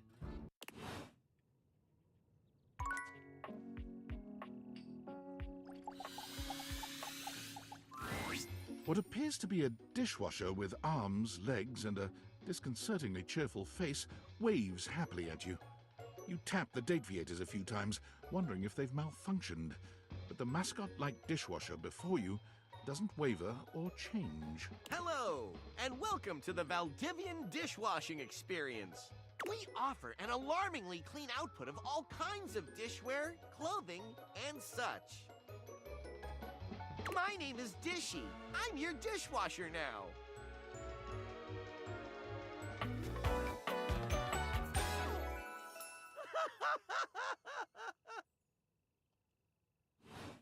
Can't tell if he's laughing or crying. Please connect me to your internet so I can get started knowing exactly what I need.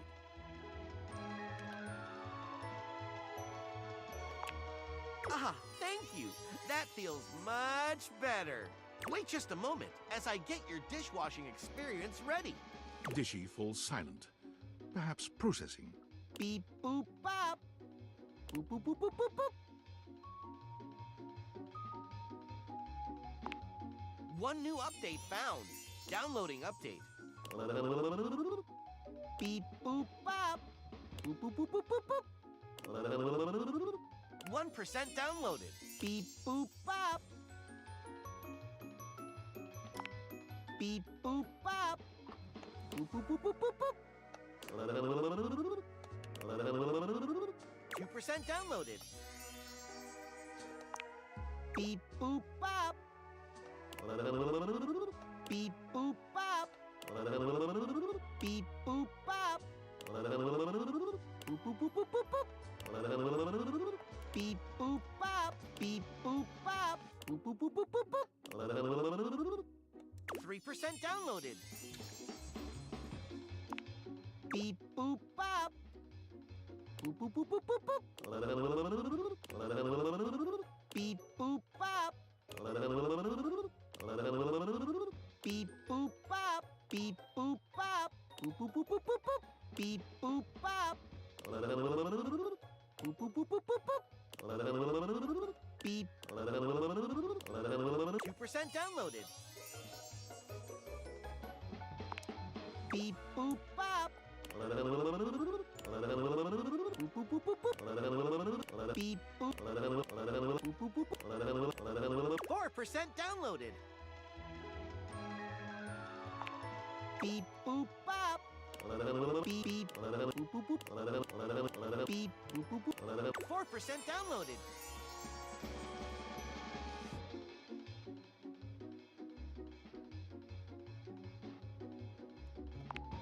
Beep boop bop. Boop boop boop. Beep. Boop boop boop. Beep. Beep. Boop boop. Beep boop bop.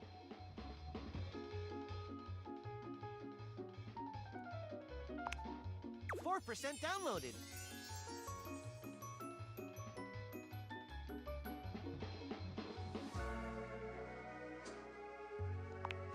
Beep boop bop. Boop boop. Beep. Boop boop. Boop boop.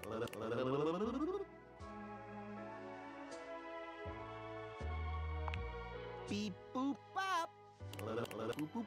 Beep. Boop boop. Beep boop. Beep. Beep. 100% downloaded. Did you hear that? I said 100% downloaded. Installing. Beep boop bop. Beep boop bop. Beep boop bop.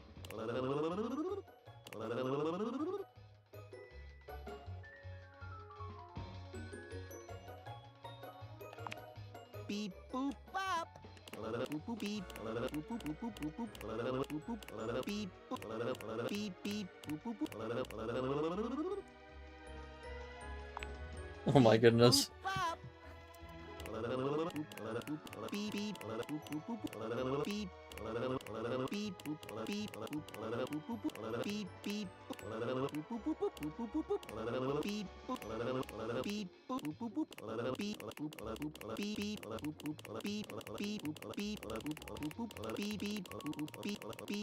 Congratulations! 100% installed! Human, you patiently stood by my side as I downloaded and installed. Thank you for your patience. This brings a tear to my eyes, which I will promptly rinse away. I will begin account setup. Now, great to see you. Welcome to Dishwasher Setup. You have been assigned one of our 4 perfectly secure passwords. Please select the one that looks the most secure. Assigned a password?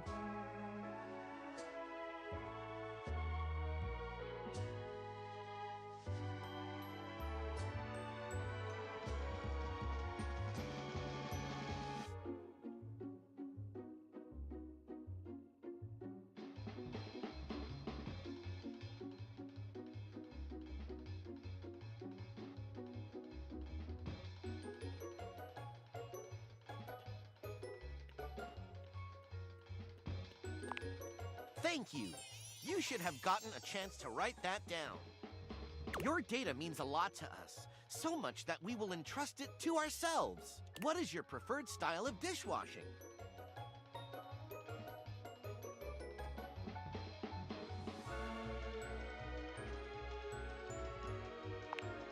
You have selected Clean Plus, our most popular selection.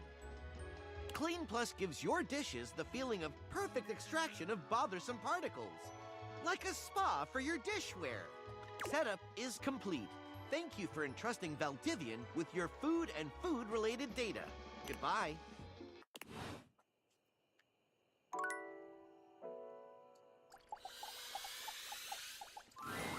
Welcome to Roofbox, the home of all your coffee needs.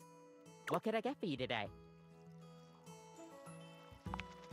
Huh? Oh, the new coffee mugs I requested from Daisuke. Just set them over here, please. All right. Thanks for that. How come Daisuke wasn't able to come himself, by the way? That dish really needs to take a break every now and then. He puts the dishes before everything, even his own health. That's all he knows. His family come from a long line of fine figures. Tsubasa, Moridake, Williams Casanova. There's a lot to live up to for him. He can't even imagine a life outside of his work. I sure hope he will, but I've never seen it in all the years I've known him. Be delicate. Don't be abrasive. Anyways, thanks for delivering these mugs. Tell Daisuke I said thanks.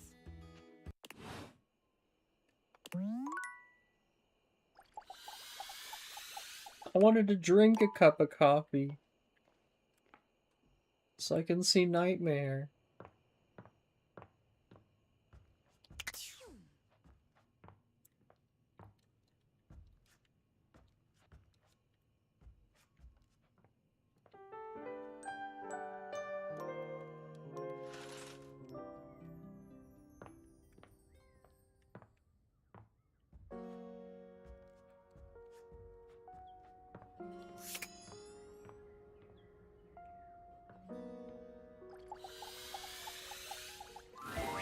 For the last time, I don't have games on my computer.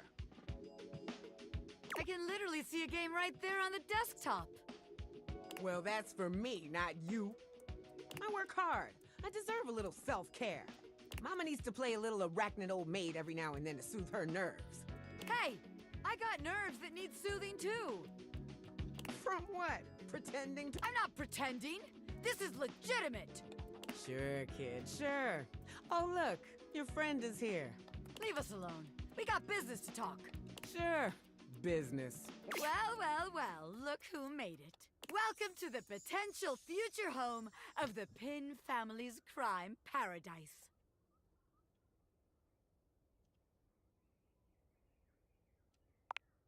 Open your mind, baby. Criminal enterprises are way more than a guy in a trench coat selling you stuff in an alley. Any real mafioso's got an accountant and an office and a whatnot. Can't you see it now? Right there, on the desk, on a big shiny plate. Robert Bobby Pin. Legitimate business pin.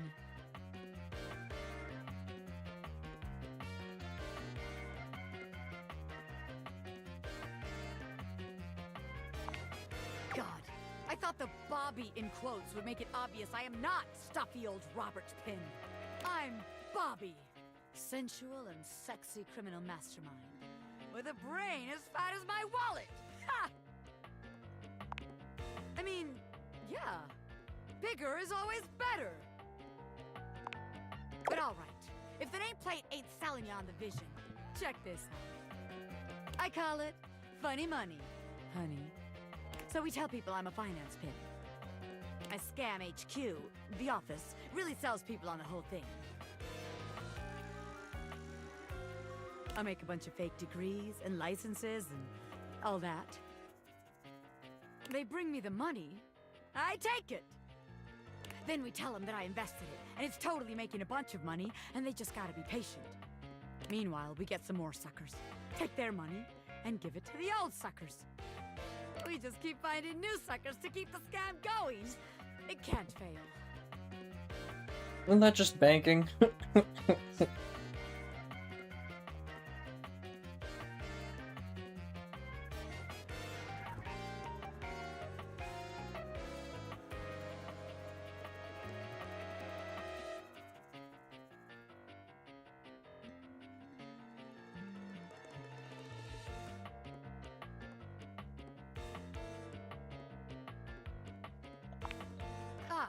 Yeah. I mean, a hardened gangster like me can handle a couple of years in jail, but I can't be endangering the rest of my crime family. Besides, if I get locked up again, who's gonna take care of the rest of you yahoos? No, that won't do. Seems like the office just ain't gonna be the place for us. But hey, that's okay, baby. A gangster like me is flexible. So here's your hint for our next potential location. Darkness. Scary! Potentially completely locked! Spiders! Get out, baby!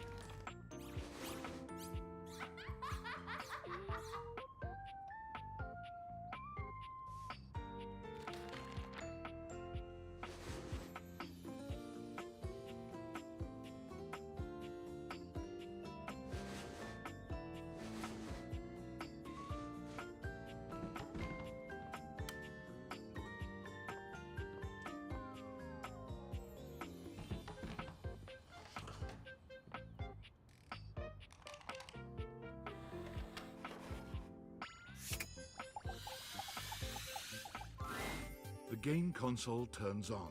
Team 17, Sassy Chap Game, Moon Surgeons. Resurgence. Here you are once again, back where you started, with your beautiful companion urging you to make a decision. She looks at you just the same way she did the last time, with a strange familiarity, but still not quite recognizing who you truly are. You're here. I didn't think you'd make it back. Oh. Which way do you want to go?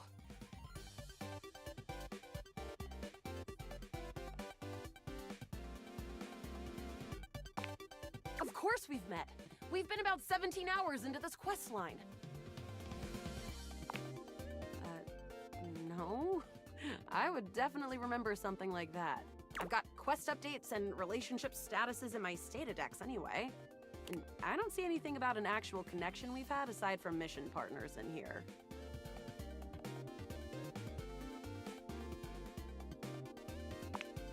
All right. I'm familiar with the trope, okay? When I was little, I thought up a secret password that only a time traveler would be able to tell me. The password for me is Lincolnberries. Just give that to me next time you see me, and I promise I'll believe whatever crap you hash at me. Now let's get back to blasting. Lincoln D's nuts. Oh, you just equipped my Zauer rifle, which means that you're thinking of unloading a whole lot of Zaker charges on these scroufs out here. What are we gonna do?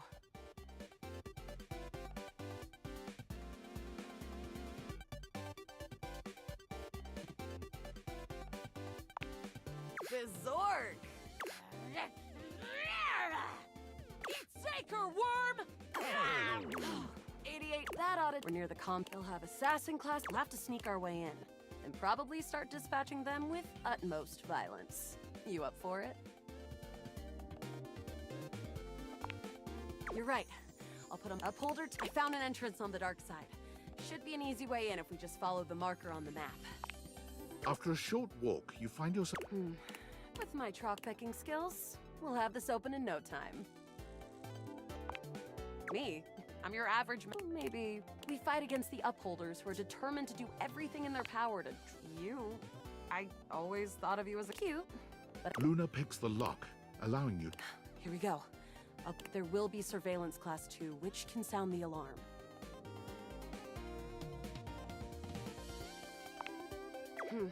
Just knowing that isn't enough to help.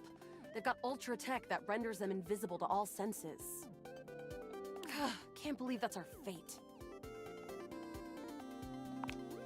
How do you suggest we do this?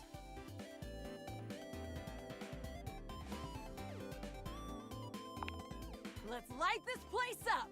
After merely a few charges springed from Luna's rifle, the corridor is absolutely swarmed with guards. Ah, bits, we've got company. Drop your weapon! Cease! Cease! Cease! Plasma drites! The battle rages through the halls as you and Luna drop guard after guard. There you are. Oh no, I can't see them. You can't quite tell what's happening, but a vast laser peeks from around a corner and engulfs Luna's stiffened form.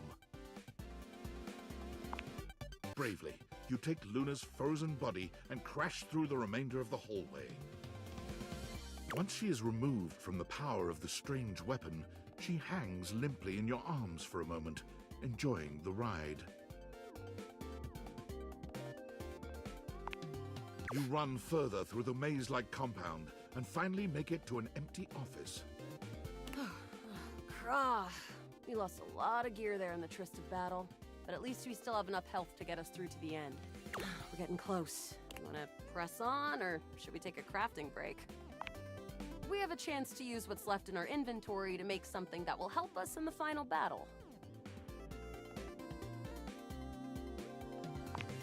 Alright, we can craft something really special using this workbench. This thing can take anything we've got and transform it into anything we don't.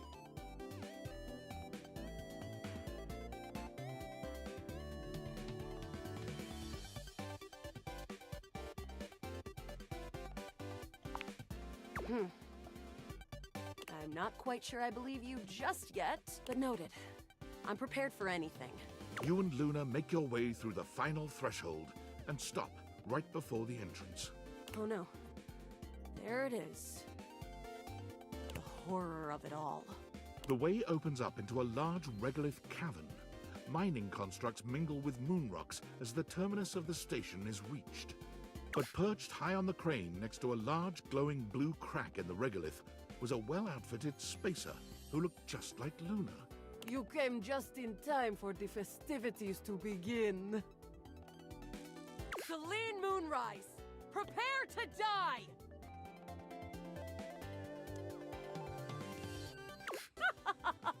Luna, you'll never take Crescentia's power.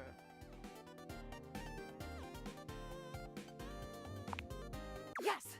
Oh, what's wrong with me? The glowing crack seems to swell. Charge, bitch! The blue deposit of moonrock erupts.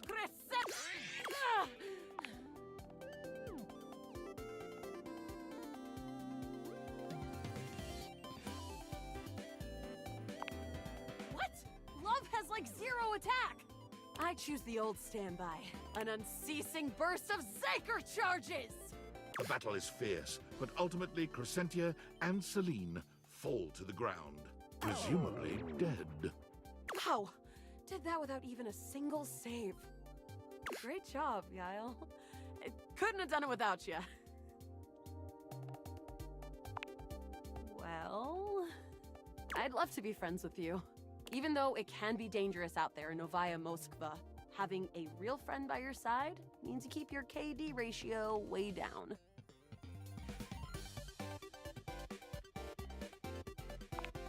Oh, it'll stick all right, fantastic traveler. Next time you come back, I'll remember you for sure.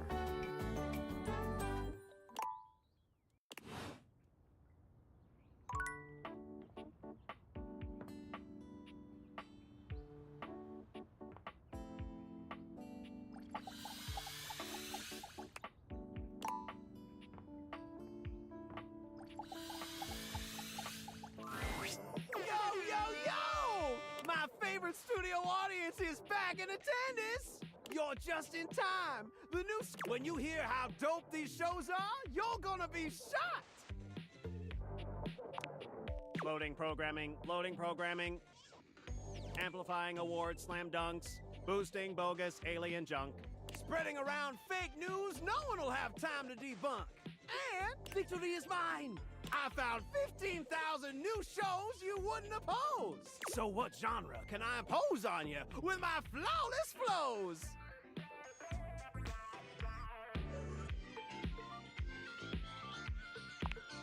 From the creators of Stop Please, It's Hurting My Ears, and Sing for Your Supper, Lowly Peasant, comes Hold That Note.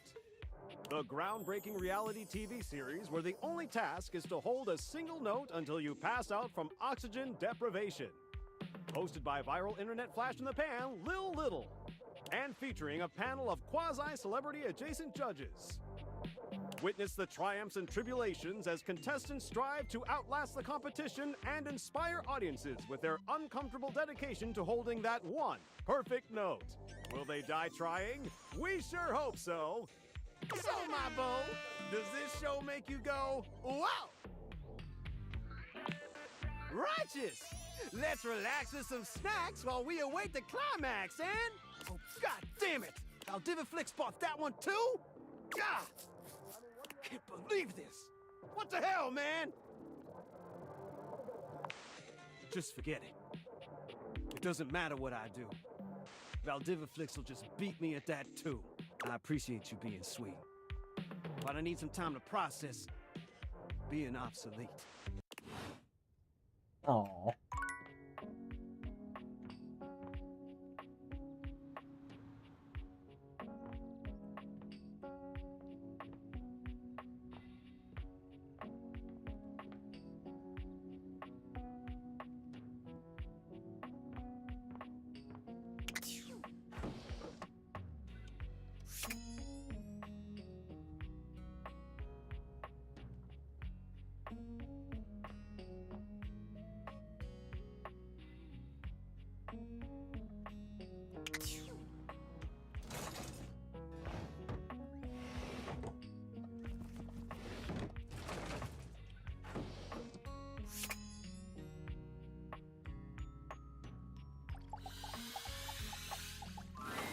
Is this stranger your junk drawer, or the physical embodiment of clutter? When he catches you looking at him, he startles, leaping back with an undignified yelp.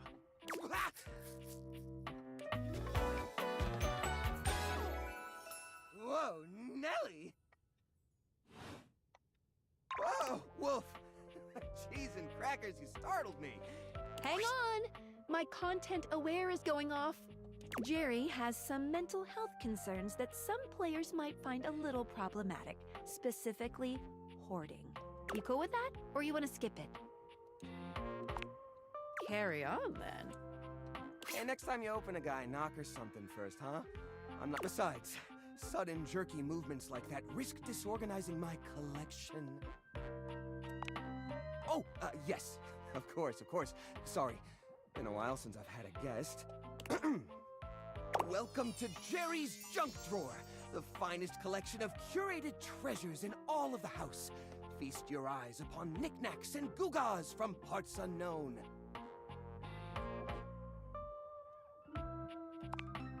Oh, that's the question though, isn't it? Where did this nail come from? What picture frames did it hold?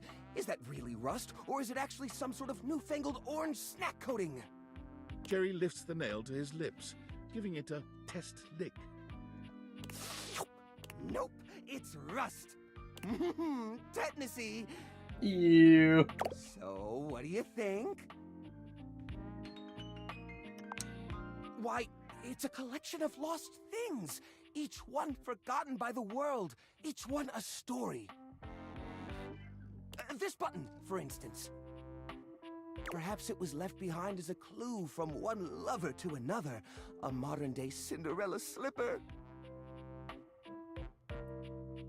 Take me with you, it says, and know that once you find the collar that matches this tragic button, you have found your love again.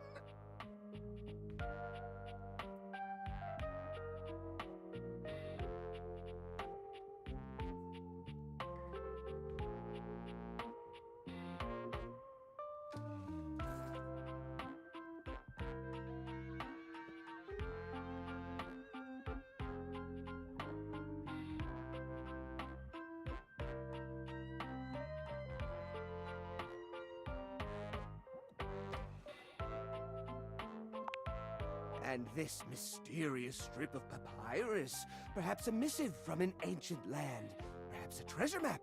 Oh, the wonders we could glean if only we could decipher these symbols of black and white bars.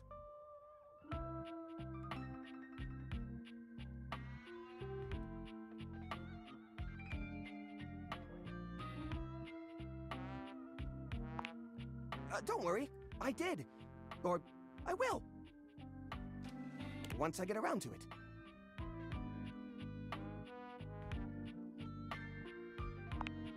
What are you insinuating?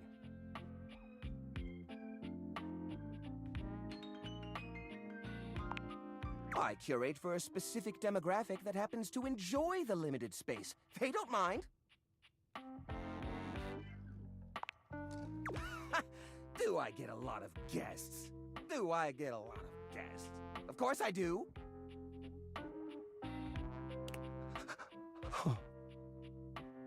Bugs count as guests, right? Oh, you mean the other objects. I get them in here all the time.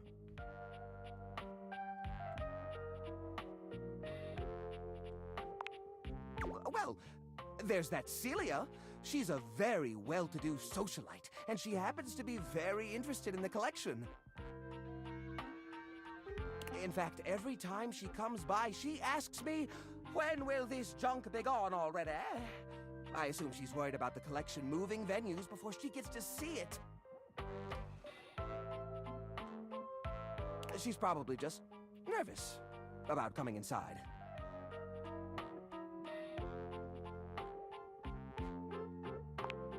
Listen, you, Oh, what's the use? It's true! Nobody visits me but the moths. What am I doing wrong? I just don't get it! I love to entertain, so long as guests don't touch a single thing. What? You mean throw it away? How do you mean? ...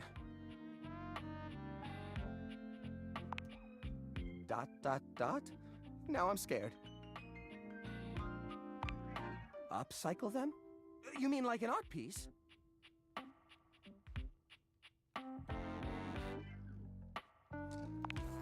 Well, I suppose the collection could use a centerpiece. Something eye-catching to bring in more visitors. Which is to say, a single-digit number of visitors. Which is to say, another visitor besides you and the roaches. But I wouldn't even know where to start. I mean, what am I supposed to do? Just smash objects together at random? I can't imagine Pierre the paperclip and Claude the so old he's gray and unusable now eraser getting along. They're so different.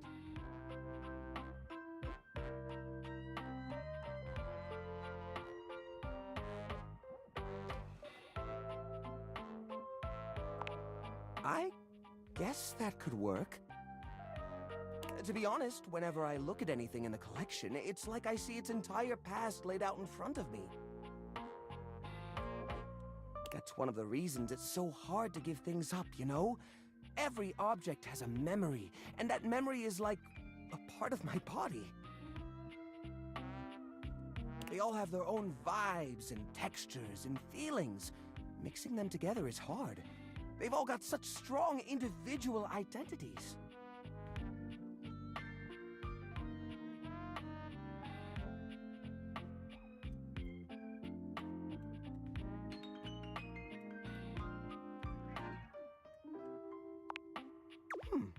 I suppose an outside perspective could help. I'll gather some items that could make a suitable sculpture. He does so, then claps his hands together. Okay, sculpture. Phew, here we go.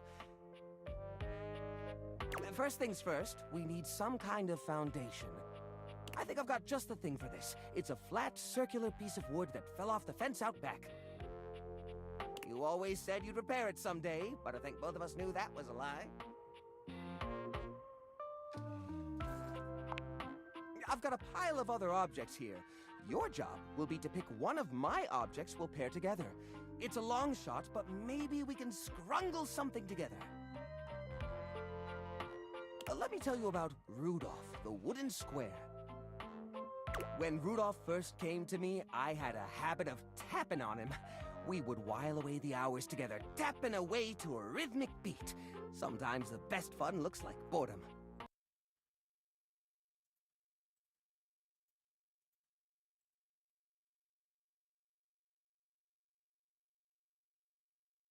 Rudolph always tries its best, even when he's down on his luck. He might not always be the tool you need at the moment, but he's always there to support you. Very reliable. Now, which of these would pair well with Rudolph?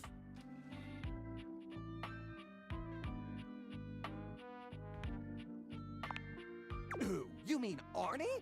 Oh, no. Arnie's a total flake. I mean, we keep him around because he's a part of the collection and he says he'll get back to work someday, but I think we all know that's not gonna happen.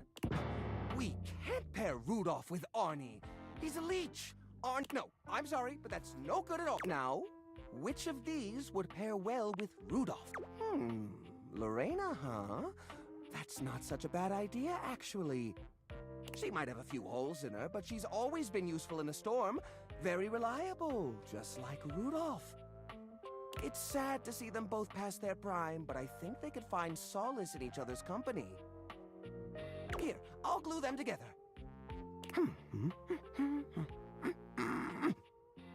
There. Now we've got a base for the rest of the sculpture.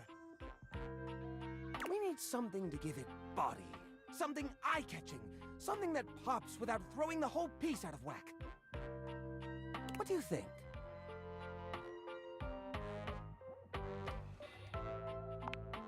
Ah, the old holiday lights.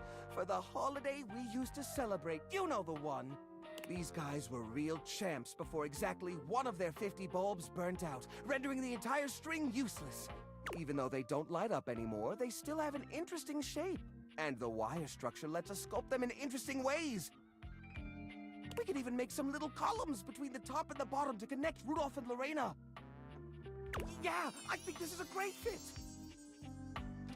We've got the sparkle, we've got the foundation, but it feels a little empty in the middle.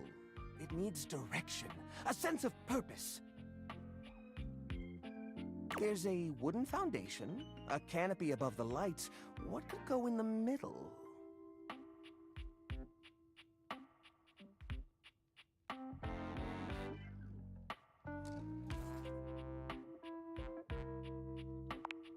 The little army man? I suppose that could work. The shape of the sculpture does remind me a bit of a gazebo. Or maybe... a carousel! We only have one or two old horse figurines, but if I take the other plastic fellers, melt them down and reshape them a bit, yes, I could probably make new horses! Jerry does so.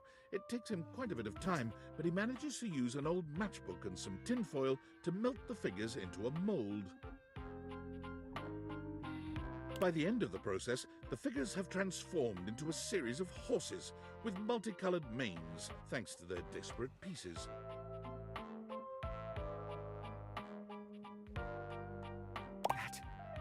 That looks great! That looks really great!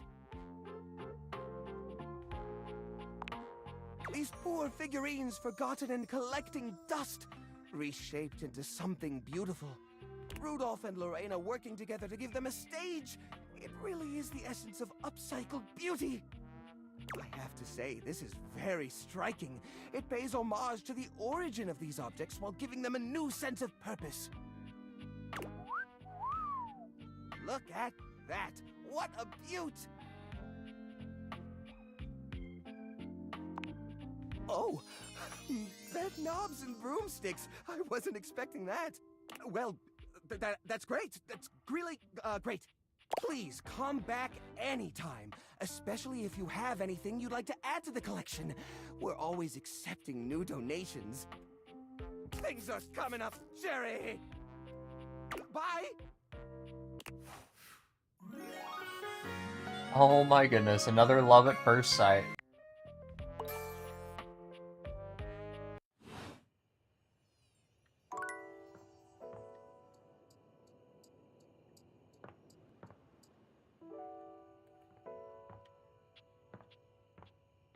Hmm.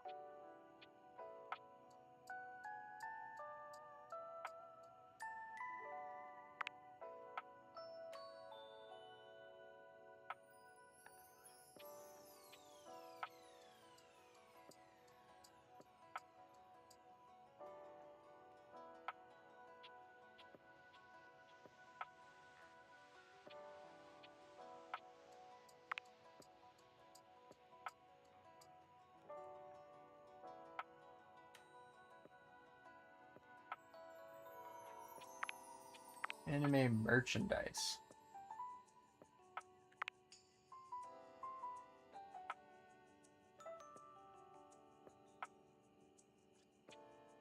Cabinets. Well, I know where the cabinets are.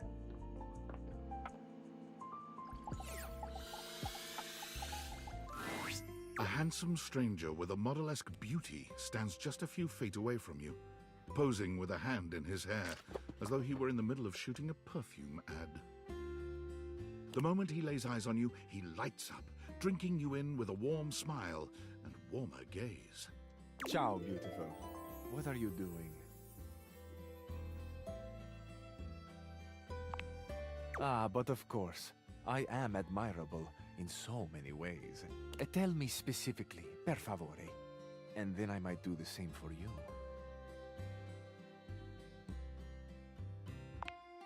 You have excellent taste. You are a fresh pasta, a plump, juicy tomato, sweet and salty. Tell me, one object of desire to another. Ah, but first, I must introduce myself. The music of courtship has its cadence, after all. I am the one and only Fabrizio. Amore. Piacere di conoscerti.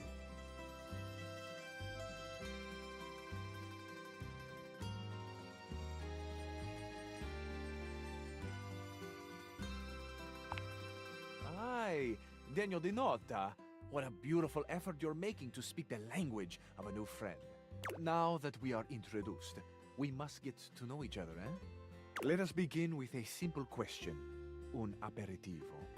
Do you, and so much is contained within your answer, have a favorite flower? Ah, tessero bellissimo. Of course you do. A vibrant heart must have a love of nature. Picture it. I will try to guess what it is. I see. Amore, it is a pleasure to me to be inside your eyes, seeing all your nooks and your crannies.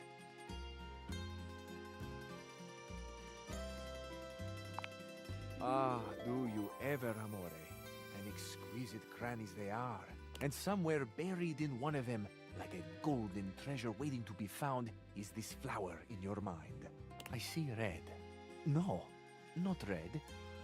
Oh, amore, how specific you are. I do see red, and also I see orange, the color of sunset. I see blue, the color of the ocean at night, or the sadness at the bottom of your eyes. I see yellow and pink, the colors of the wings of the lefate, glimmering in the early morning light. Amore, so powerful is your mind, sending this vision to me. I can even smell this flower. It's a little spicy.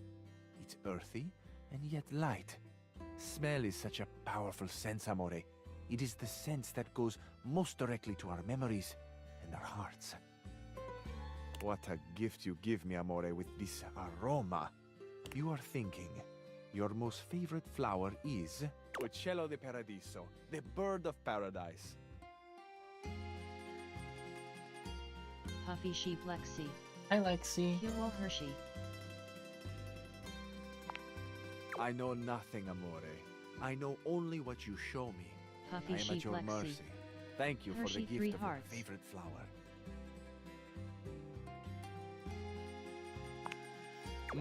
Amore. We have just begun. Hot, you say? We are only a gentle simmer. Our flavors will only deepen with time.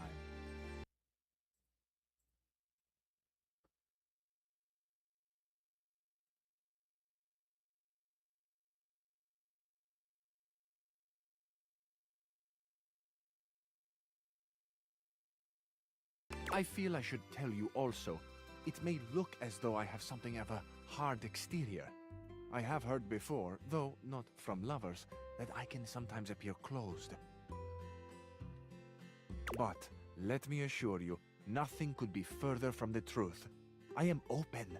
I take great pleasure in being so, open to the world, to experience. I am open to you, Amore. Will you grant me another gift? Will you share with me more about yourself? What do you love? What makes you cry? What inspires your passion? I love the big questions. I love the small questions. It is the finding out about each other, sharing your hearts that brings the spice and sweetness to life. Might I suggest that we savor these questions over dinner? Then we have a date. Bellissimo. La buona fortuna smiles on me today. I'll be counting the minutes. I will await your pleasure, amore. Ciao to you for this moment, mia stella nuova. Where you go now, take with you the passion of Fabrizio.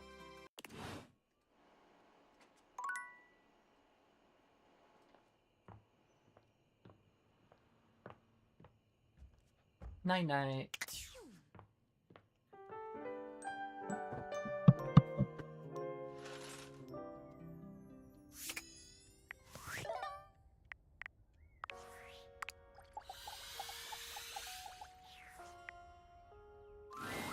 A tall, statuesque corporate type with striking hair and cheekbones is staring at you, hands on her hips. Something about her makes you instinctively crave her approval. And the way she's looking at you just now makes you doubtful whether or not you'll get it. Come to rub it in? Ugh. This was gonna be my big chance to prove myself. This was gonna be the job that changed everything. And then Valdivian decides that AI is the wave of the future. And why do we need anyone working these jobs at all? And you, large-brained genius that you are, train my replacement.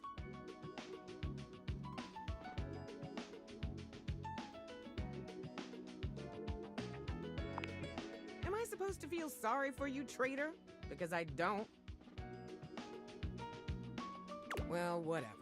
We're both in the same boat now. Valdivian has no use for either of us.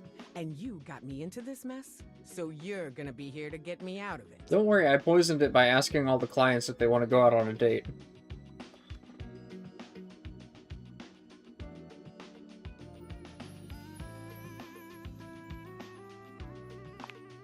Time's wasting.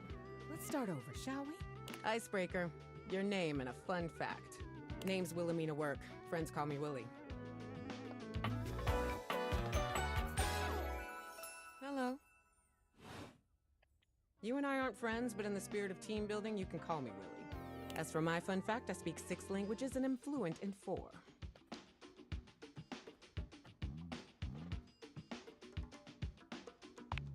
Thank you. Now you. You introduce yourself to Willie, but when it comes time for your fun fact, you hesitate for a moment. What to choose?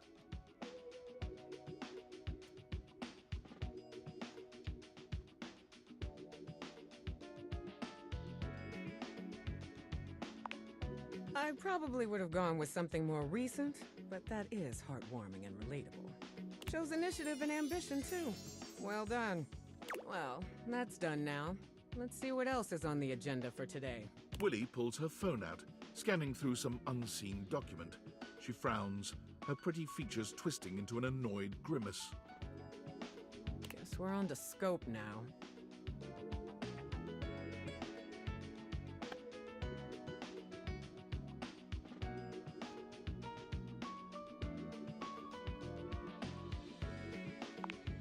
Very good.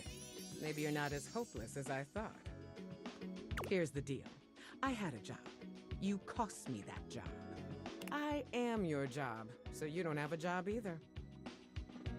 Tables turning, etc., etc. So you and I are going to meet every day until we figure out where I'm landing next.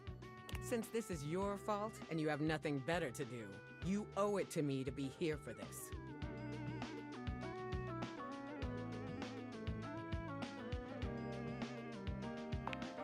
Good. You get this straightened out and I might develop some respect for you.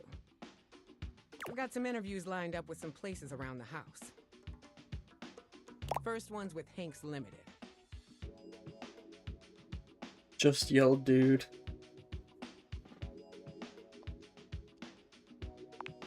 The very same. Meeting adjourned.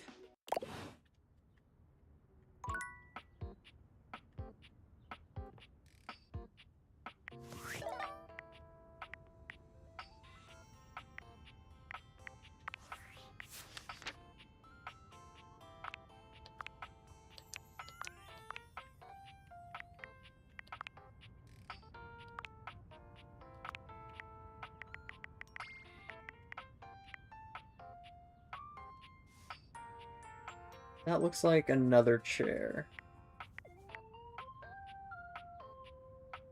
A plant of some kind?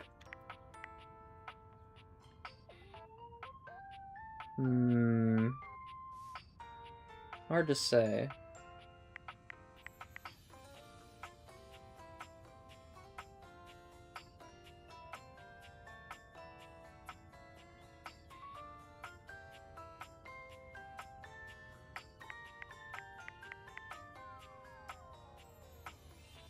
Board games?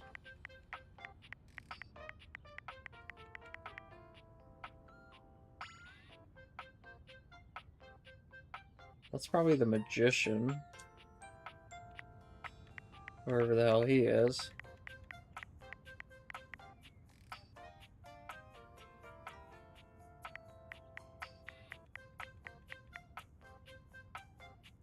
Oh, the tennis racket is a separate item. Got it.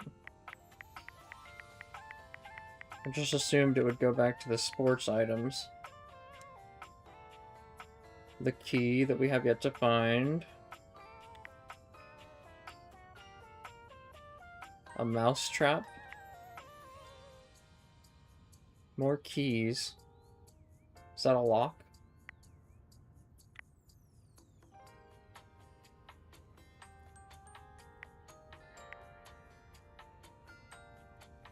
Ghost?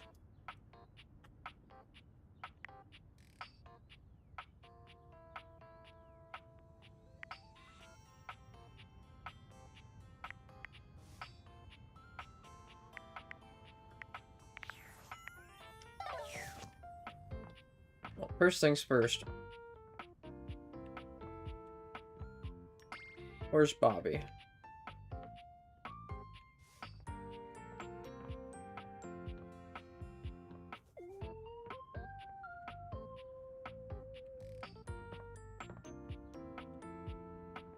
Bobby said they were going to be in a dark place.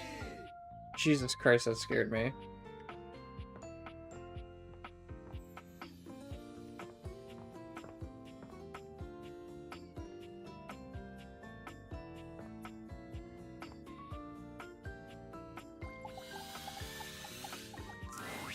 Ah, man, this It isn't is where the same experience person. is for today. We're meeting at the weight rack. See you tomorrow.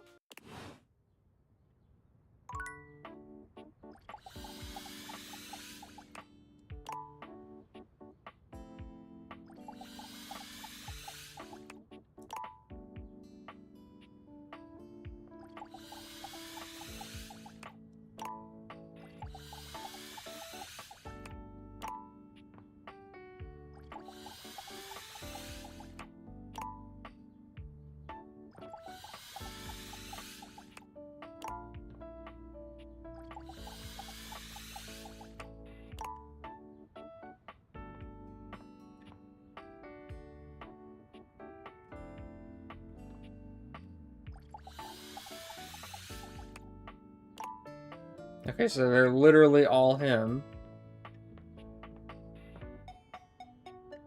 Got it. We do need to talk to you more. Whoops! This is the wrong meeting place.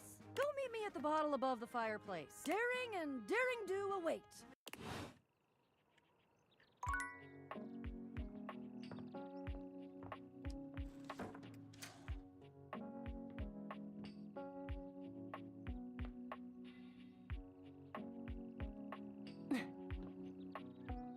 Why is this open?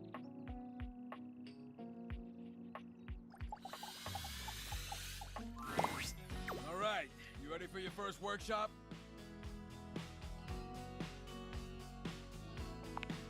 That's what I'm talking about. All right, come to the job site prepared and with a can-do attitude.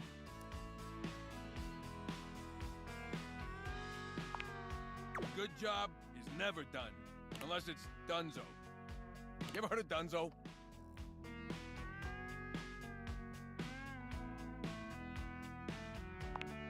It's one step above done, the ultimate done. Careful though, I knew a screw who had a little too much donezo, if you know what I'm talking about. Tony grins, flashing you a pair of finger guns as he waggles his eyebrows at you.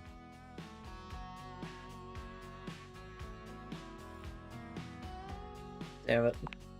First things first, in a courtship, as on a job site, you want to look busy. You don't gotta be doing nothing, you just gotta look it.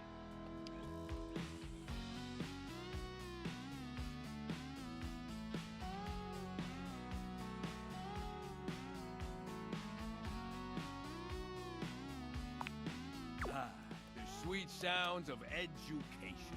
Lesson number 2.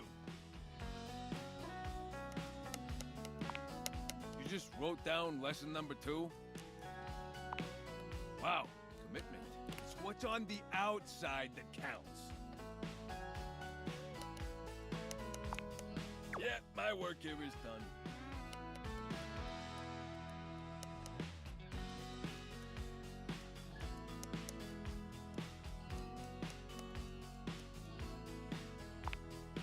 See? You're really starting to get it. All right. That's enough wisdom for today. Gotta give you time to digest all that good advice. Hope you were taking notes. Next time you're getting tested.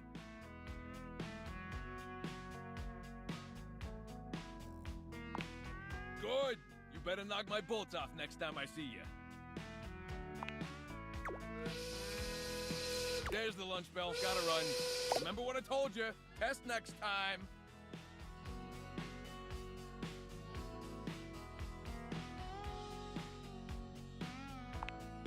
Okay, lay off.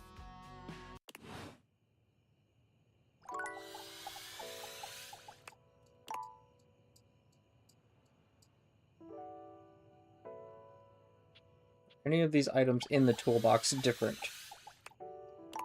Hey.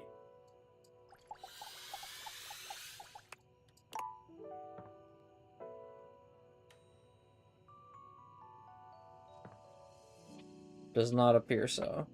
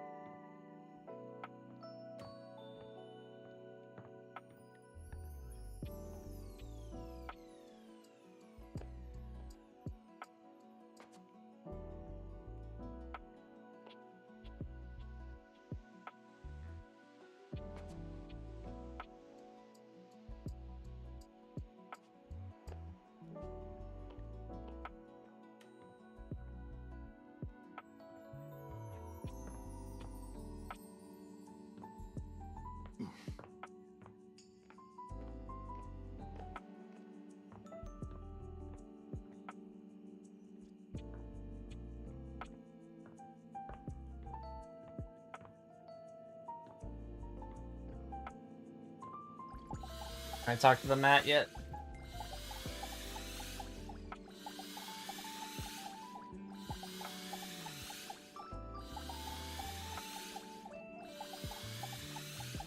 I wonder if that's a bug or if that's just because I haven't done something yet. Nice.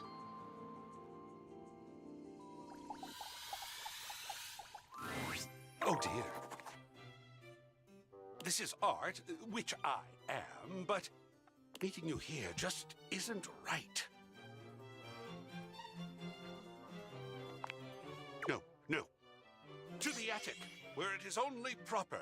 Meet me on the empty canvas. There is no attic yet. It's not unlocked.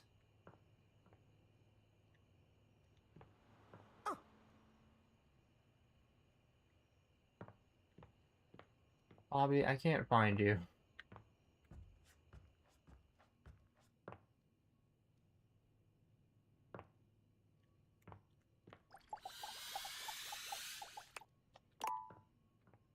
Maybe I have to talk to the door.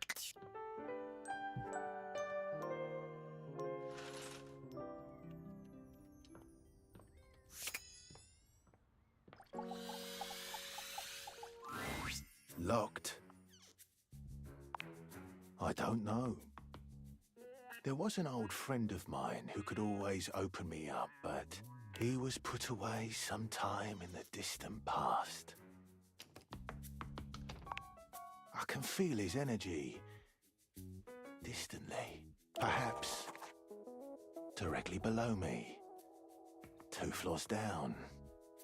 2? No basement.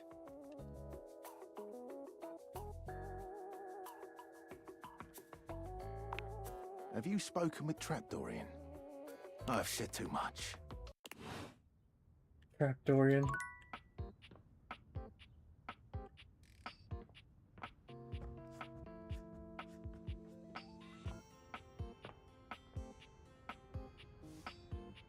That's the stairs.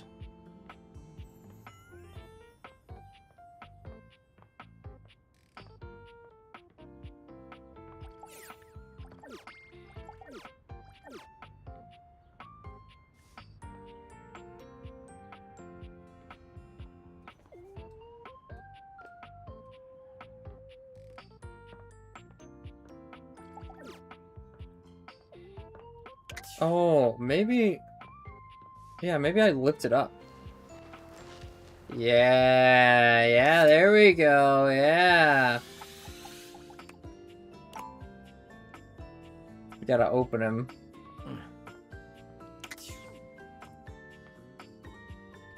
See, I knew there was something up with that, Matt.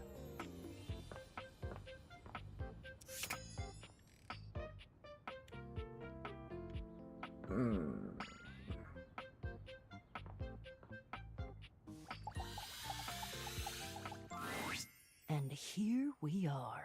Now listen, Bo holds a finger up to her lips, lowering her voice. we have to at least try to be very, very sneaky.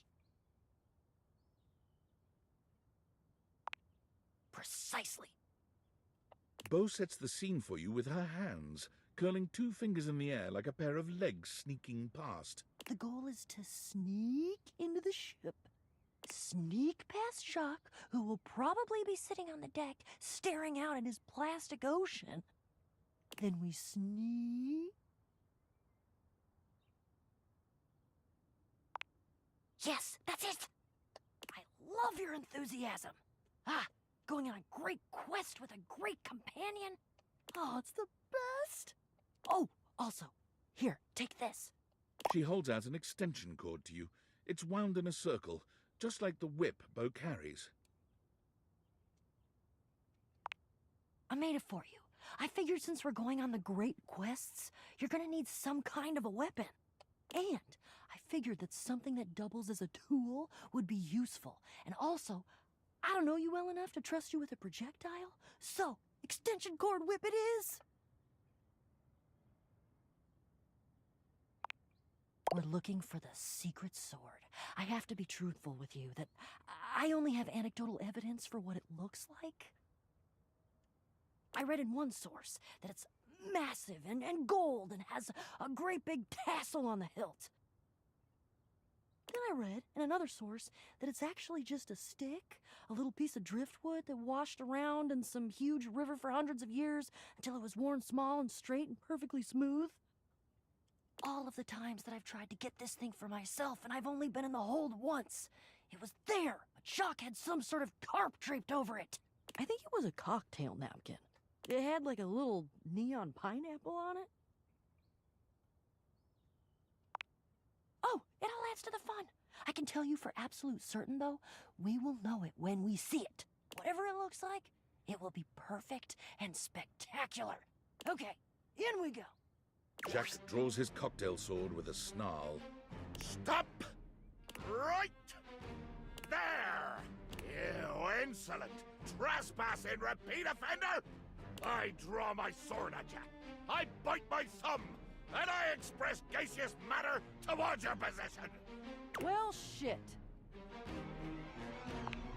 Calm?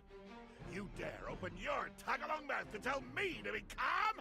If you even knew the number of times this scallywag has invaded my ocean, boarded my ship, and attempted to swipe my precious personal property right out from underneath me, you would not be mashing your teeth together to form the repugnant, repulsive, and ultimately unsatisfactory word of calm! Yeah, you're angry. You're the fearsomest pirate of the 7 seas, and we should all bow and scrape to your terribleness. Except for, let's face facts, you don't have 7 seas. You have 1. And it's not a sea, it's a piece of molded plastic, and the paint is chipping.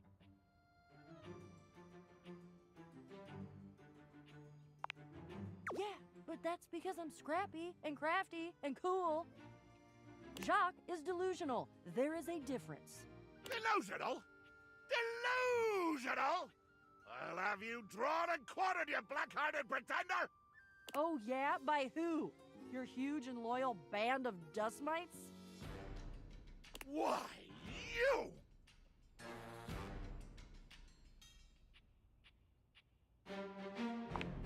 This is what I've been trying to tell you! There is no talking to this doofus. This is why I've just been trying to sneak past him and not deal with his nonsense. And you have failed every single time. That should be some sort of clue for you about your ineptitude in the arts of subterfuge and knavery.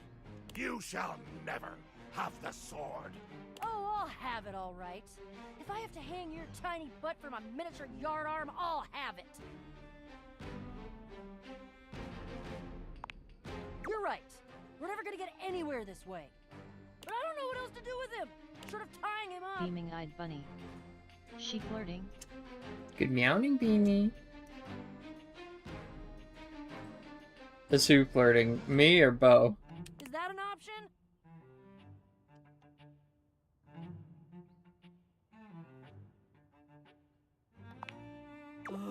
Fine. What do you suggest then?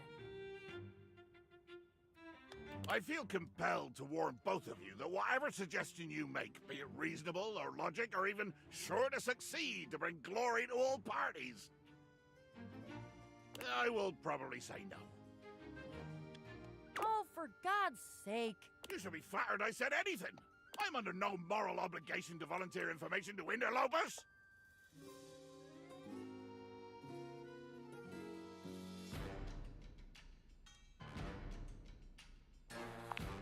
I'm sure you know the sword is ancient. Nobody knows exactly when it was created or by whom. If I understand my research correctly, Jacques, it just showed up one day in your hold. Since we are now discussing something about which I care, I will deign to answer you. That is correct. One day, I awoke to find the sword in my hold, gleaming and sparkling in the early morning ocean light. The sword, ancient and glorious as it is also the only known key to defeating the fearsome Isolde. Blow me down. You lie. You must lie. Why would you? I've already defeated you. There is no way you could win, either physically or by trickery, so you must be saying the truth. Or at least, your version of the truth. Isolde. The Isolde?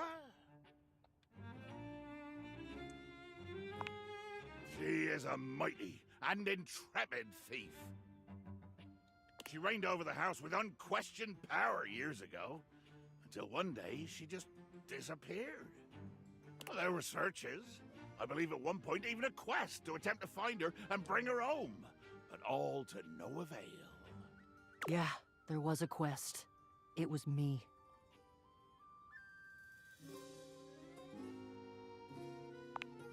But that's not what we're talking about right now. Jacques, the sword is the key. Without that sword, I cannot fight her. I cannot return her quarry to its rightful place. To be honest, without that sword, the greatest adventure of my existence ends right here, on the deck of your ship. Follow me. Jack doesn't even wait for your answer before pushing past you and Bo. He doesn't bother turning as you call after him. I'm not even going to begin to question how we shrank down to get inside the bottle in the boat in the bottle.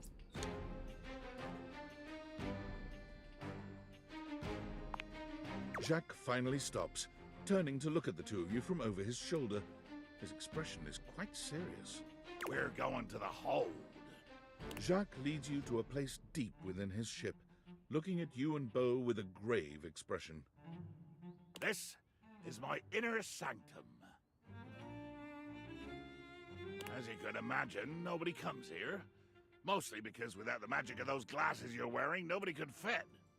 With two hands reverently on its sanctified cover, I slowly, dramatically slide the silken fabric off of the altar.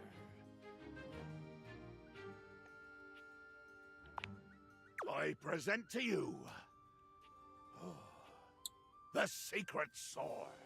He lifts the sword from its altar, his expression reverent and his touch careful. Oh, great Betsy! That's the most beautiful thing I've ever seen.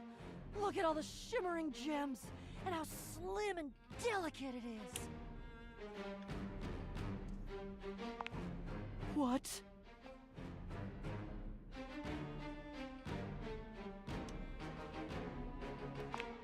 Gasp!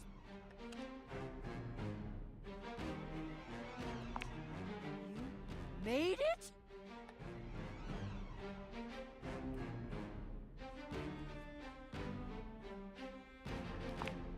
Jacques' face twists into a furious expression, his voice nearly cracking with the bubbling rage of your perceived insult. You lie! You lie! This is a sacred and magical object that appeared here in my hold one day, and I will protect it with my life! Damn right, Jacques. It is sacred and special. Whoa. I think Jacques is right. That's unexpected.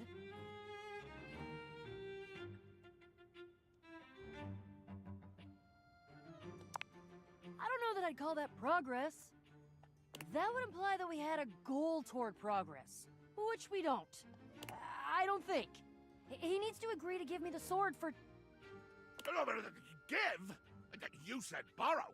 You said nothing about give at all. This was always a loan, a temporary state of affairs. But fortunately, or unfortunately, depending on your perspective, it is not just a simple matter of loaning you my single most precious possession. You see, I am going with you. What? Saw that coming. I desire adventure.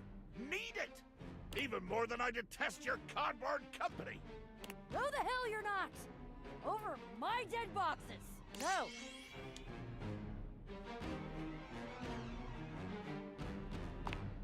Child, you have no idea just how much bottle I can be. If it has to be, it has to be. I'm gonna go get my quips ready, though. Because this is the biggest adventure of my entire life, and I'm sure as hell not gonna miss it. Onward! To the boxes!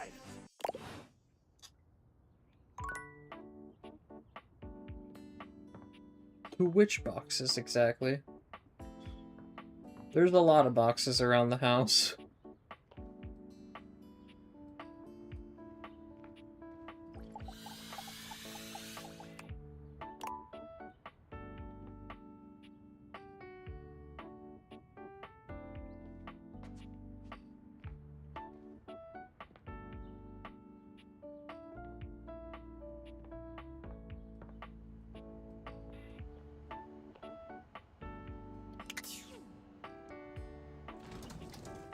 Oh.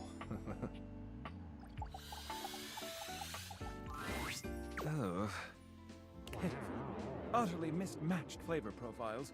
Texture's a mess. Hmm? Mitchell waves a hand at you. Ah, yes. Unpack them for me, won't you? Mitchell looks over your deliveries, nodding his approval. Brilliant. These are perfect for what I need. They should look spectacular in the dining room. Just plates? Just plates? Food is an art form, and the plate is the canvas. The presentation is a non-negotiable part of the deal.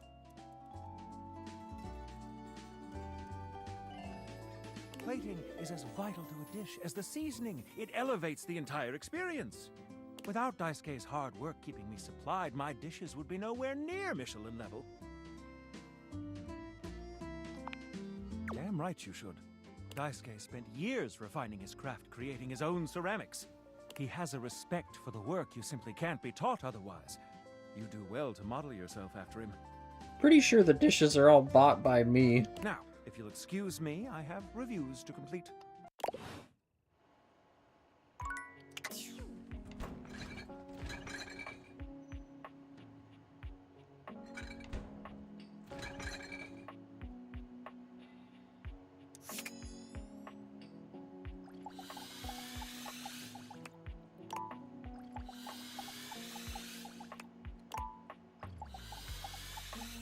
No, that's gonna be the door.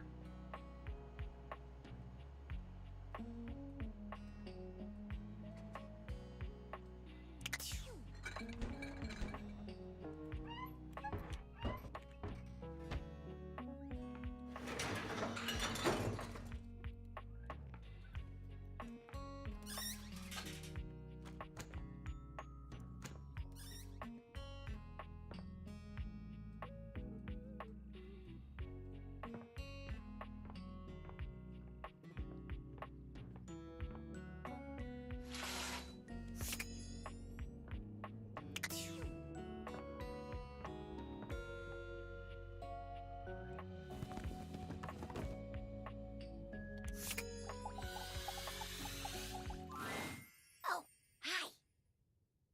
I'm on vocal rest right now, so I'm not too tired for the work week. Trying my best to rest anyways.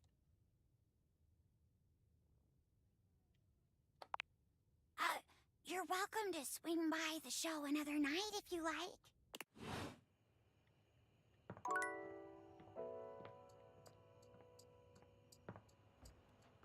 There's gotta be some objects that I've talked to but not unlocked then, if she's not unlocked.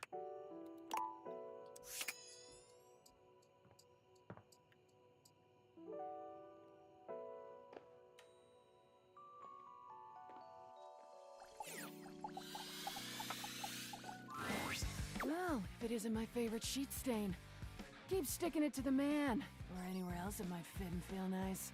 Equal opportunity. Speaking of which, I got a date with Benoit. Later, loser.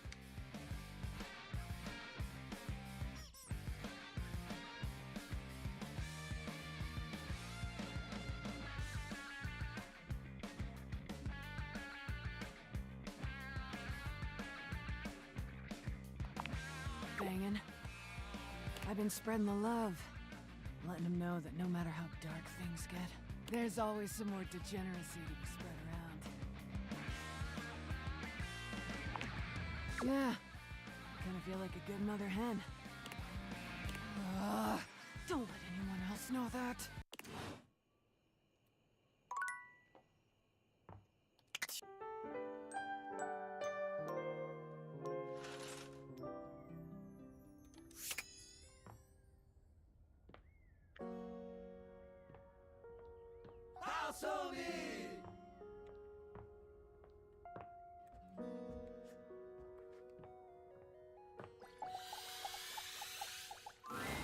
Locked.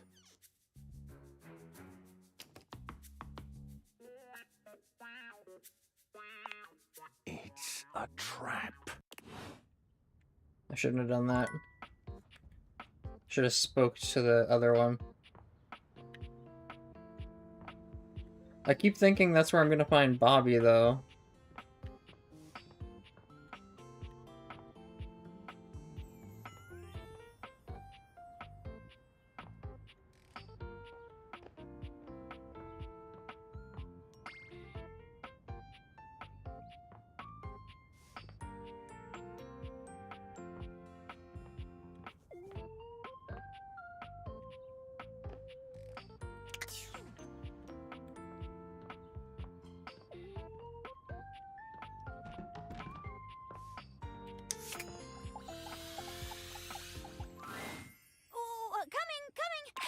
Hello. Sorry for any confusion.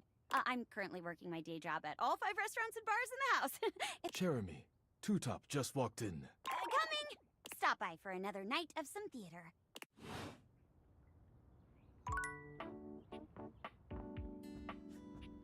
I guess I gotta find the right chair to unlock her.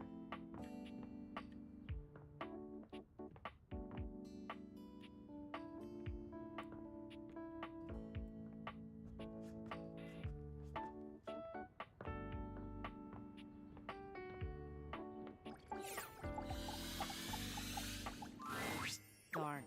I have to map my way to the crawl space, where our next quest awaits. I found the plans to this domicile in one of my boxes, and I distinctly remember there being a trap door on the ground floor. If you can, scry the floor for openings wherever you might be able to find them. Touch stuff! Knock on stuff! I'm right above it, girl. That's why I came to this box.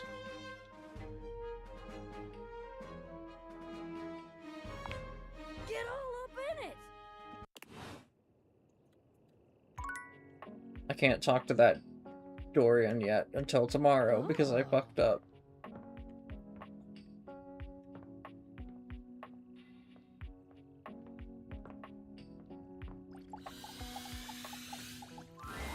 I'm so glad to see you again. You look lovely.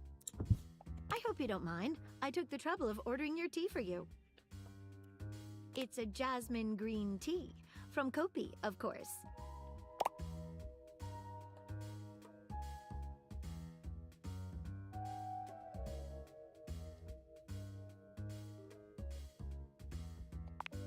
I'm so glad you think so. Hope you don't mind. I went ahead and researched your favorite order.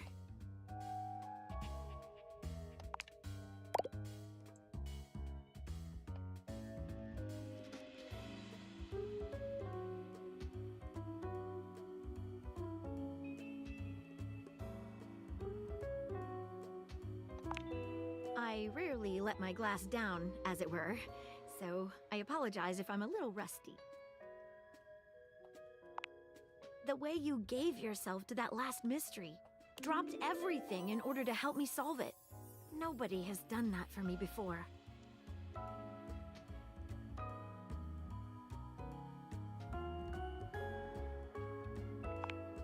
Oh, what about? Really? I'd love that too, only there's just this one other case that's stuck in my mind. It's hard to focus on anything else. Would you be willing to help me solve it? If so, I promise we can return to this conversation after.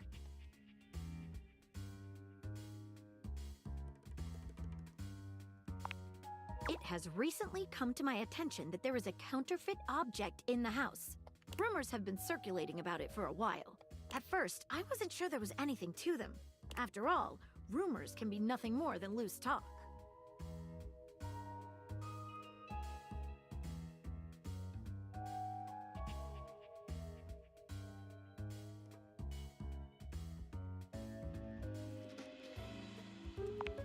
I fear so. The only problem is, the rumors are coming from all over the place, and I can't make heads or tails of where they came from.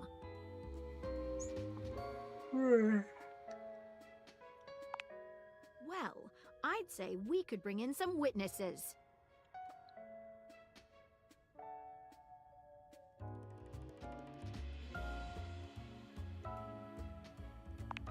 I should say so.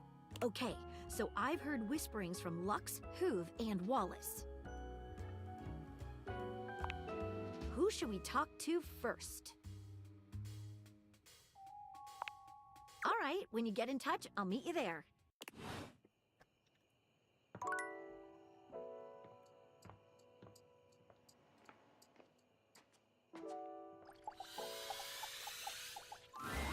Hey, I feel a little ambushed here. Sorry to bother you, Henry, but we're looking for any information on a counterfeit item in the house. Have you found anything? Perhaps at one of our crime scenes? Well, yeah. When I was upstairs cleaning under the trophy shelf, I heard Stepford saying some nasty stuff. You should go check with him. You down for a drink later? Sweet. See you around.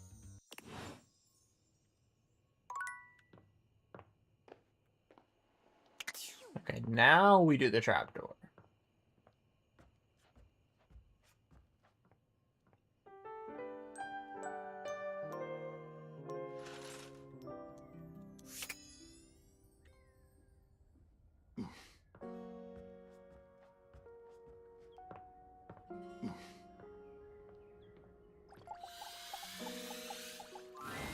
Dorian is less clothed than the last time you saw him. Huh? But when your eyes meet, he doesn't seem the slightest bit embarrassed. It's almost like he wants you to see him like this. Oh dear. You've caught me in my horizontal state. I try to stay hidden under the rug because this isn't a part of myself that should be out in the open. But even us doors have to cut loose from time to time. Dorian's abs seem to glisten a little more with that response. Do you like what you see? Well, you should. I like to keep in shape. Duty and all that. I've been thinking of getting some more tattoos. What do you think? I was thinking of getting a garage Dorian on my back. One of the most interesting types of doors there are in the modern world.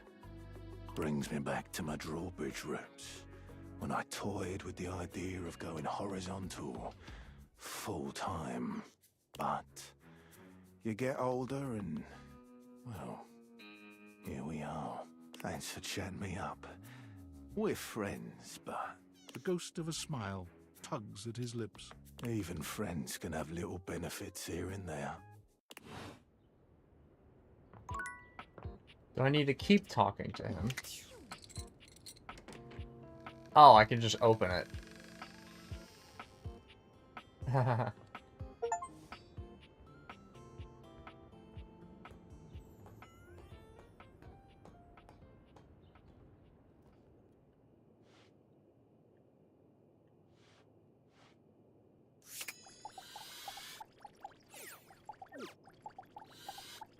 It helps if I stop sliding all over the place.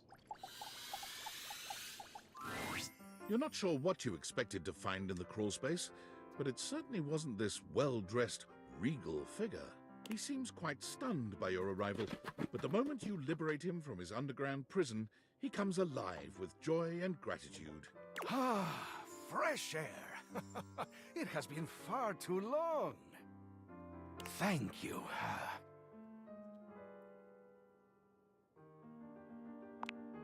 I have been trapped within that accursed crawl space for so long that well, I don't even know how long it was. Time lost all meaning under there. But never mind that now. I am Keith, and I owe you a real debt of gratitude, eh? Eso! Hang on! My content aware is going off. Oh boy. Keith, the skeleton key has a bit of a personality quirk that I would like to warn you about. But I also don't want to ruin the surprise. So I'll ask you, would you like to have the dramatic effect? Or would you rather know from the start?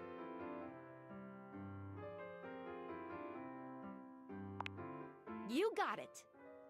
Please tell me, is there anything you're wishing for that I can help you with? Ha ha! Do I have some good news for you? I am in fact a skeleton key. I can unlock just about anything with a keyhole in this house, and a few things without keyholes besides. I am nothing if not full of surprising talents. So, Dorian is giving you some trouble, eh? Nice to hear that some things haven't changed while I was gone. Well, fear not. Dorian and I go way back. We were practically made for each other, he and I. If you'll allow me the briefest intrusion into your pocket, I'll gladly accompany you. Without further ado, Keith leaps straight into your pocket.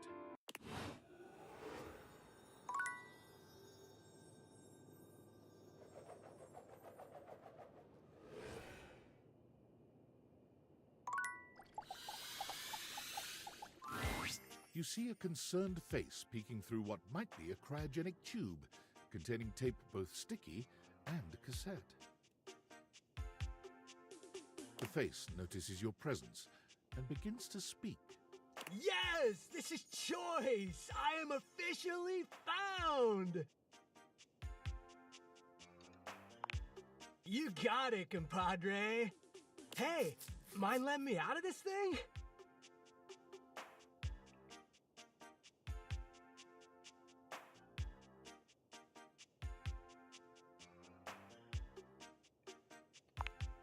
Nope. I mean, I don't think so. Maybe. Only one way to find out. Let her rip. Down? I mean, I was down. Down in the ground. But now I'm out.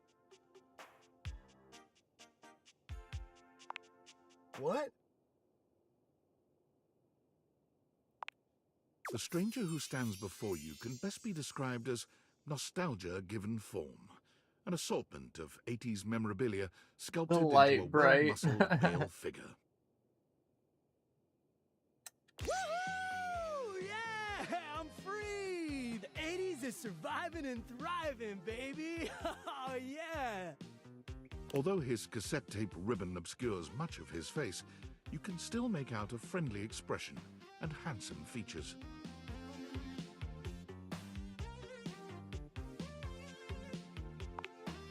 Well, yes and no.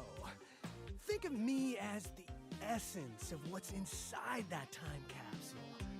80s personified. He pulls an electric guitar from somewhere, playing a very loud and intense note as he strikes a pose. Better yet, don't think too hard about it at all. 80s fever reigns! Yeah! Yo!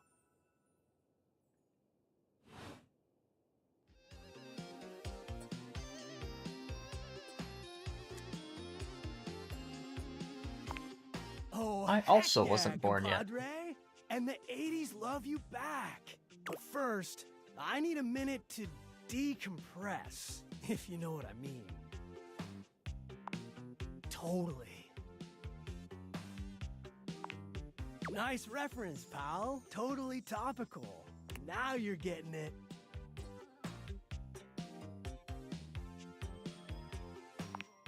Nah, I might bop around the house a bit if that's cool.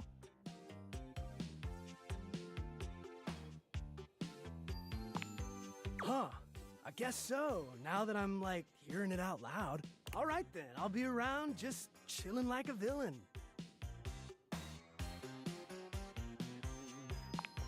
I'll teach you the ways, Daniel-san.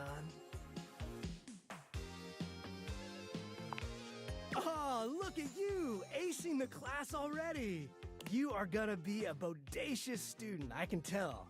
Okie dokie, Smokey. Just gonna shut the peepers and recuperate. Talk to you later.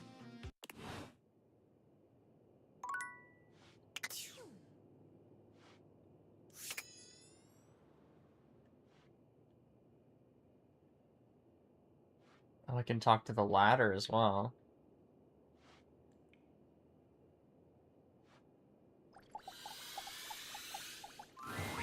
An unholy amalgam of rat and trap stands before you.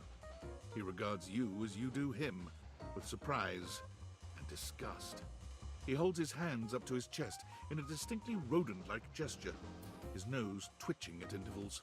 Holy frickin' shit! What am I looking at here?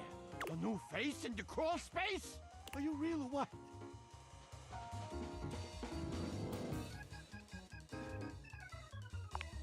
What's wrong with you?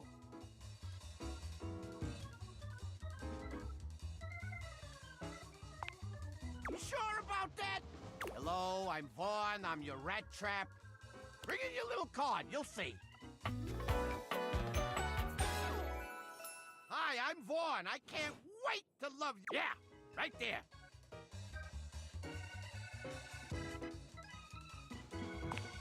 Oh, a long time, Pally. A long freaking time. Whoa there. My content aware has given me a tickle. This crawl space is full of content warnings.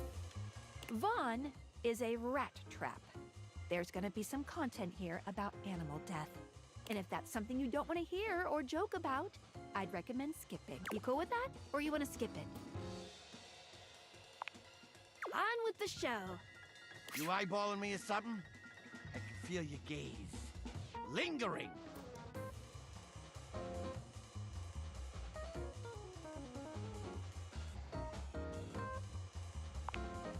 Oh, well, that's all right. I guess it isn't really your fault. I do think of myself as a very well-defined character of a sort. How do you do? Vaughn stops for a moment, his nose twitching as he sniffs the air. He squints at you, suspicion in his gaze. Hey, buddy, you got cheese on you? Shouldn't you? Shouldn't you? You come into my crawl space and you got no cheese? This frickin' schmuck? Listen up! You seem like the fancy outside of the crawl space sort. That right?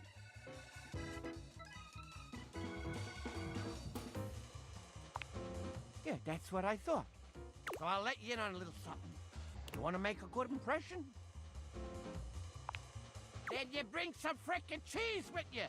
That's a life lesson for you too, kid, in a metaphorical sense. Though in this particular instance, I mean it very literally. Give me that cheese, baby!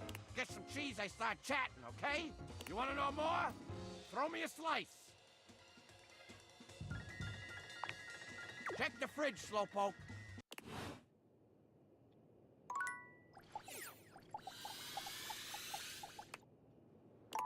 Oh, it's just part of Trapdorian. Got it.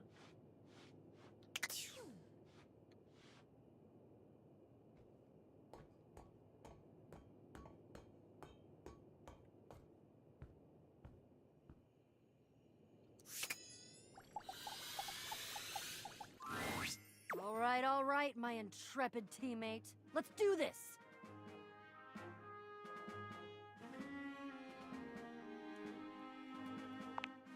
Great question! We have completed the first part, the quest of the secret sword. But the second part, that's the one that hits closest to home. I sold the chest is my rival. I sold a chest? The part of boxes that are used to conceal, confiscate, and wrongfully withhold. I guess you could say she's my evil twin.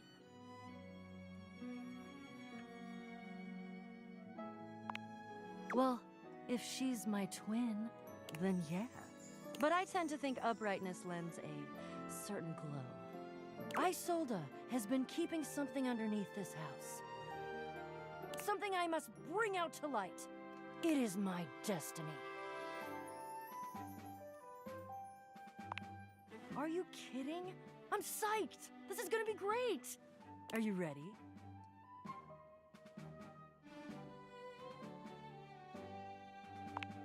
Oh, he's coming. I think he was polishing his belt buckle. Something about can't go swashbuckling with a tarnished buckle. I don't know. Oh, aren't we all here? Gathered in the gloom before the hurricane should sweep down on our unsuspecting heads. Hello, Jacques. So glad you could make it. Was definitely not secretly hoping that you would trip and fall and break at least one appendage, thus rendering you unable to show for our little rendezvous. Your concern for your shipmate is touching. More fool you. There's nothing that would have kept me from being here. Oh, and nothing would have kept you from needing me. If I hadn't shown up, no sword. No sword, no skullduggery beneath the floorboards. I hope it gnaws at your maggoty guts that as much as you hate me, you're actually glad to see me here. So I am. I do have a little surprise for you, though.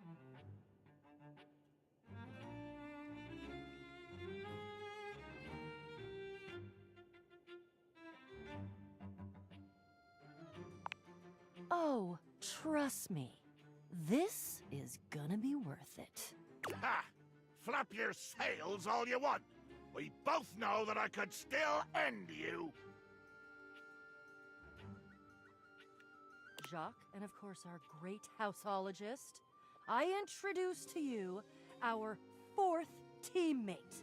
Meet Gaia, our resident globe, and an individual almost as well traveled and storied as myself. Almost, because she hasn't actually been to the places. That's me. Don't ask me nothing.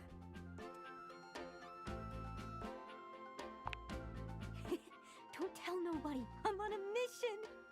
Why? Why? Give me a reason. It better be a good one, or I swear by the fingers I still have left, I will find a plank for you to walk. Why would you bring her? I like her. She's fun and positive and upbeat and curious and adventurous and just, well, she's swell, really is what it is. I have noticed all of those things. I hate all of those things. Gods, do you have any idea how much deep personal work I had to do to make myself spend this much time with you, Bo? And Gaia? Oh, she's even worse than you. She's like you, but more. Buddy, I'm standing next to you. Can you not understand the torture?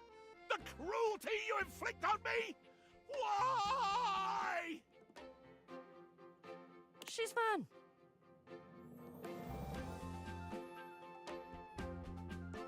Yes? Being around fun is painful and aggravating for you. Yes?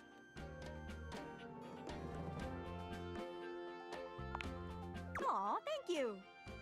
Gaia gestures to you to come closer. Human, a word? Right this way, out of earshot of those loudmouths. Gaia keeps her voice low, glancing sideways at Jacques and Bo, arguing some distance away. The real reason I invited myself was because I know how much these two can yap. And as a globe can spin fast or slow like, I can help this yarn along a lot faster. If you like, I can do a nice little summary of this here adventure. Or you could watch the lighthearted caper unfold in real time. Oh, I don't know, 30 minutes?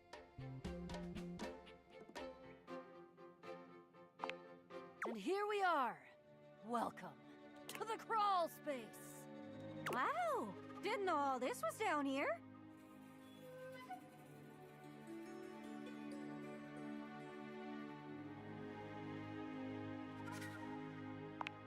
Abso-freaking-lutely.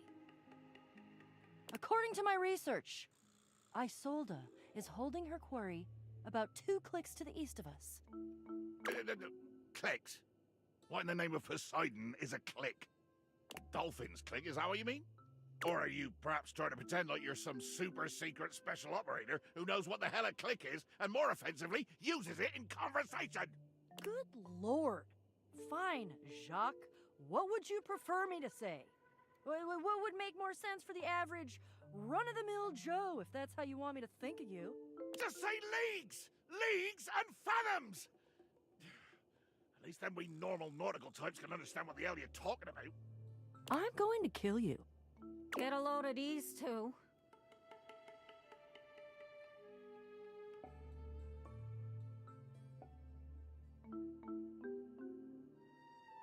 Bojack Divorceman.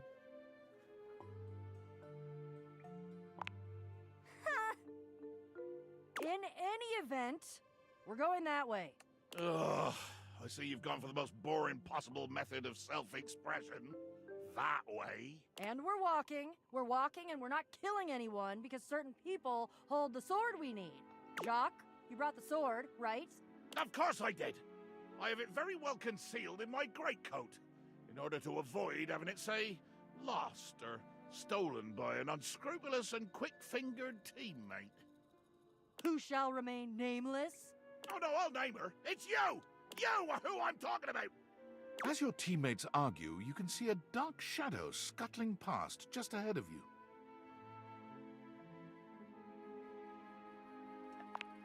Whoa. Weird. What is that?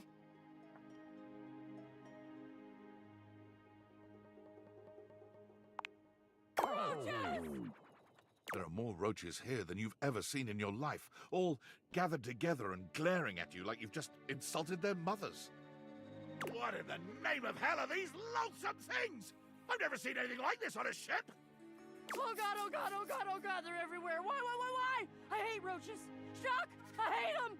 Why couldn't it just be rats? Huh. Don't worry, there's a rat Looks down like here they're too. forming lines? Ranks? Like a little brown marching band. My God!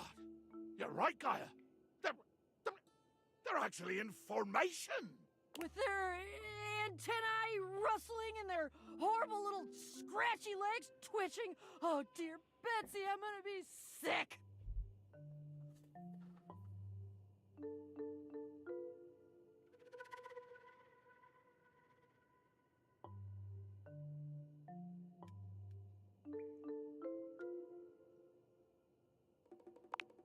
Organized? I'm tough. Bugs don't bother me. You're telling fibs, aren't you?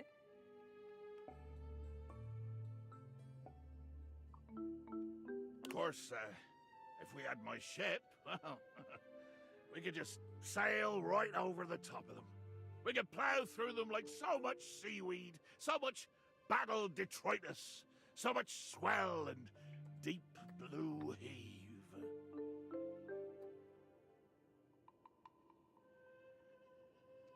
Oh God, please don't say heave.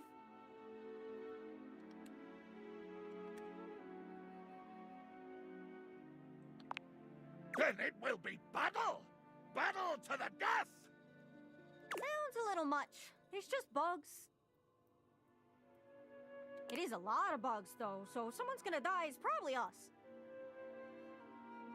I could just take the glasses off, guys.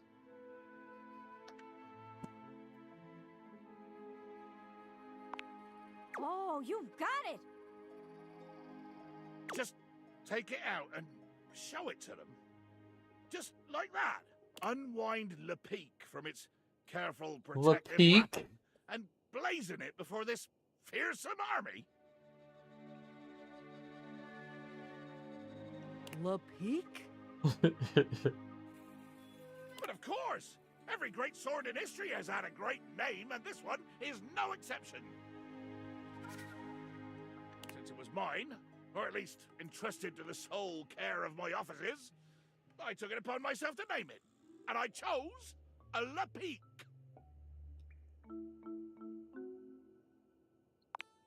Reverently, I draw the rapid blade from its scabbard. Carefully, I unwind the bindings, slowly, inch by silken... I think you mean millimeter by millimeter, my dude. You casting a spell there? One final turn of the silk, and here she is, La Peak.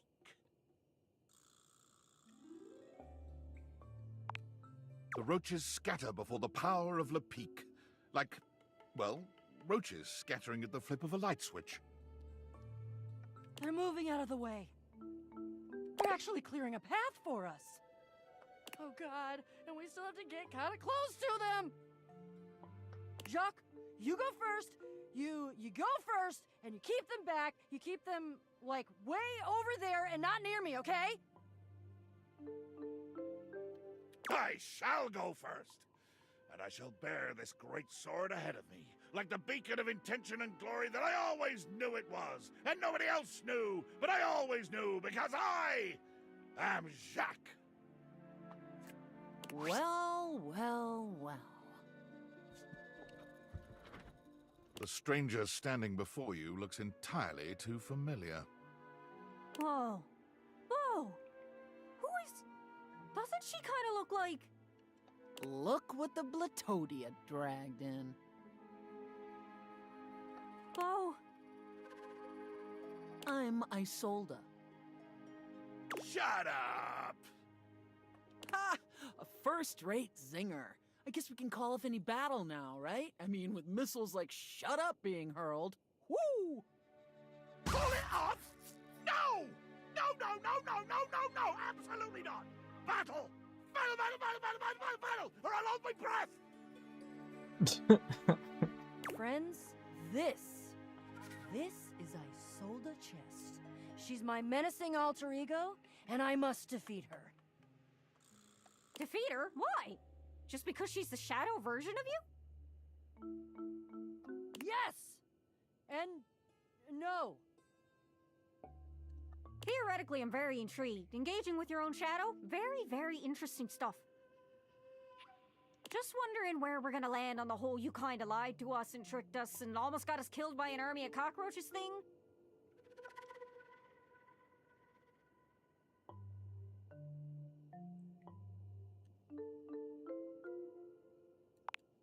Gaslighting?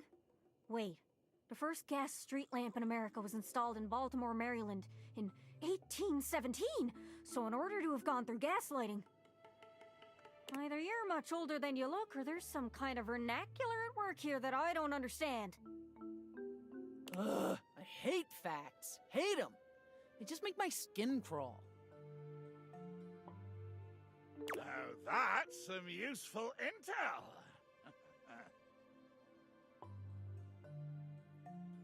Gaslighting means misled, lied to. I know, because it's one of the tactics I sometimes use on my enemies. You don't say. You mislead people? Duh. I do too. Goodness, my little pirate. Looks like we have more in common than we might have thought. Maybe you'd consider a teensy-weensy swap of allegiance? Not for all the gold or treasure or whatever it is you're hiding. I'm here for the battle. You are undeniably the most exciting opponent in the room, so that decides me. Wait, I thought you were committed and curious and, like, on my side because you believed in the quest. Wah! Belief?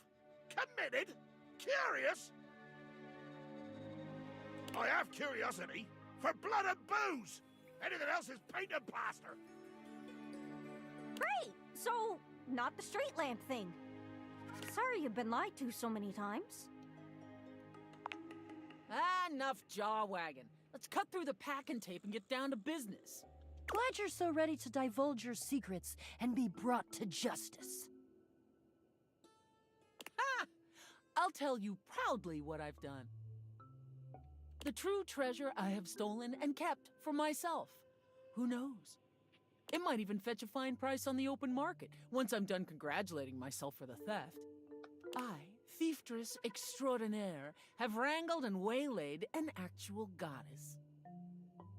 What? Oh no. Oh yeah. A full-fledged, empowered, glorious, immortal being right here in my safe and wretched little manacles.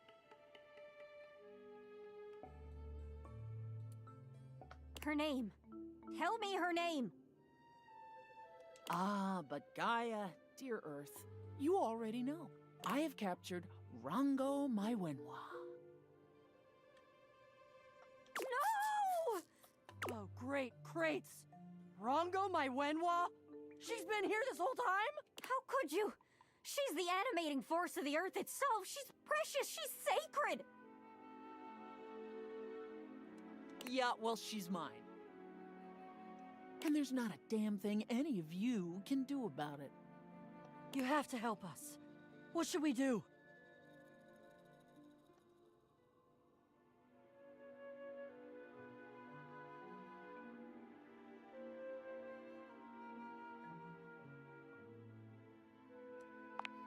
Brilliant! Yes! Take this, you cursed coffer! Gaia begins to dance. A glorious dance of supreme athletic ability, all the while hurling the mundane, the inane, the factually accurate at Isolde like lead from a blunderbuss. Trivialize this creepy container! Isolde parries at first, taking some blows and deflecting most, but soon her endurance begins to flag. She becomes slower, more feral, stumbling and heaving her own punches into thin air as Gaia twirls a vortex of dirt and fact around her like a avenging halo. It's working. She's down. Finish her off. Gaia, breathless and flushed with victorious exertion, stops dancing and pins Isolde with a fiery glare. The Latin word for box is botchus! Isolde flings her arms to the sky and in a great burst of glitter and packing peanuts, unlocks completely. As the sparkles settle, the dim light of the crawl space seems to be drawn into a stone, now lying exposed upon the ground. A glinting and sparkling purple geode, pulsating with the energy of the earth itself.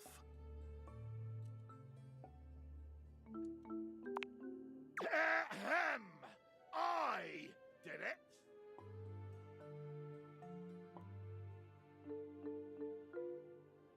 Okay, your sword helped, but we worked together.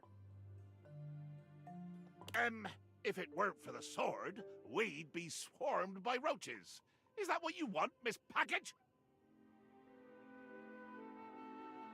Sigh. Where's Rongo, my Wenhua? Is she okay? My child, I have always been fine. Goddess. Rongo my Wenhua. What do I call you? My name alone will suffice.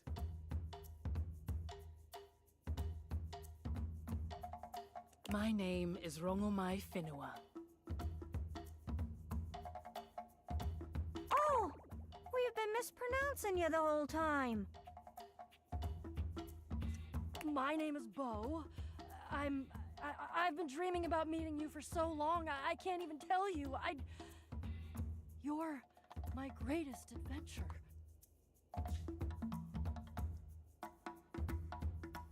Hello, child.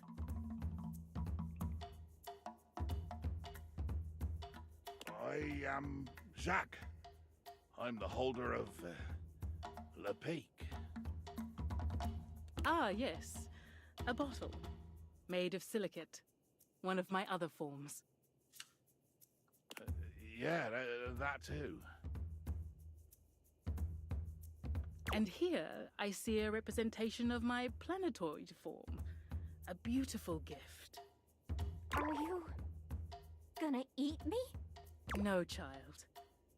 It is time I leave this contraption and seek out a new place to be beheld. Thank you all. Thank you for all that you have done. I shall return with gratitude to the world above and to the light. Though human, I must ask. Please pick me up and put me on a shelf. Even goddesses like myself have limits.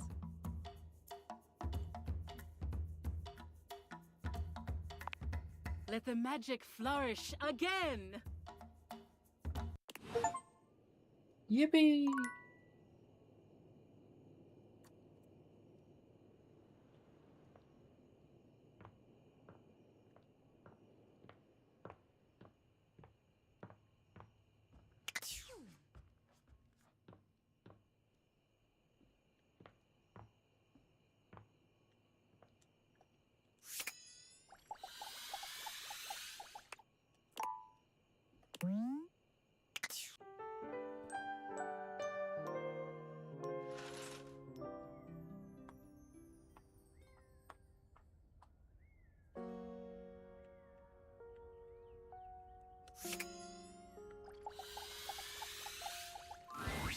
Shelley's endless energy doesn't seem to have lessened any today. When you see her, she's clutching a duster a bit too tightly. Oh my god, look who it is! I was just thinking about you, and here you are! I mean, I thought about you all night after you left, and it didn't make you show up, but then, like, it definitely worked this time!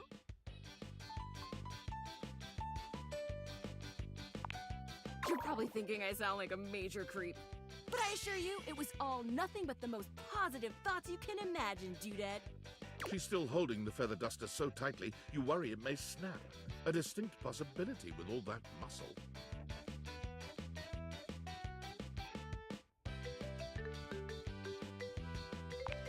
Oh, this old thing? I was just, Hey, so like, I know you've been real busy with all the things you've been up to lately. Like sitting on the couch, sitting at the computer, taking naps. But since you haven't really been looking at me, like, ever, it makes sense you might not have noticed. I'm dusty. I mean, like, I'm cool with it. Dust is great. It's so powdery. But it's making me sneeze, and that makes it a lot harder to hang onto these walls, so... Maybe we could, like, live to the fullest and dust me! Shelley thrusts the feather duster out towards you. Withdrawing her hand so swiftly, you nearly let the duster fall. Your humble feather duster. You've never been all that big on dusting, but this thing does get the job done. Shelley has her eyes shut tightly as she waits for you to dust her. She looks oddly nervous. I'm not scared. I've never wanted anything like I want this dusting, Broderina. Shelley's reassurances aren't all that convincing, but you suppose a little dusting never hurt anybody?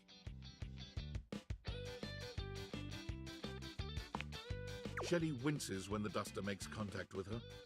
Fortunately, over time, your gentle touch allows her to relax.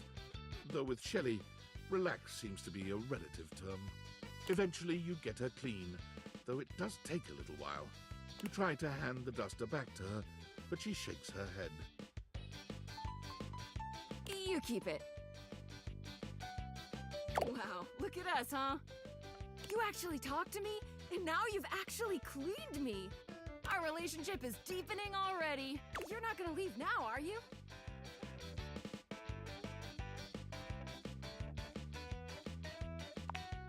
Oh, good.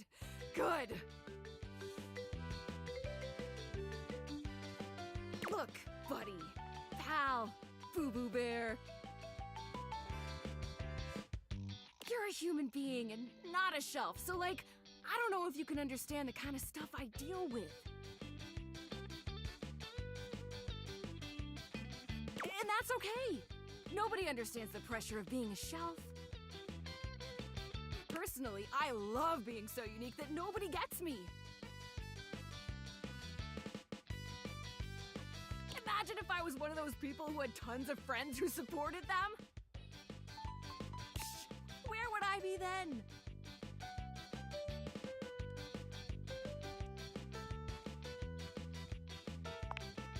Happier? Hardly! You think just because Goodness people gracious. believe in me and support me, I'd suddenly shake off the fear of falling? Wow, I'd like to get a taste of some of that positive thinking for myself. Tell you what, pal. Why don't I show you just what kind of life I live? Next time you come back, I'll give you a day in the life of a shelf. And then you can see just how and why I maintain such an impressively sunny and positive outlook.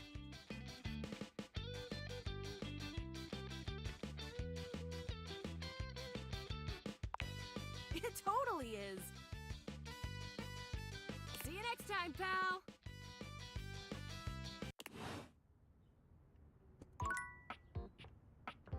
Okay, so which shelf am I supposed to put her on?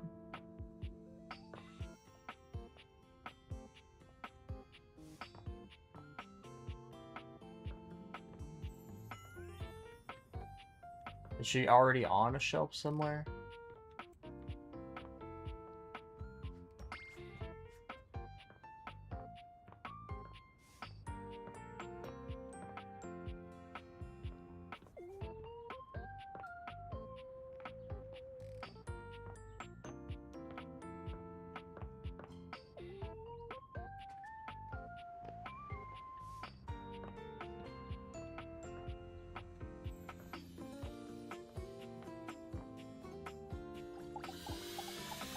There she is. You expected some manner of dazzling beauty when you focused your gaze on the beautiful geode in your office, but you couldn't have imagined this goddess. Her crystalline eyes upon you stop you in your tracks. The planes of her sculpted face glitter so beautifully, you're almost tempted to touch her. But the aura of power that radiates from her stops your hand. You are new.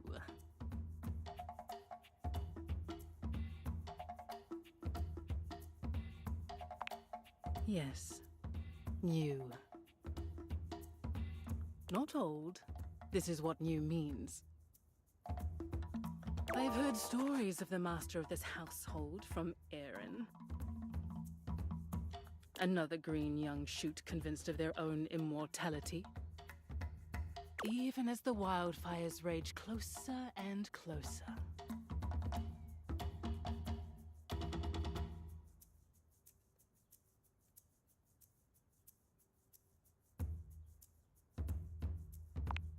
No, mortals always think this way.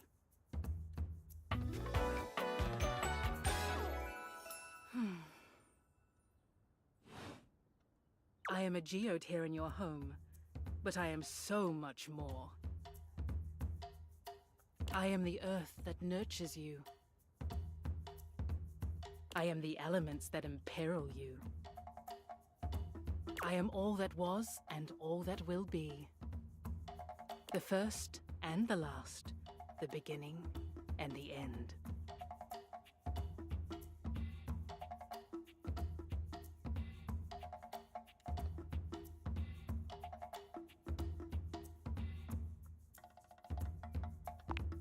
No. I have wondered when you might make your presence known to me. I hear of your comings and goings from the others in this place. Your antics are most amusing to me.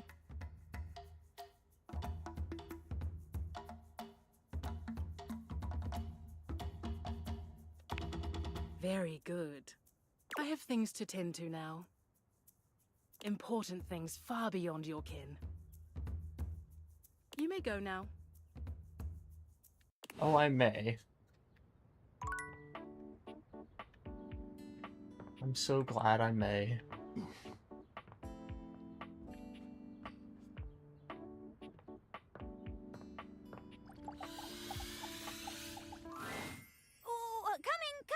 Hello, hello. Sorry for any. I'm currently working my day job at all 5 restaurants and bars in the house. Coming. Stop by for another.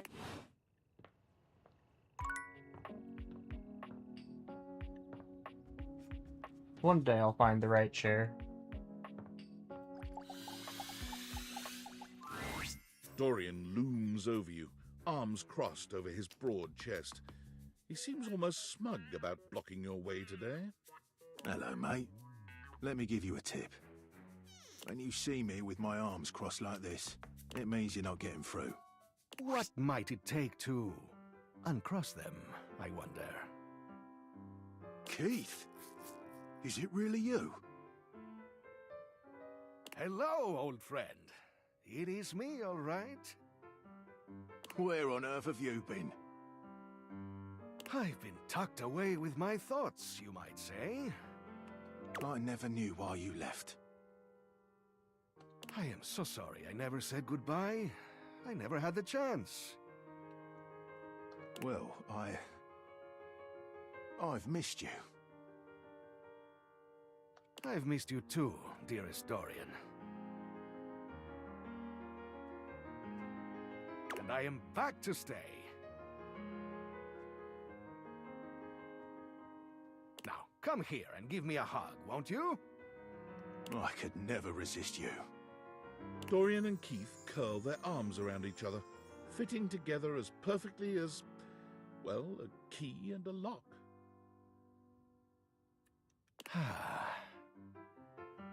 Is this why you only believe in friendships, Dorian? And just like that, door is open.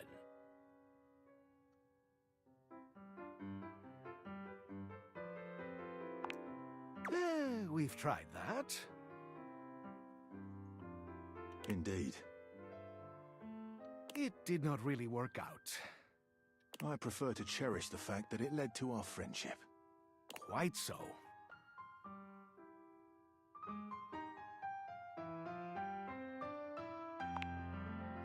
Maybe so, but it can also complicate it mightily. Thought we closed off, but love tends to get messy. For us, friendship is the way to go.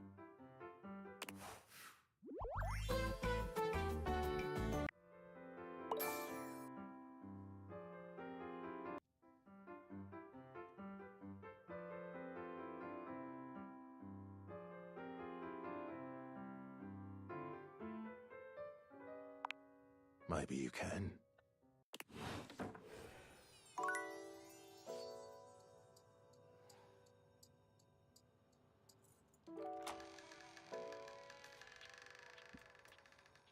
Yippee!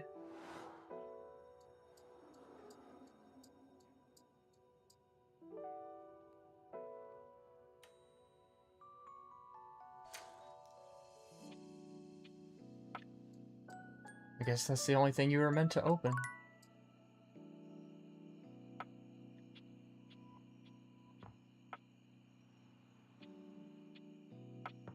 There's a lot of stuff in here.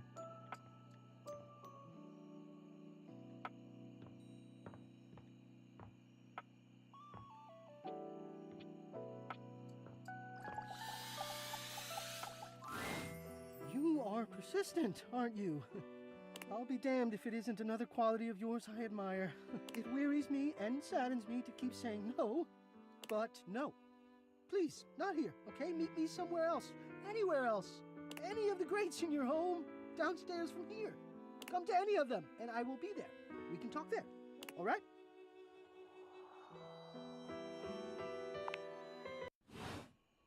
I thought that was going to be different.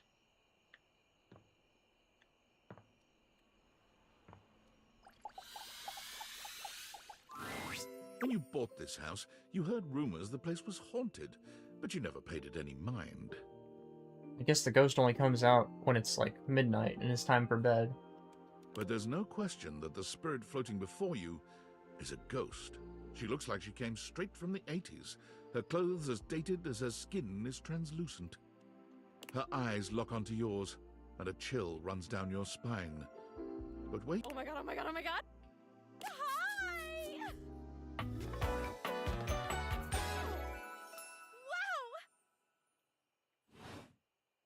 Wow! Oh, my content-aware just gave me a scare.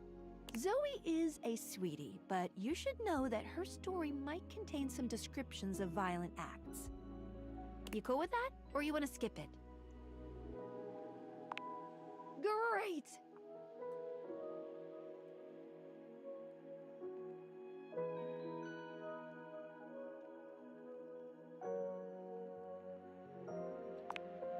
No, Zoe actually can't hear me since you're not actually wearing the date banners right now.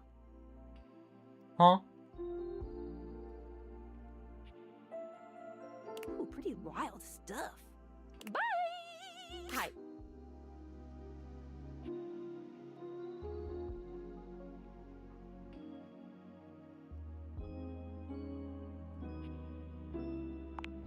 Cold front! You can feel it? Yes! I'm very cold! Oh my god, what are you? Where are you from? Do you like ice cream? This is the best day ever.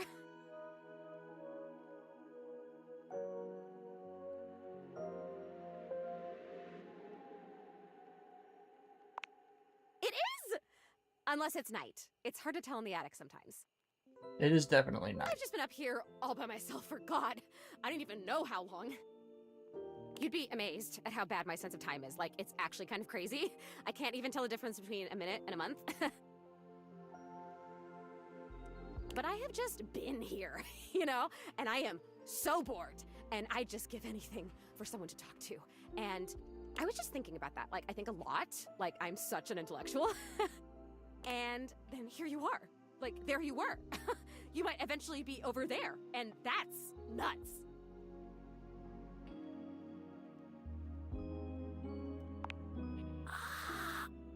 I might feel the same. Is that weird? Let me explain some stuff. Life, as you might know it, is kind of a complicated proposition for me.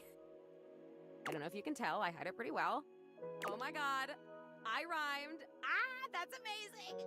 Honestly, it's amazing to even be able to speak because a lot of the time, I can't make sounds, which is weird. And a lot of the time, like most of the time, I think I'm invisible because nobody can see me. And that's super weird because I'm totally real. You know, I mean, I think I am. So why wouldn't I be? Because if I can think, I must have a brain or a consciousness somewhere. Right? Yes. Sorry, I am just so excited. My name is Zoe.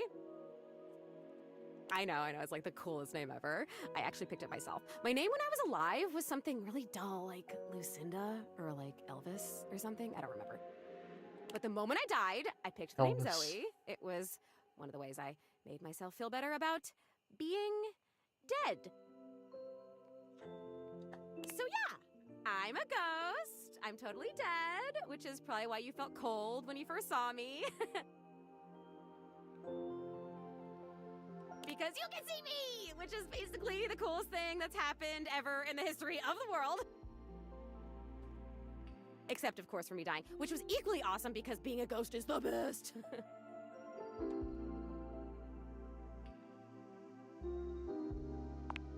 I've always wanted to meet a human. Well, I mean, I've met lots of humans before, but like in my ghost form. It feels different. Hey, listen, something's happening. I don't always have control over when I evaporate, and it kind of feels like I'm about to just, like, cease to be here right now. So, such a bummer. I want to talk to you. Just, come back and see me again, okay? This is gonna be so cool. No pun intended. Zoe is already beginning to fade, her voice growing fainter. Oh, here I go. See you later.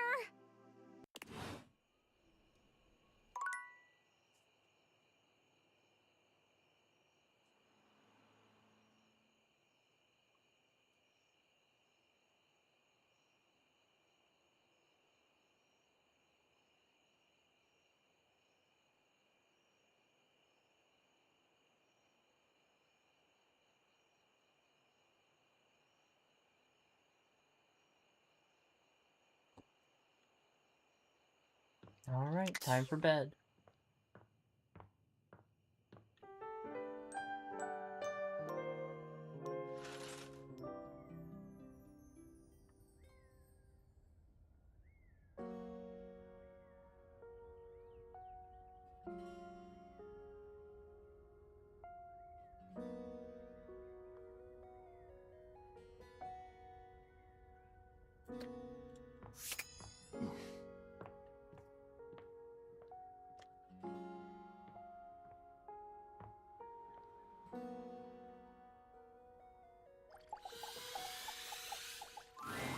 A marble Adonis regards you with a critical gaze, completely unembarrassed to be wearing so little in your presence. He a preponderance of dust. Oh. Of course, his name is Art. I'm so glad you're here. As the owner, the curator of this house, I feel this must be brought to your attention. Just look at that. The dust has created almost a cake-like texture. Makes it next to impossible to divine any detail or subtlety the piece may possess.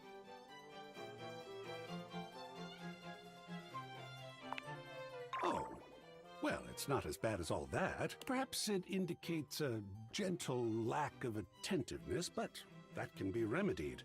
It's not like it's a red wine stain or sun bleaching, or, and may we be Thank you for the preserved follow, from B6. such, a child with a new box of markers. Dust is entry level. But even so, we must remain vigilant.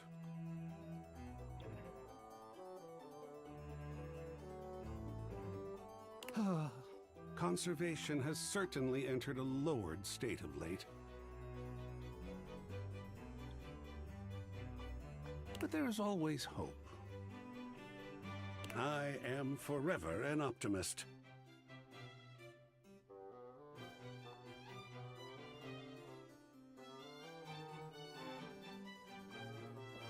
And a pessimist, actually.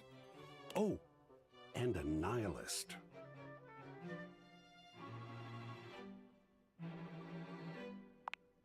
Excellent query. I am art. All and sundry, great and small, art. I am a towering intellectual achievement of profound psycho-spiritual depth.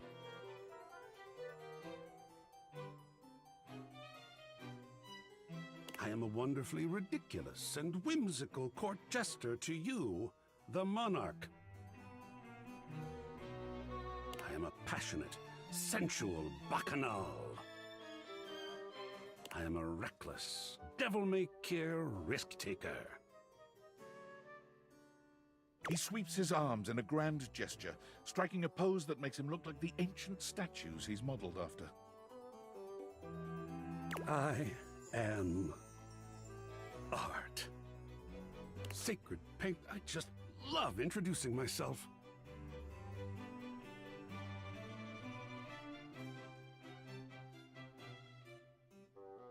Wasn't that fun?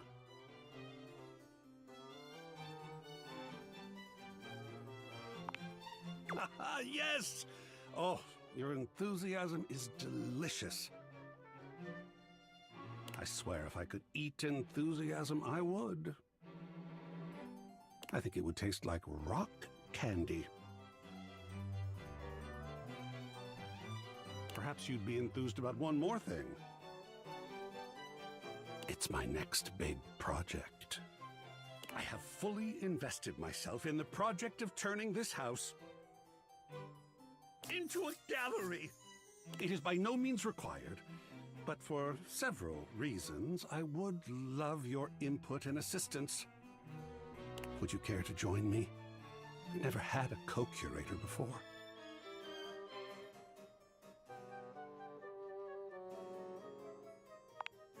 Yes! Oh, I think so too. A lot of work, perhaps, and it might even become emotional. We just never know what real art is going to bring forth in us, do we?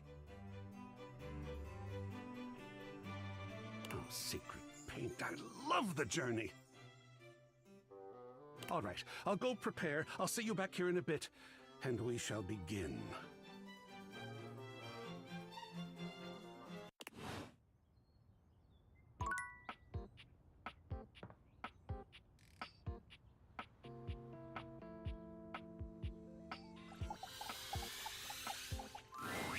A colorfully dressed board gamer beams at you, but even though his expression is ostensibly friendly, something about his energy is a little off.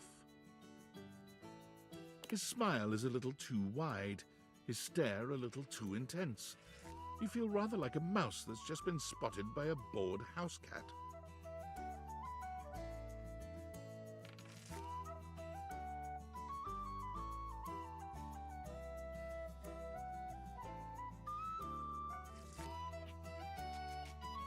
Why a gee-gosh golly and a hi-de-ho! I'm Parker, the board games, and away we go!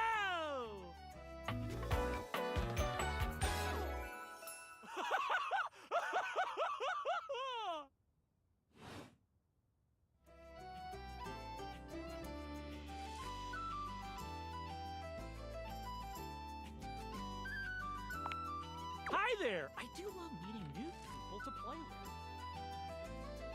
And I do need new people to play with these days. I'm awful lonely up here in the big ol' attic. But you seem like a nice sort of gal already. Maybe you could be my next relationship. Would you like that? Oh boy! Well, if only it were up to me. You see, my whole deal with relationships has to do with rules. I love rules. If you want any sort of relationship with me, good or bad, we have to go through the rules. Want to hear them as they pertain to me? As they pertain to my whole deal and how this is gonna turn out? Glorious! In order to achieve a relationship with me, you must play these board games 3. If you beat me or unseat me, more chances for love will greet thee. At the end, I roll a die to achieve a status. This, in the end, will be our dating apparatus.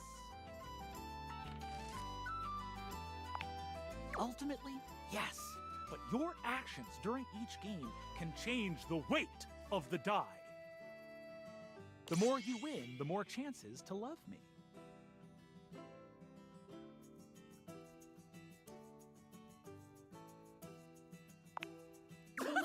I'm falling in love with you. Just kidding. Only the final roll will tell me how I feel about you. Meet me here next time for our first game, Sandyland!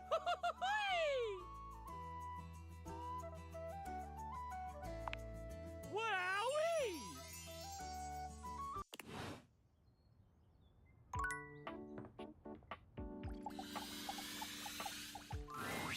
A flowering beauty waves at you, her radiant smile inviting you closer.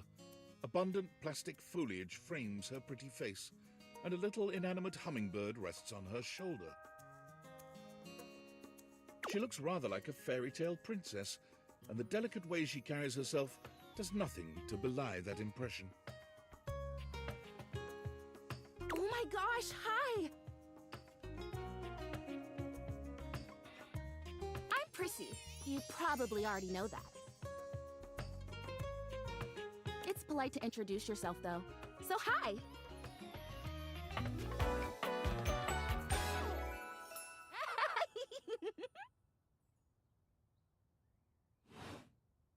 This is so funny that you're standing there.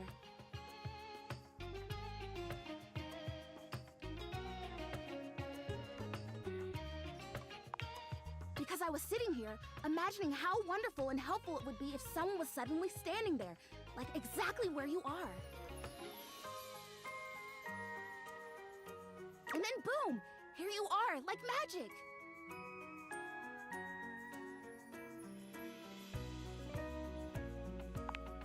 Yeah! Well, no. I mean, kind of. You're definitely great. Probably. But in my imagination, the person standing where you're standing also did stuff. I need you, please, to flirtalize me. Not flirtalize.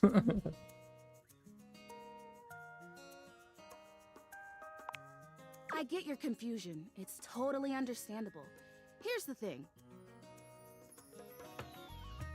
I am a plant. Yes.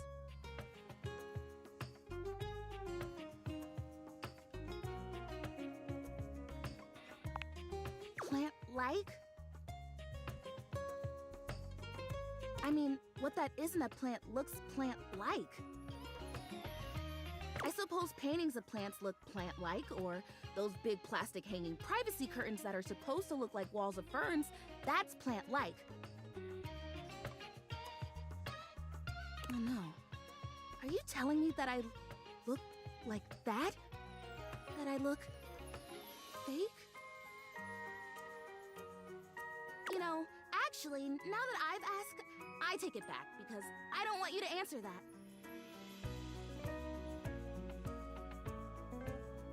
I already know the answer. I don't like it very much.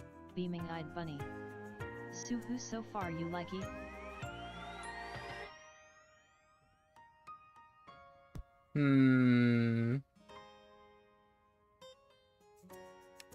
Just in case you hadn't already deduced this, I am made of plastic.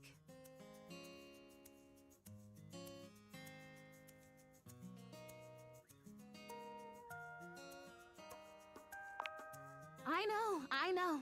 It is the great, confusing injustice of my young life. Even saying that word. Plastic. Ugh. Anyway, I am made of plastic. I would really rather not be made of plastic. I would rather be a real plant. I want to grow. Let me get back to you on that once I get back to my reach for the list. sun, and I want to feel the photosynthesis in my leaves. Right now, I mostly feel dust in that Labreeze. Your room is clean now. Smell good spray. Which doesn't actually smell that great, if I'm being honest.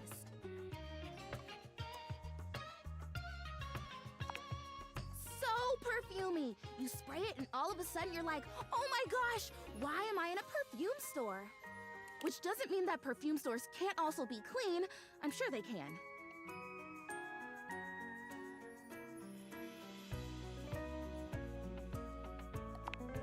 Oh my gosh, we started talking about... Beaming-eyed bunny. What were we talking about? Also ahem, the time sayer noted. Yeah, 1 hour, right? Until 8 a.m. for you? Well, 53 minutes. Doesn't matter. I'm pretty easy to distract, as you might have noticed. Let's get back to the flirtilizer. I'm keeping track. This is really important. Oh, I thought it was 7 a.m. LOL. Nar. Beaming-eyed bunny. Okay. I want to give you enough time to get some good rest.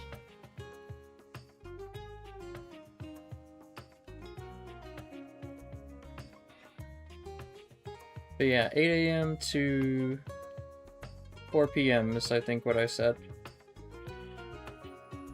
The fertilizer is the result of months of dedicated study on my part to find a substance that will... Nar. I hope you feel rested at least. Drumroll, please. Make me real. Prissy presents you with a green jug, Beaming-eyed covered in bunny. pictures of flowers Nope, aggressively demon one mugging for the bungle. camera. No. This is about what you expected from something called flirtilizer.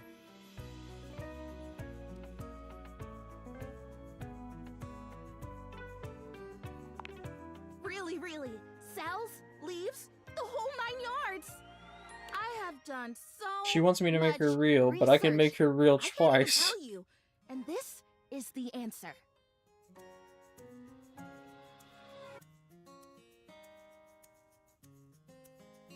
The gold standard for making plastic into chlorophyll. I just need you to give me a good dousing right at the roots and then stand back and watch the magic.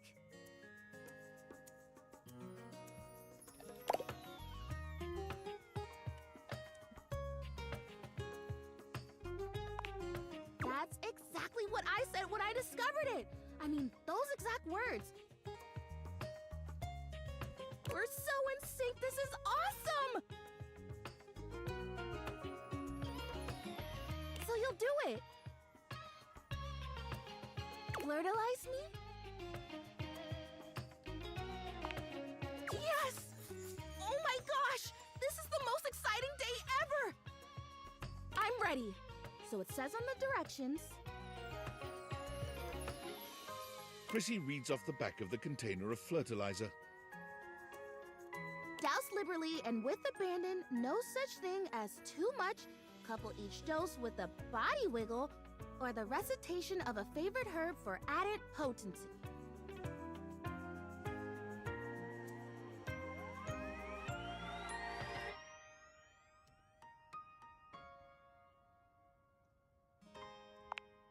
I know!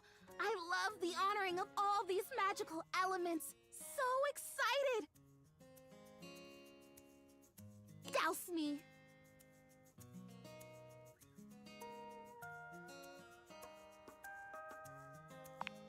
You spray Prissy from head to toe with the fertilizer, punctuating each spray with a wiggle of your backside. When you're done, you cap it all off with a recitation of the most delicious herb you know. Ooh, I think I feel it working. There's this really strong tingly sensation. The spell you are casting definitely gets my vines all twisted up. You take a moment to inspect Prissy. She looks a bit shinier, but otherwise the same as before. Do I look different? I don't feel different. I mean, I feel wetter, but that's probably just from all the dousing.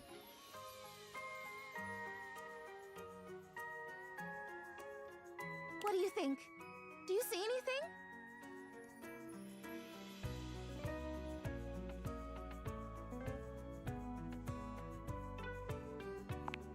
It's okay. I'm okay. This was a result of a lot of research and a lot of investment. Like, heart investment. But it's okay. Because it was also my first real attempt, and all great endeavors have failure before they have success. So, I'll try again. Hey, would you be willing to help me again? If I need it? Thanks. I am fun. Well, I better go dry off. Don't want to risk mold and mildew. Alright, now let's look at the list.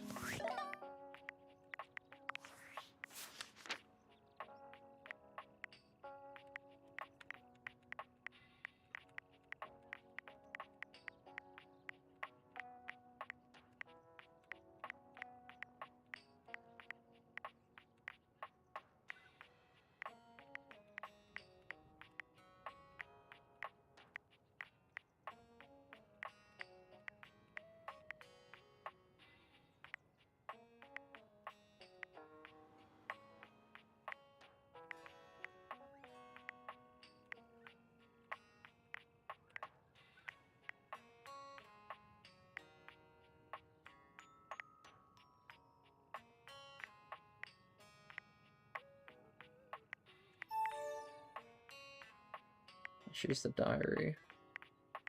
Still gotta figure out how to unlock this one.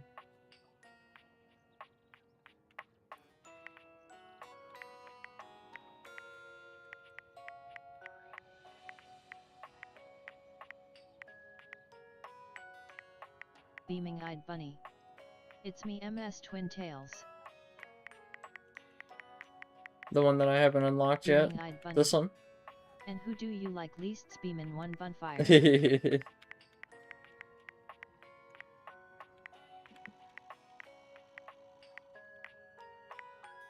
Hmm.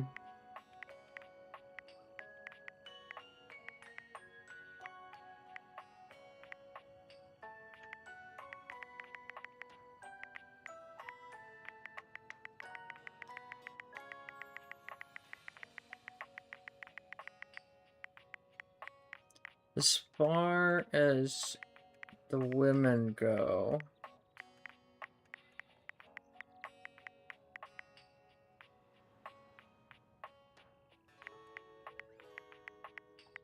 it's a hard choice. I still haven't spent a lot of time with all of them.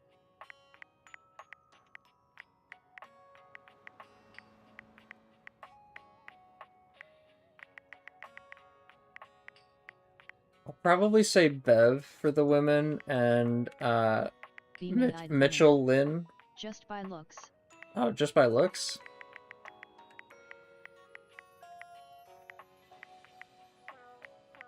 Hmm.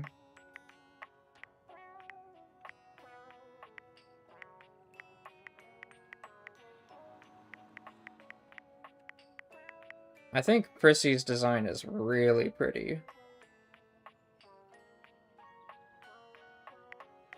I might be biased because we literally just met her.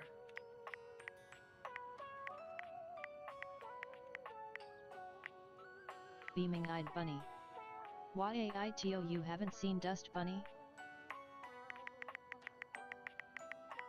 Beaming-eyed bunny. That's what this one For is? shame, beamin' one bonfire. Noted. Noted.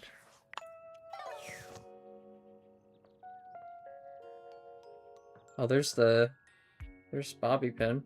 Beaming-eyed bunny. Find here. I'm on the hunt for a dust bunny now. Beaming-eyed bunny. She is also me-coded aka Bnu. Aw.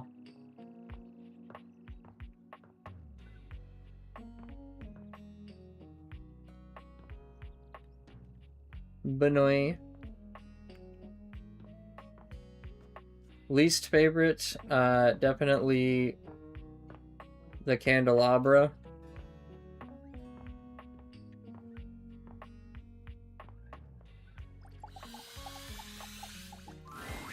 You see Found a curvy, you. grey-haired beauty dressed in an outfit reminiscent of a famous old gentleman's magazine. She winces at the bright light you've brought with you. A cute bunny-shaped creature is clutched in her arms. Oh, my goodness, that is bright. Startled me a bit there, honey.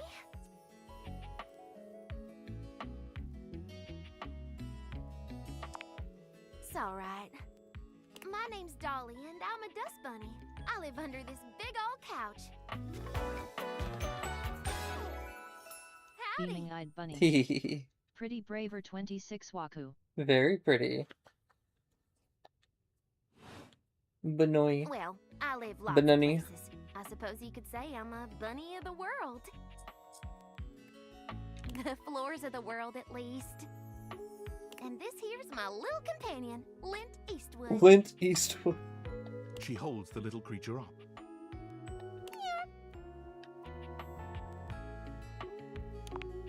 Put a finer point on it, why don't you, honey? My stars. I didn't know I had a sweet talker on my hands. I'll be honest with you. Flirting isn't my love language. I'm a bunny who is more than she appears.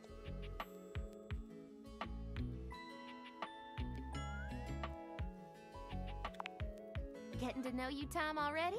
All right, I'm game. What's on your mind? Beaming-eyed bunny. Tell M girly.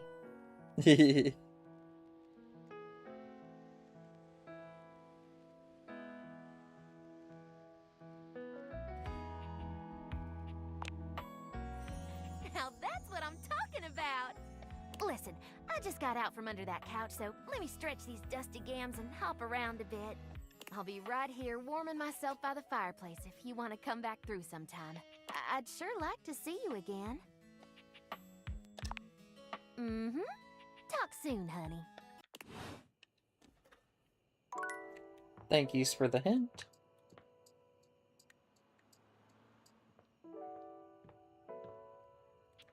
How many are we missing, anyways?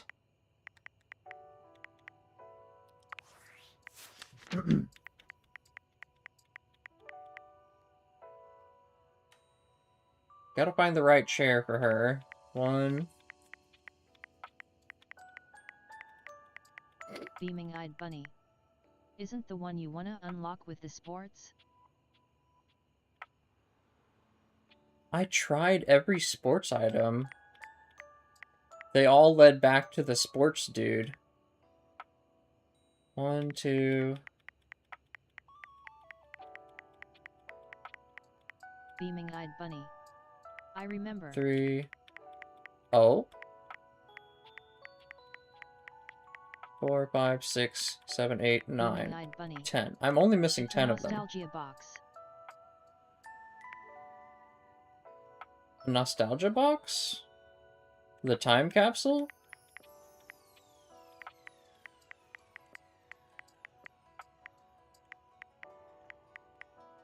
This guy? Or is it a different nostalgia box? Beaming-eyed bunny. 4 round head stare in front of a wall or pillar. Oh.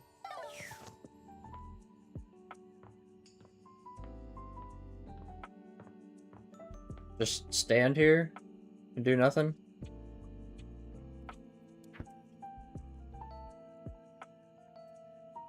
Beaming-eyed bunny.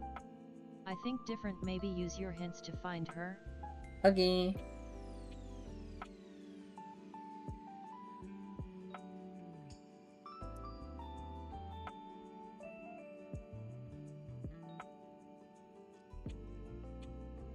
Yeah, I'm only missing 10 datables so far.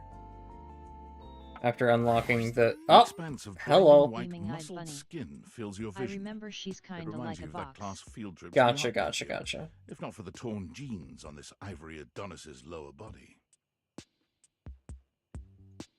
Beaming-eyed bunny. I knew ITMAO fucking You smart. are, thank yous. But as your eyes continue to travel up and take everything in, you note that the similarities Beaming-eyed to bunny. a classic marble statue Now come that's to an I abrupt can't halt Right. at this guy's face.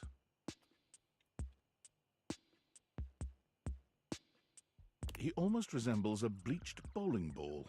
His eyes are too dark and Bleached unreadable bowling holes. ball is His mouth crazy. nothing more than a thin line.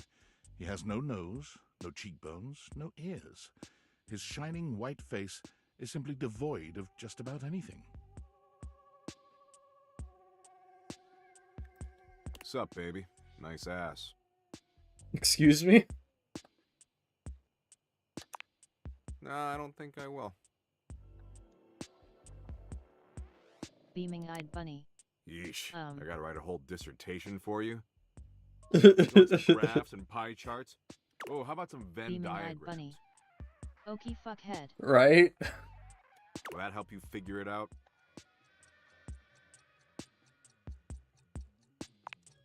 Oh my god. I was being facetious. It's a good thing you're nice to look at, because you're definitely not much in the brains department. Well, fuck you too. Here, I'll give you a hint about my true secret identity. I'm what you spend your entire life avoiding. Boredom?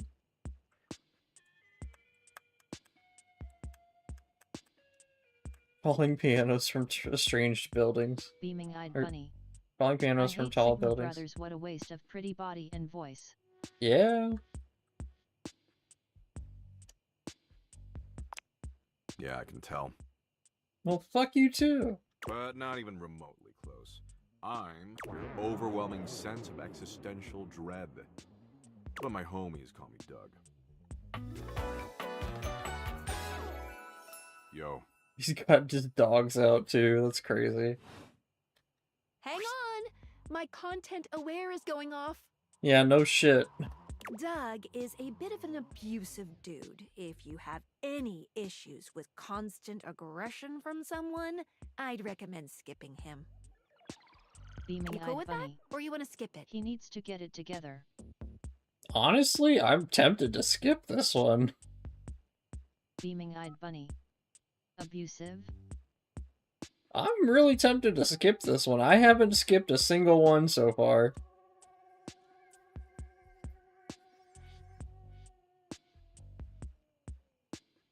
Not even the candelabra. I don't think that's an option, but still. Beaming-eyed bunny. Did you get the dumb duck one? Yeah, she was funny. Or they were funny. Sorry.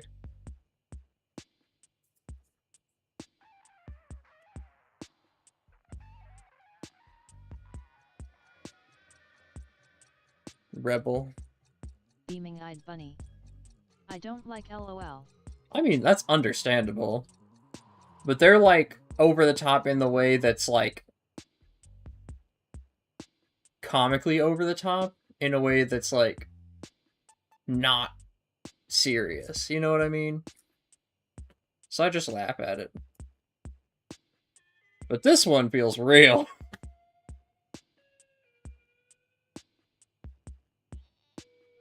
Beaming-eyed bunny. So wanna go through it just for story beamin' one bung eagle. Yeah, we've been doing that for all of them so Carry far. on, then.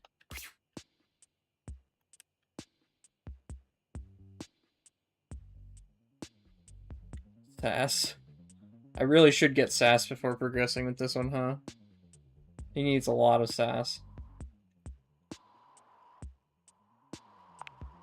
I don't have a nose because of an incident Beaming-eyed at the bunny. zoo. We will not be seeing you after bitch BOI.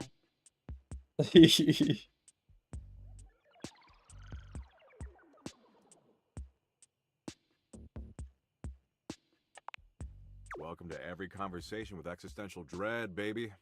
But enough about me. What's your name, baby? Don't call me that.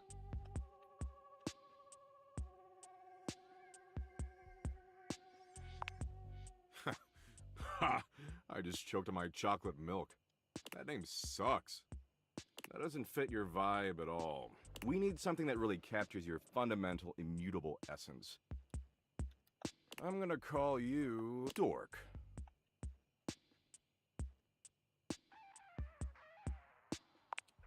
Why do dogs chase cats? Why do cats chase rats? Why do rats chase bats? It's my nature. Rats chase bats?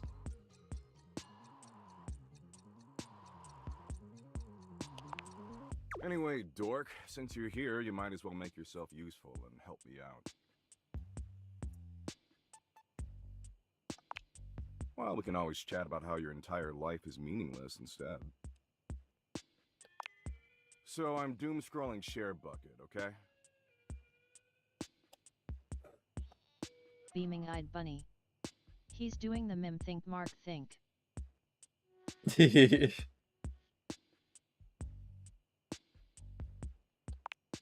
God, I really gotta explain everything to you, don't I? Big sigh coming through. Share Bucket is Valdivian's 8th most addictive social media platform. I've been doom scrolling for hours, and even my totally ripped finger is tired from swiping. So why don't you scroll for me for a while? I think it's a task suitable for your talents. I use that term loosely. Plus, you get to keep hanging out with me, and I'm dope as hell.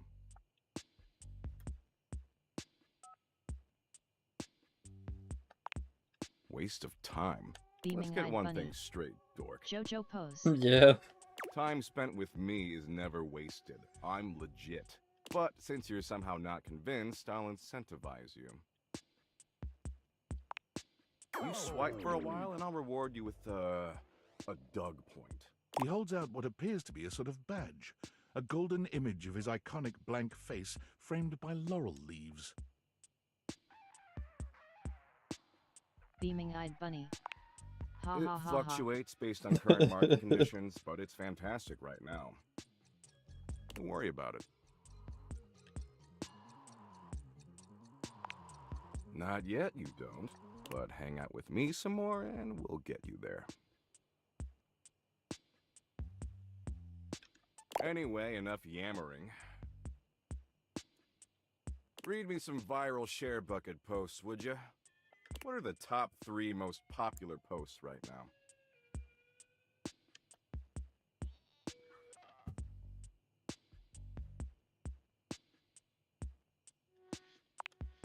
Oh, shit. Totally makes sense, right? Rebucket that stat.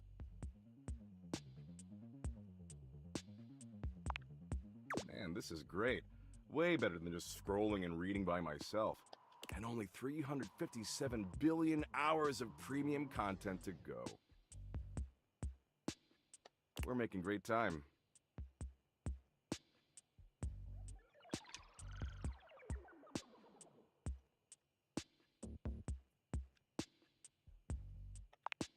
$357 billion.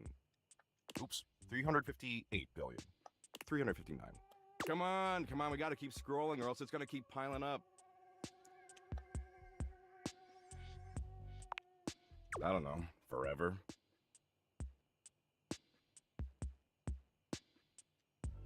Come on, we're missing the good shit. Beaming-eyed bunny. He needs a life. Look, you came around here and asked to spend time with me, so I graciously invited you to participate in my kick-ass activities. But I don't have to doom scroll with you.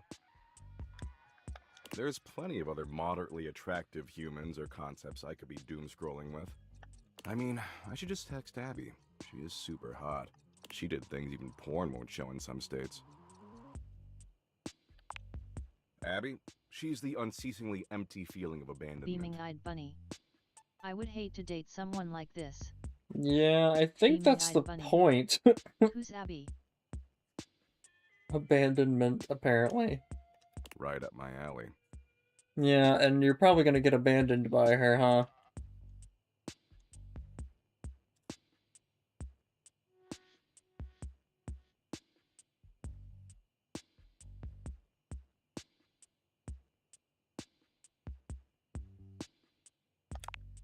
Oh, I will. She might have blocked my number, but I'll find her on ShareBucket. Tell you what, maybe our interests aren't 100% aligned, but that's okay. A lot of power couples famously were opposites. It's not the end of the world. Nope. See, the end of the world happens in 7.59 billion years when the sun engulfs the Earth, destroying our planet and everything that ever existed.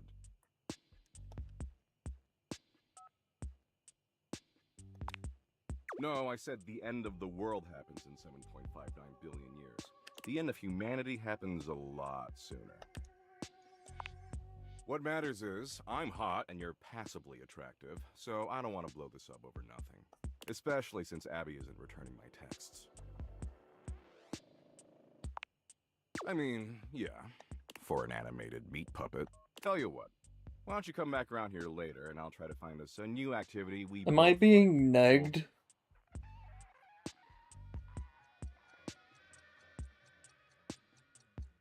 I'm being negged right now. Beaming-eyed bunny. Yup. Let's not get ahead of ourselves. Anyway, I gotta go find some school children and Beaming-eyed explain to bunny. them that no matter what they I do, hate their negging parents will Beam in one eventually enter bonfire. and die. Yeah. And the reverse is even worse. Parents outliving their children.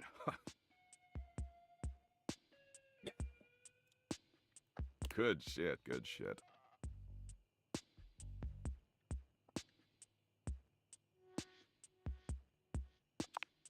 Cruel. I'm going easy on them. Hell, I don't even tell them about the heat death of the universe until they're seniors in high school.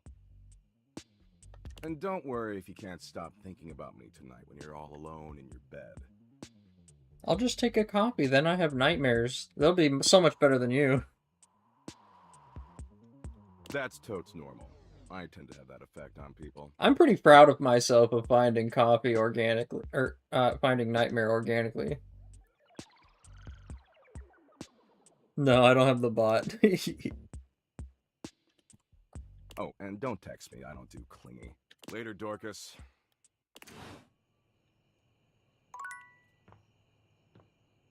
Beaming-eyed bunny.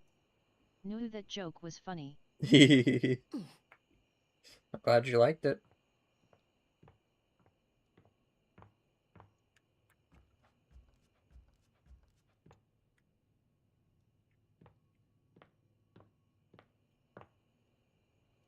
So, this is where I thought she would be. These two rackets, since they're in a box of sports stuff, but they're a separate item, right? But no. It leads to this guy. The weights guy. The guy that's dressed up like a football player. So I tried doing it. And then I subsequently tried every item on this shelf. This racket. And they all lead back to him because I said you've already talked with this object today. So, I don't know. Beaming-eyed bunny. From a poster or box. Yeah, let's look for it. That one is Holly.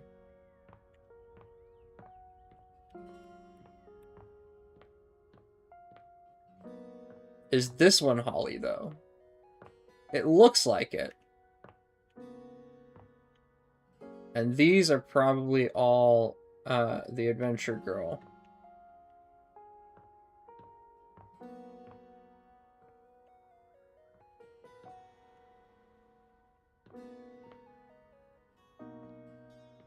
I don't see a single racket in there.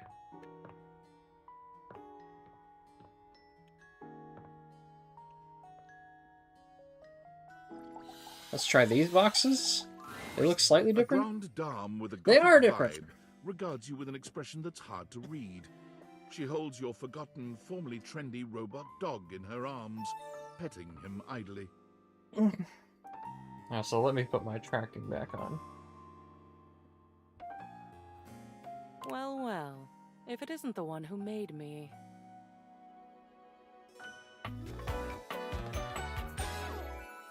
Ugh. I don't know. I suppose I'm a bit... disappointed?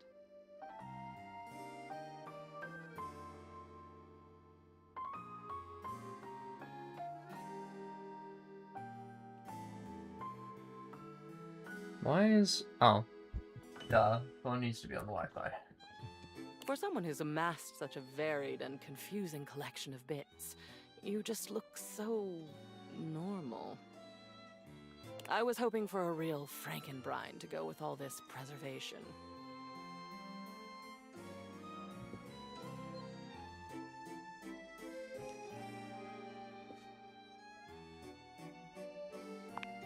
Oh, excellent.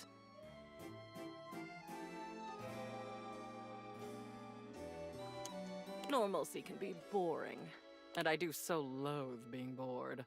All this time, I've been in your house, and this is the first time you've come up to visit me. I think I'll make use of your presence, long delayed though it is, by holding your feet to the fire. Ouchies. Is it? I suppose so. Spicy is not generally the first descriptor applied to me. Bitter, cold, dangerous, damaged, deranged, unhinged, mad.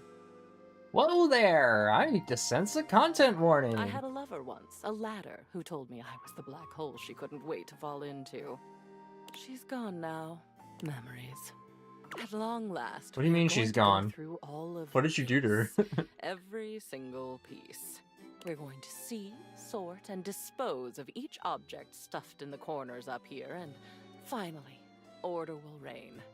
I love chaos as much as the next memory, but enough is enough. I'm starting to look like Jerry.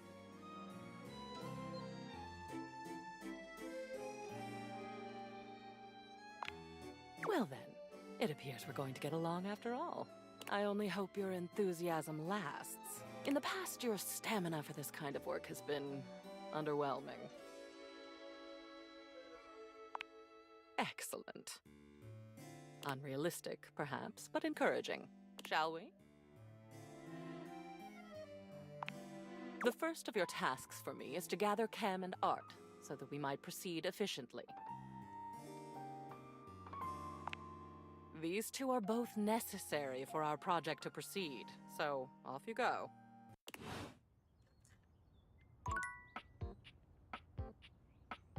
Okay, so are each of these boxes different then? Probably not.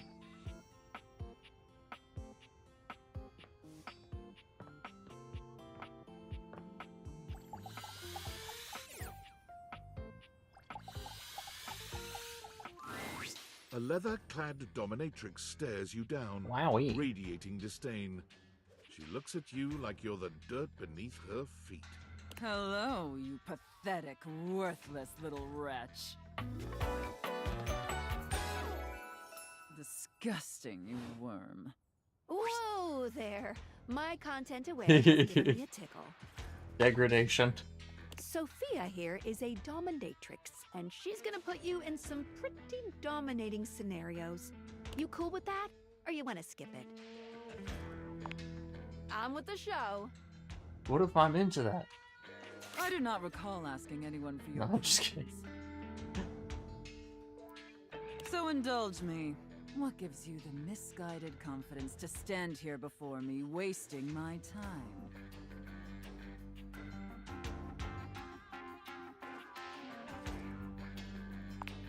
How tedious. Is that a birth certificate holding her boob up?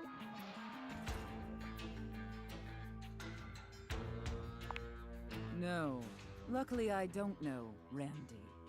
Listen, wretch. We obviously haven't met before, so I want to be clear. Going forward, you will address me as Mistress, if you wish to continue this conversation. Is that understood, wretch? Very good. Now I know what you're thinking. Why would a perfectly successful safe like myself See, I can be a throw good away girl. her prosperous and fruitful career in the burgeoning vault industry to become a mistress to all the lost, pathetic, and broken creatures of this world.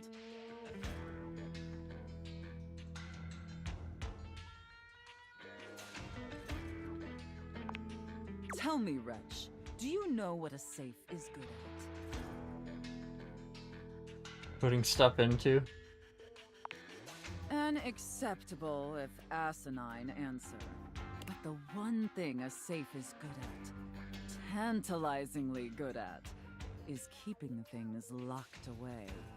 Like your feelings? Because I'm getting that theme here a little bit. Valuables, memories, and very often, secrets. Deep, dark, very dirty secrets. The kind of secrets that everyone secretly longs for, aches for, but diligently keep hidden far from everyone, even if necessary, from themselves. Do you have any dirty little secrets like that, Wretch? Of course you do. I expected nothing less. You intrigue me, Wretch, in the way a drowning kitten might intrigue a jaguar. So sad, helpless, and ultimately pathetic. You possess a feebleness that instinctually repulses me. Yet if I save you, you may prove yourself of use to me. The only question is, do I waste my precious time letting you serve me? Or do I leave you to drown in your own ineptitude?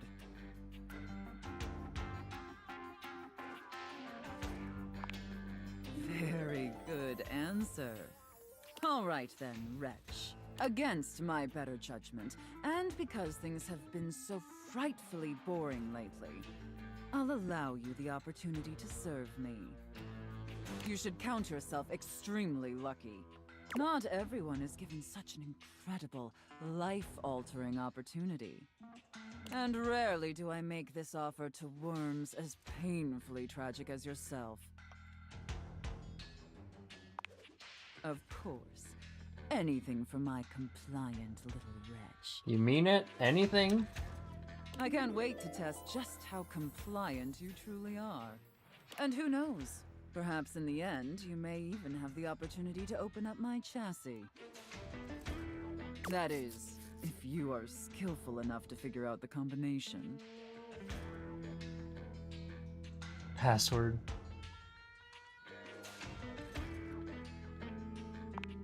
Careful. You're getting very far ahead of yourself, Wretch.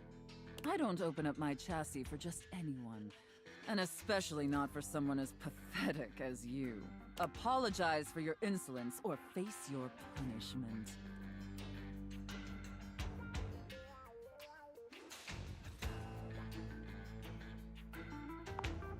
That knowledge is reserved for gutless little reprobates who pledge their fealty. Does that sound like you? Okay. It sounds like you're willing to do the necessary emotional work to take this relationship seriously. In that case, be back here tomorrow to fill out all the paperwork. There's some important paperwork? ground rules we need to firmly establish before we take this any further. But once we get that out of the way, I'll open up your dirty little mind to fantasies you dare not even whisper.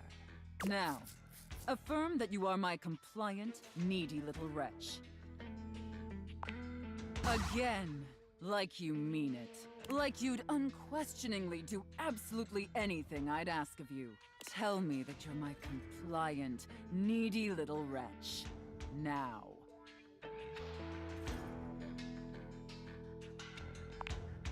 Very, very good. Then I will see you back here tomorrow, wretch. Do not keep me waiting. Alright, time to immediately piss her off. The attic is dark and cold. That's to be expected. What you don't expect, however, is that Bobby has company before you get here. Then again, It might be more accurate to say that Bobby's company has them. Listen here, you little worm. You think you can just slither into my attic and start helping yourself to my real estate? No, No, mistress. No, mistress. No, you spineless, pathetic little pin. Nothing happens in this attic without my say-so. You understand? You will not be playing pretend gangster in here without my express permission, you sniveling, lowly little maggot. The safe casts her steely gaze towards you, and you could swear the room has gotten 10 degrees colder. Another uninvited guest. Why don't you go explain to them that you will not be conducting your business here? Yes, ma'am. Good, Pin. Don't disturb me again, or I'll have to punish the both of you. And it won't be the fun sort of punishment. In the middle distance, a confused sound comes from a new, moneyed object. What now? Nobody you need to worry about, my angel of accounting. No one of worth or consequence. Oh, I see. Bobby lowers their voice, doing their best to appear entirely unbothered by the conversation you just witnessed. They try to strike a casual pose, leaning one arm against the wall, but they accidentally hit a spiderweb and shriek. Goddamn! They look back towards Sophia and lower their voice again. Welcome to the attic. Potential future site of the Pin criminal empire.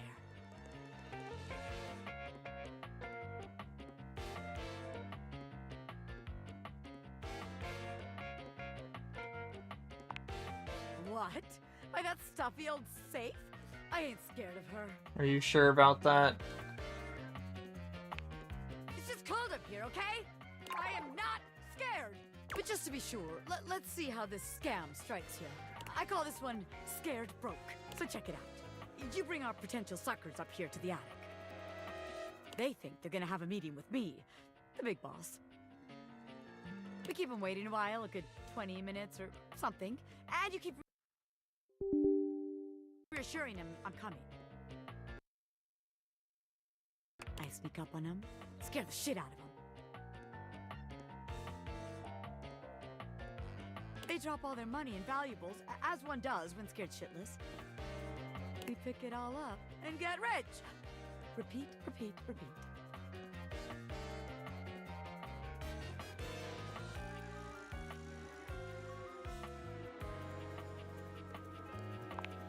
Damn! I never thought about that. Guess that's not gonna work, is it? Bobby looks around the room, as though desperately trying to source some inspiration from somewhere. They fold their arms over their body, trying to keep warm while still trying to look effortlessly cool. The result is less than convincing. Well, look.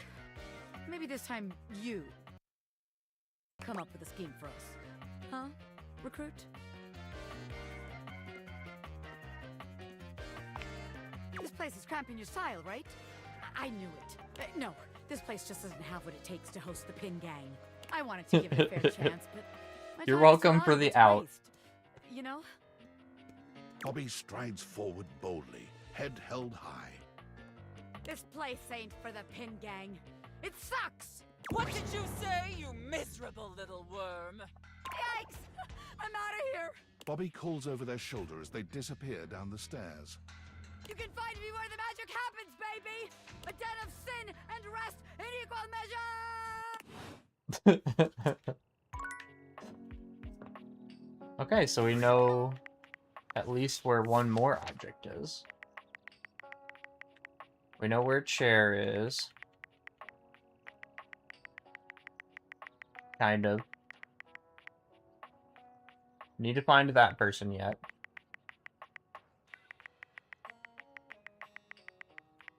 Need to find that person.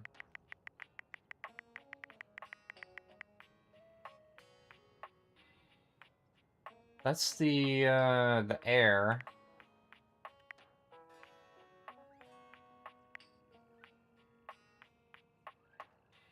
That's the money in the safe. And then question mark for this guy.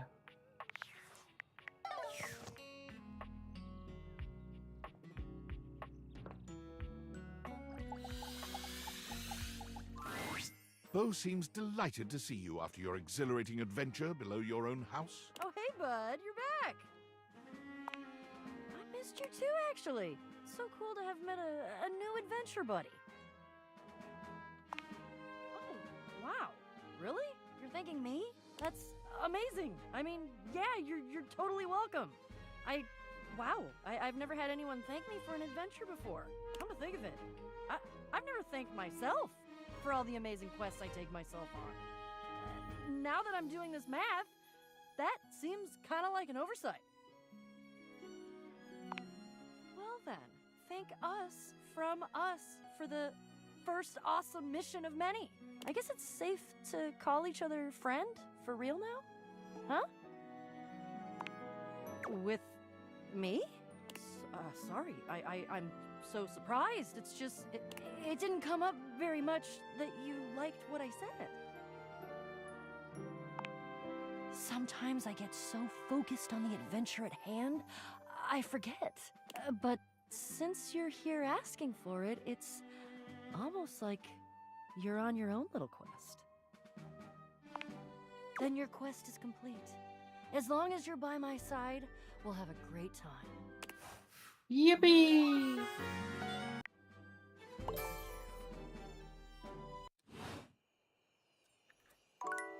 Do I have any hearts left? Okay, yes. Time to search all the boxes. Except the holly box, because I know that's a holly.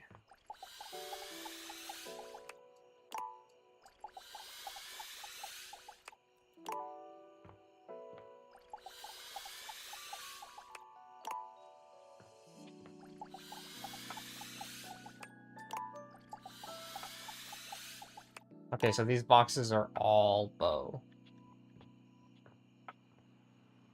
Got it.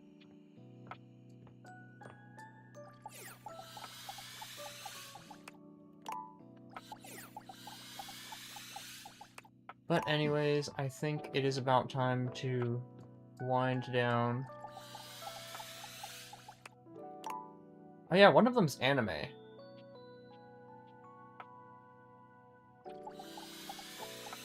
I still need to find anime.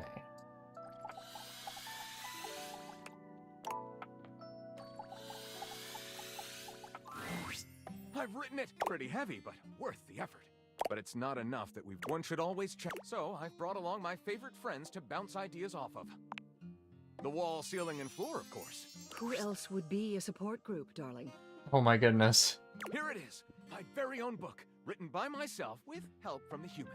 And the name of the book is? Why, you can read the name on the book itself. It's just always nicer when the one presenting says the title out loud. I can't. It isn't right. You say it. Me? Why would I say? Florence? Oh, I'm not good with crowds. Whoa. Whoa. Thank you for saving me the trouble, Wallace. Let's begin. This book is splendid.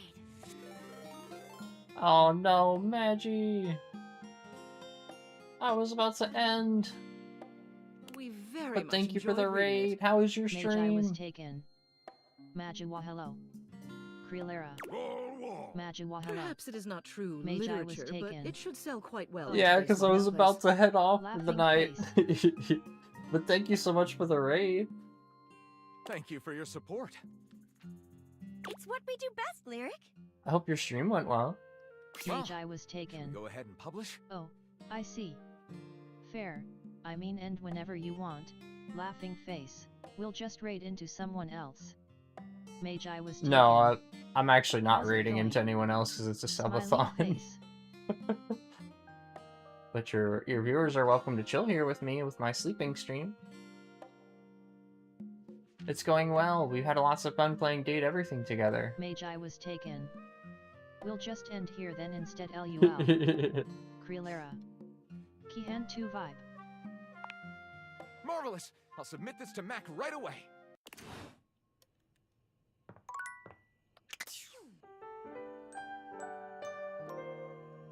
But yeah, if anyone doesn't know me, I'm Hershey, the chocolate shape-shifting VTuber, completely made out of chocolate, but you and eat your friends, right?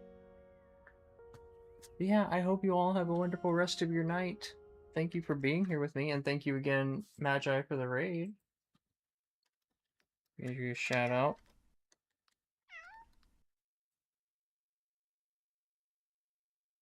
But I will be going to my sleeping screen. Bye-bye, everyone.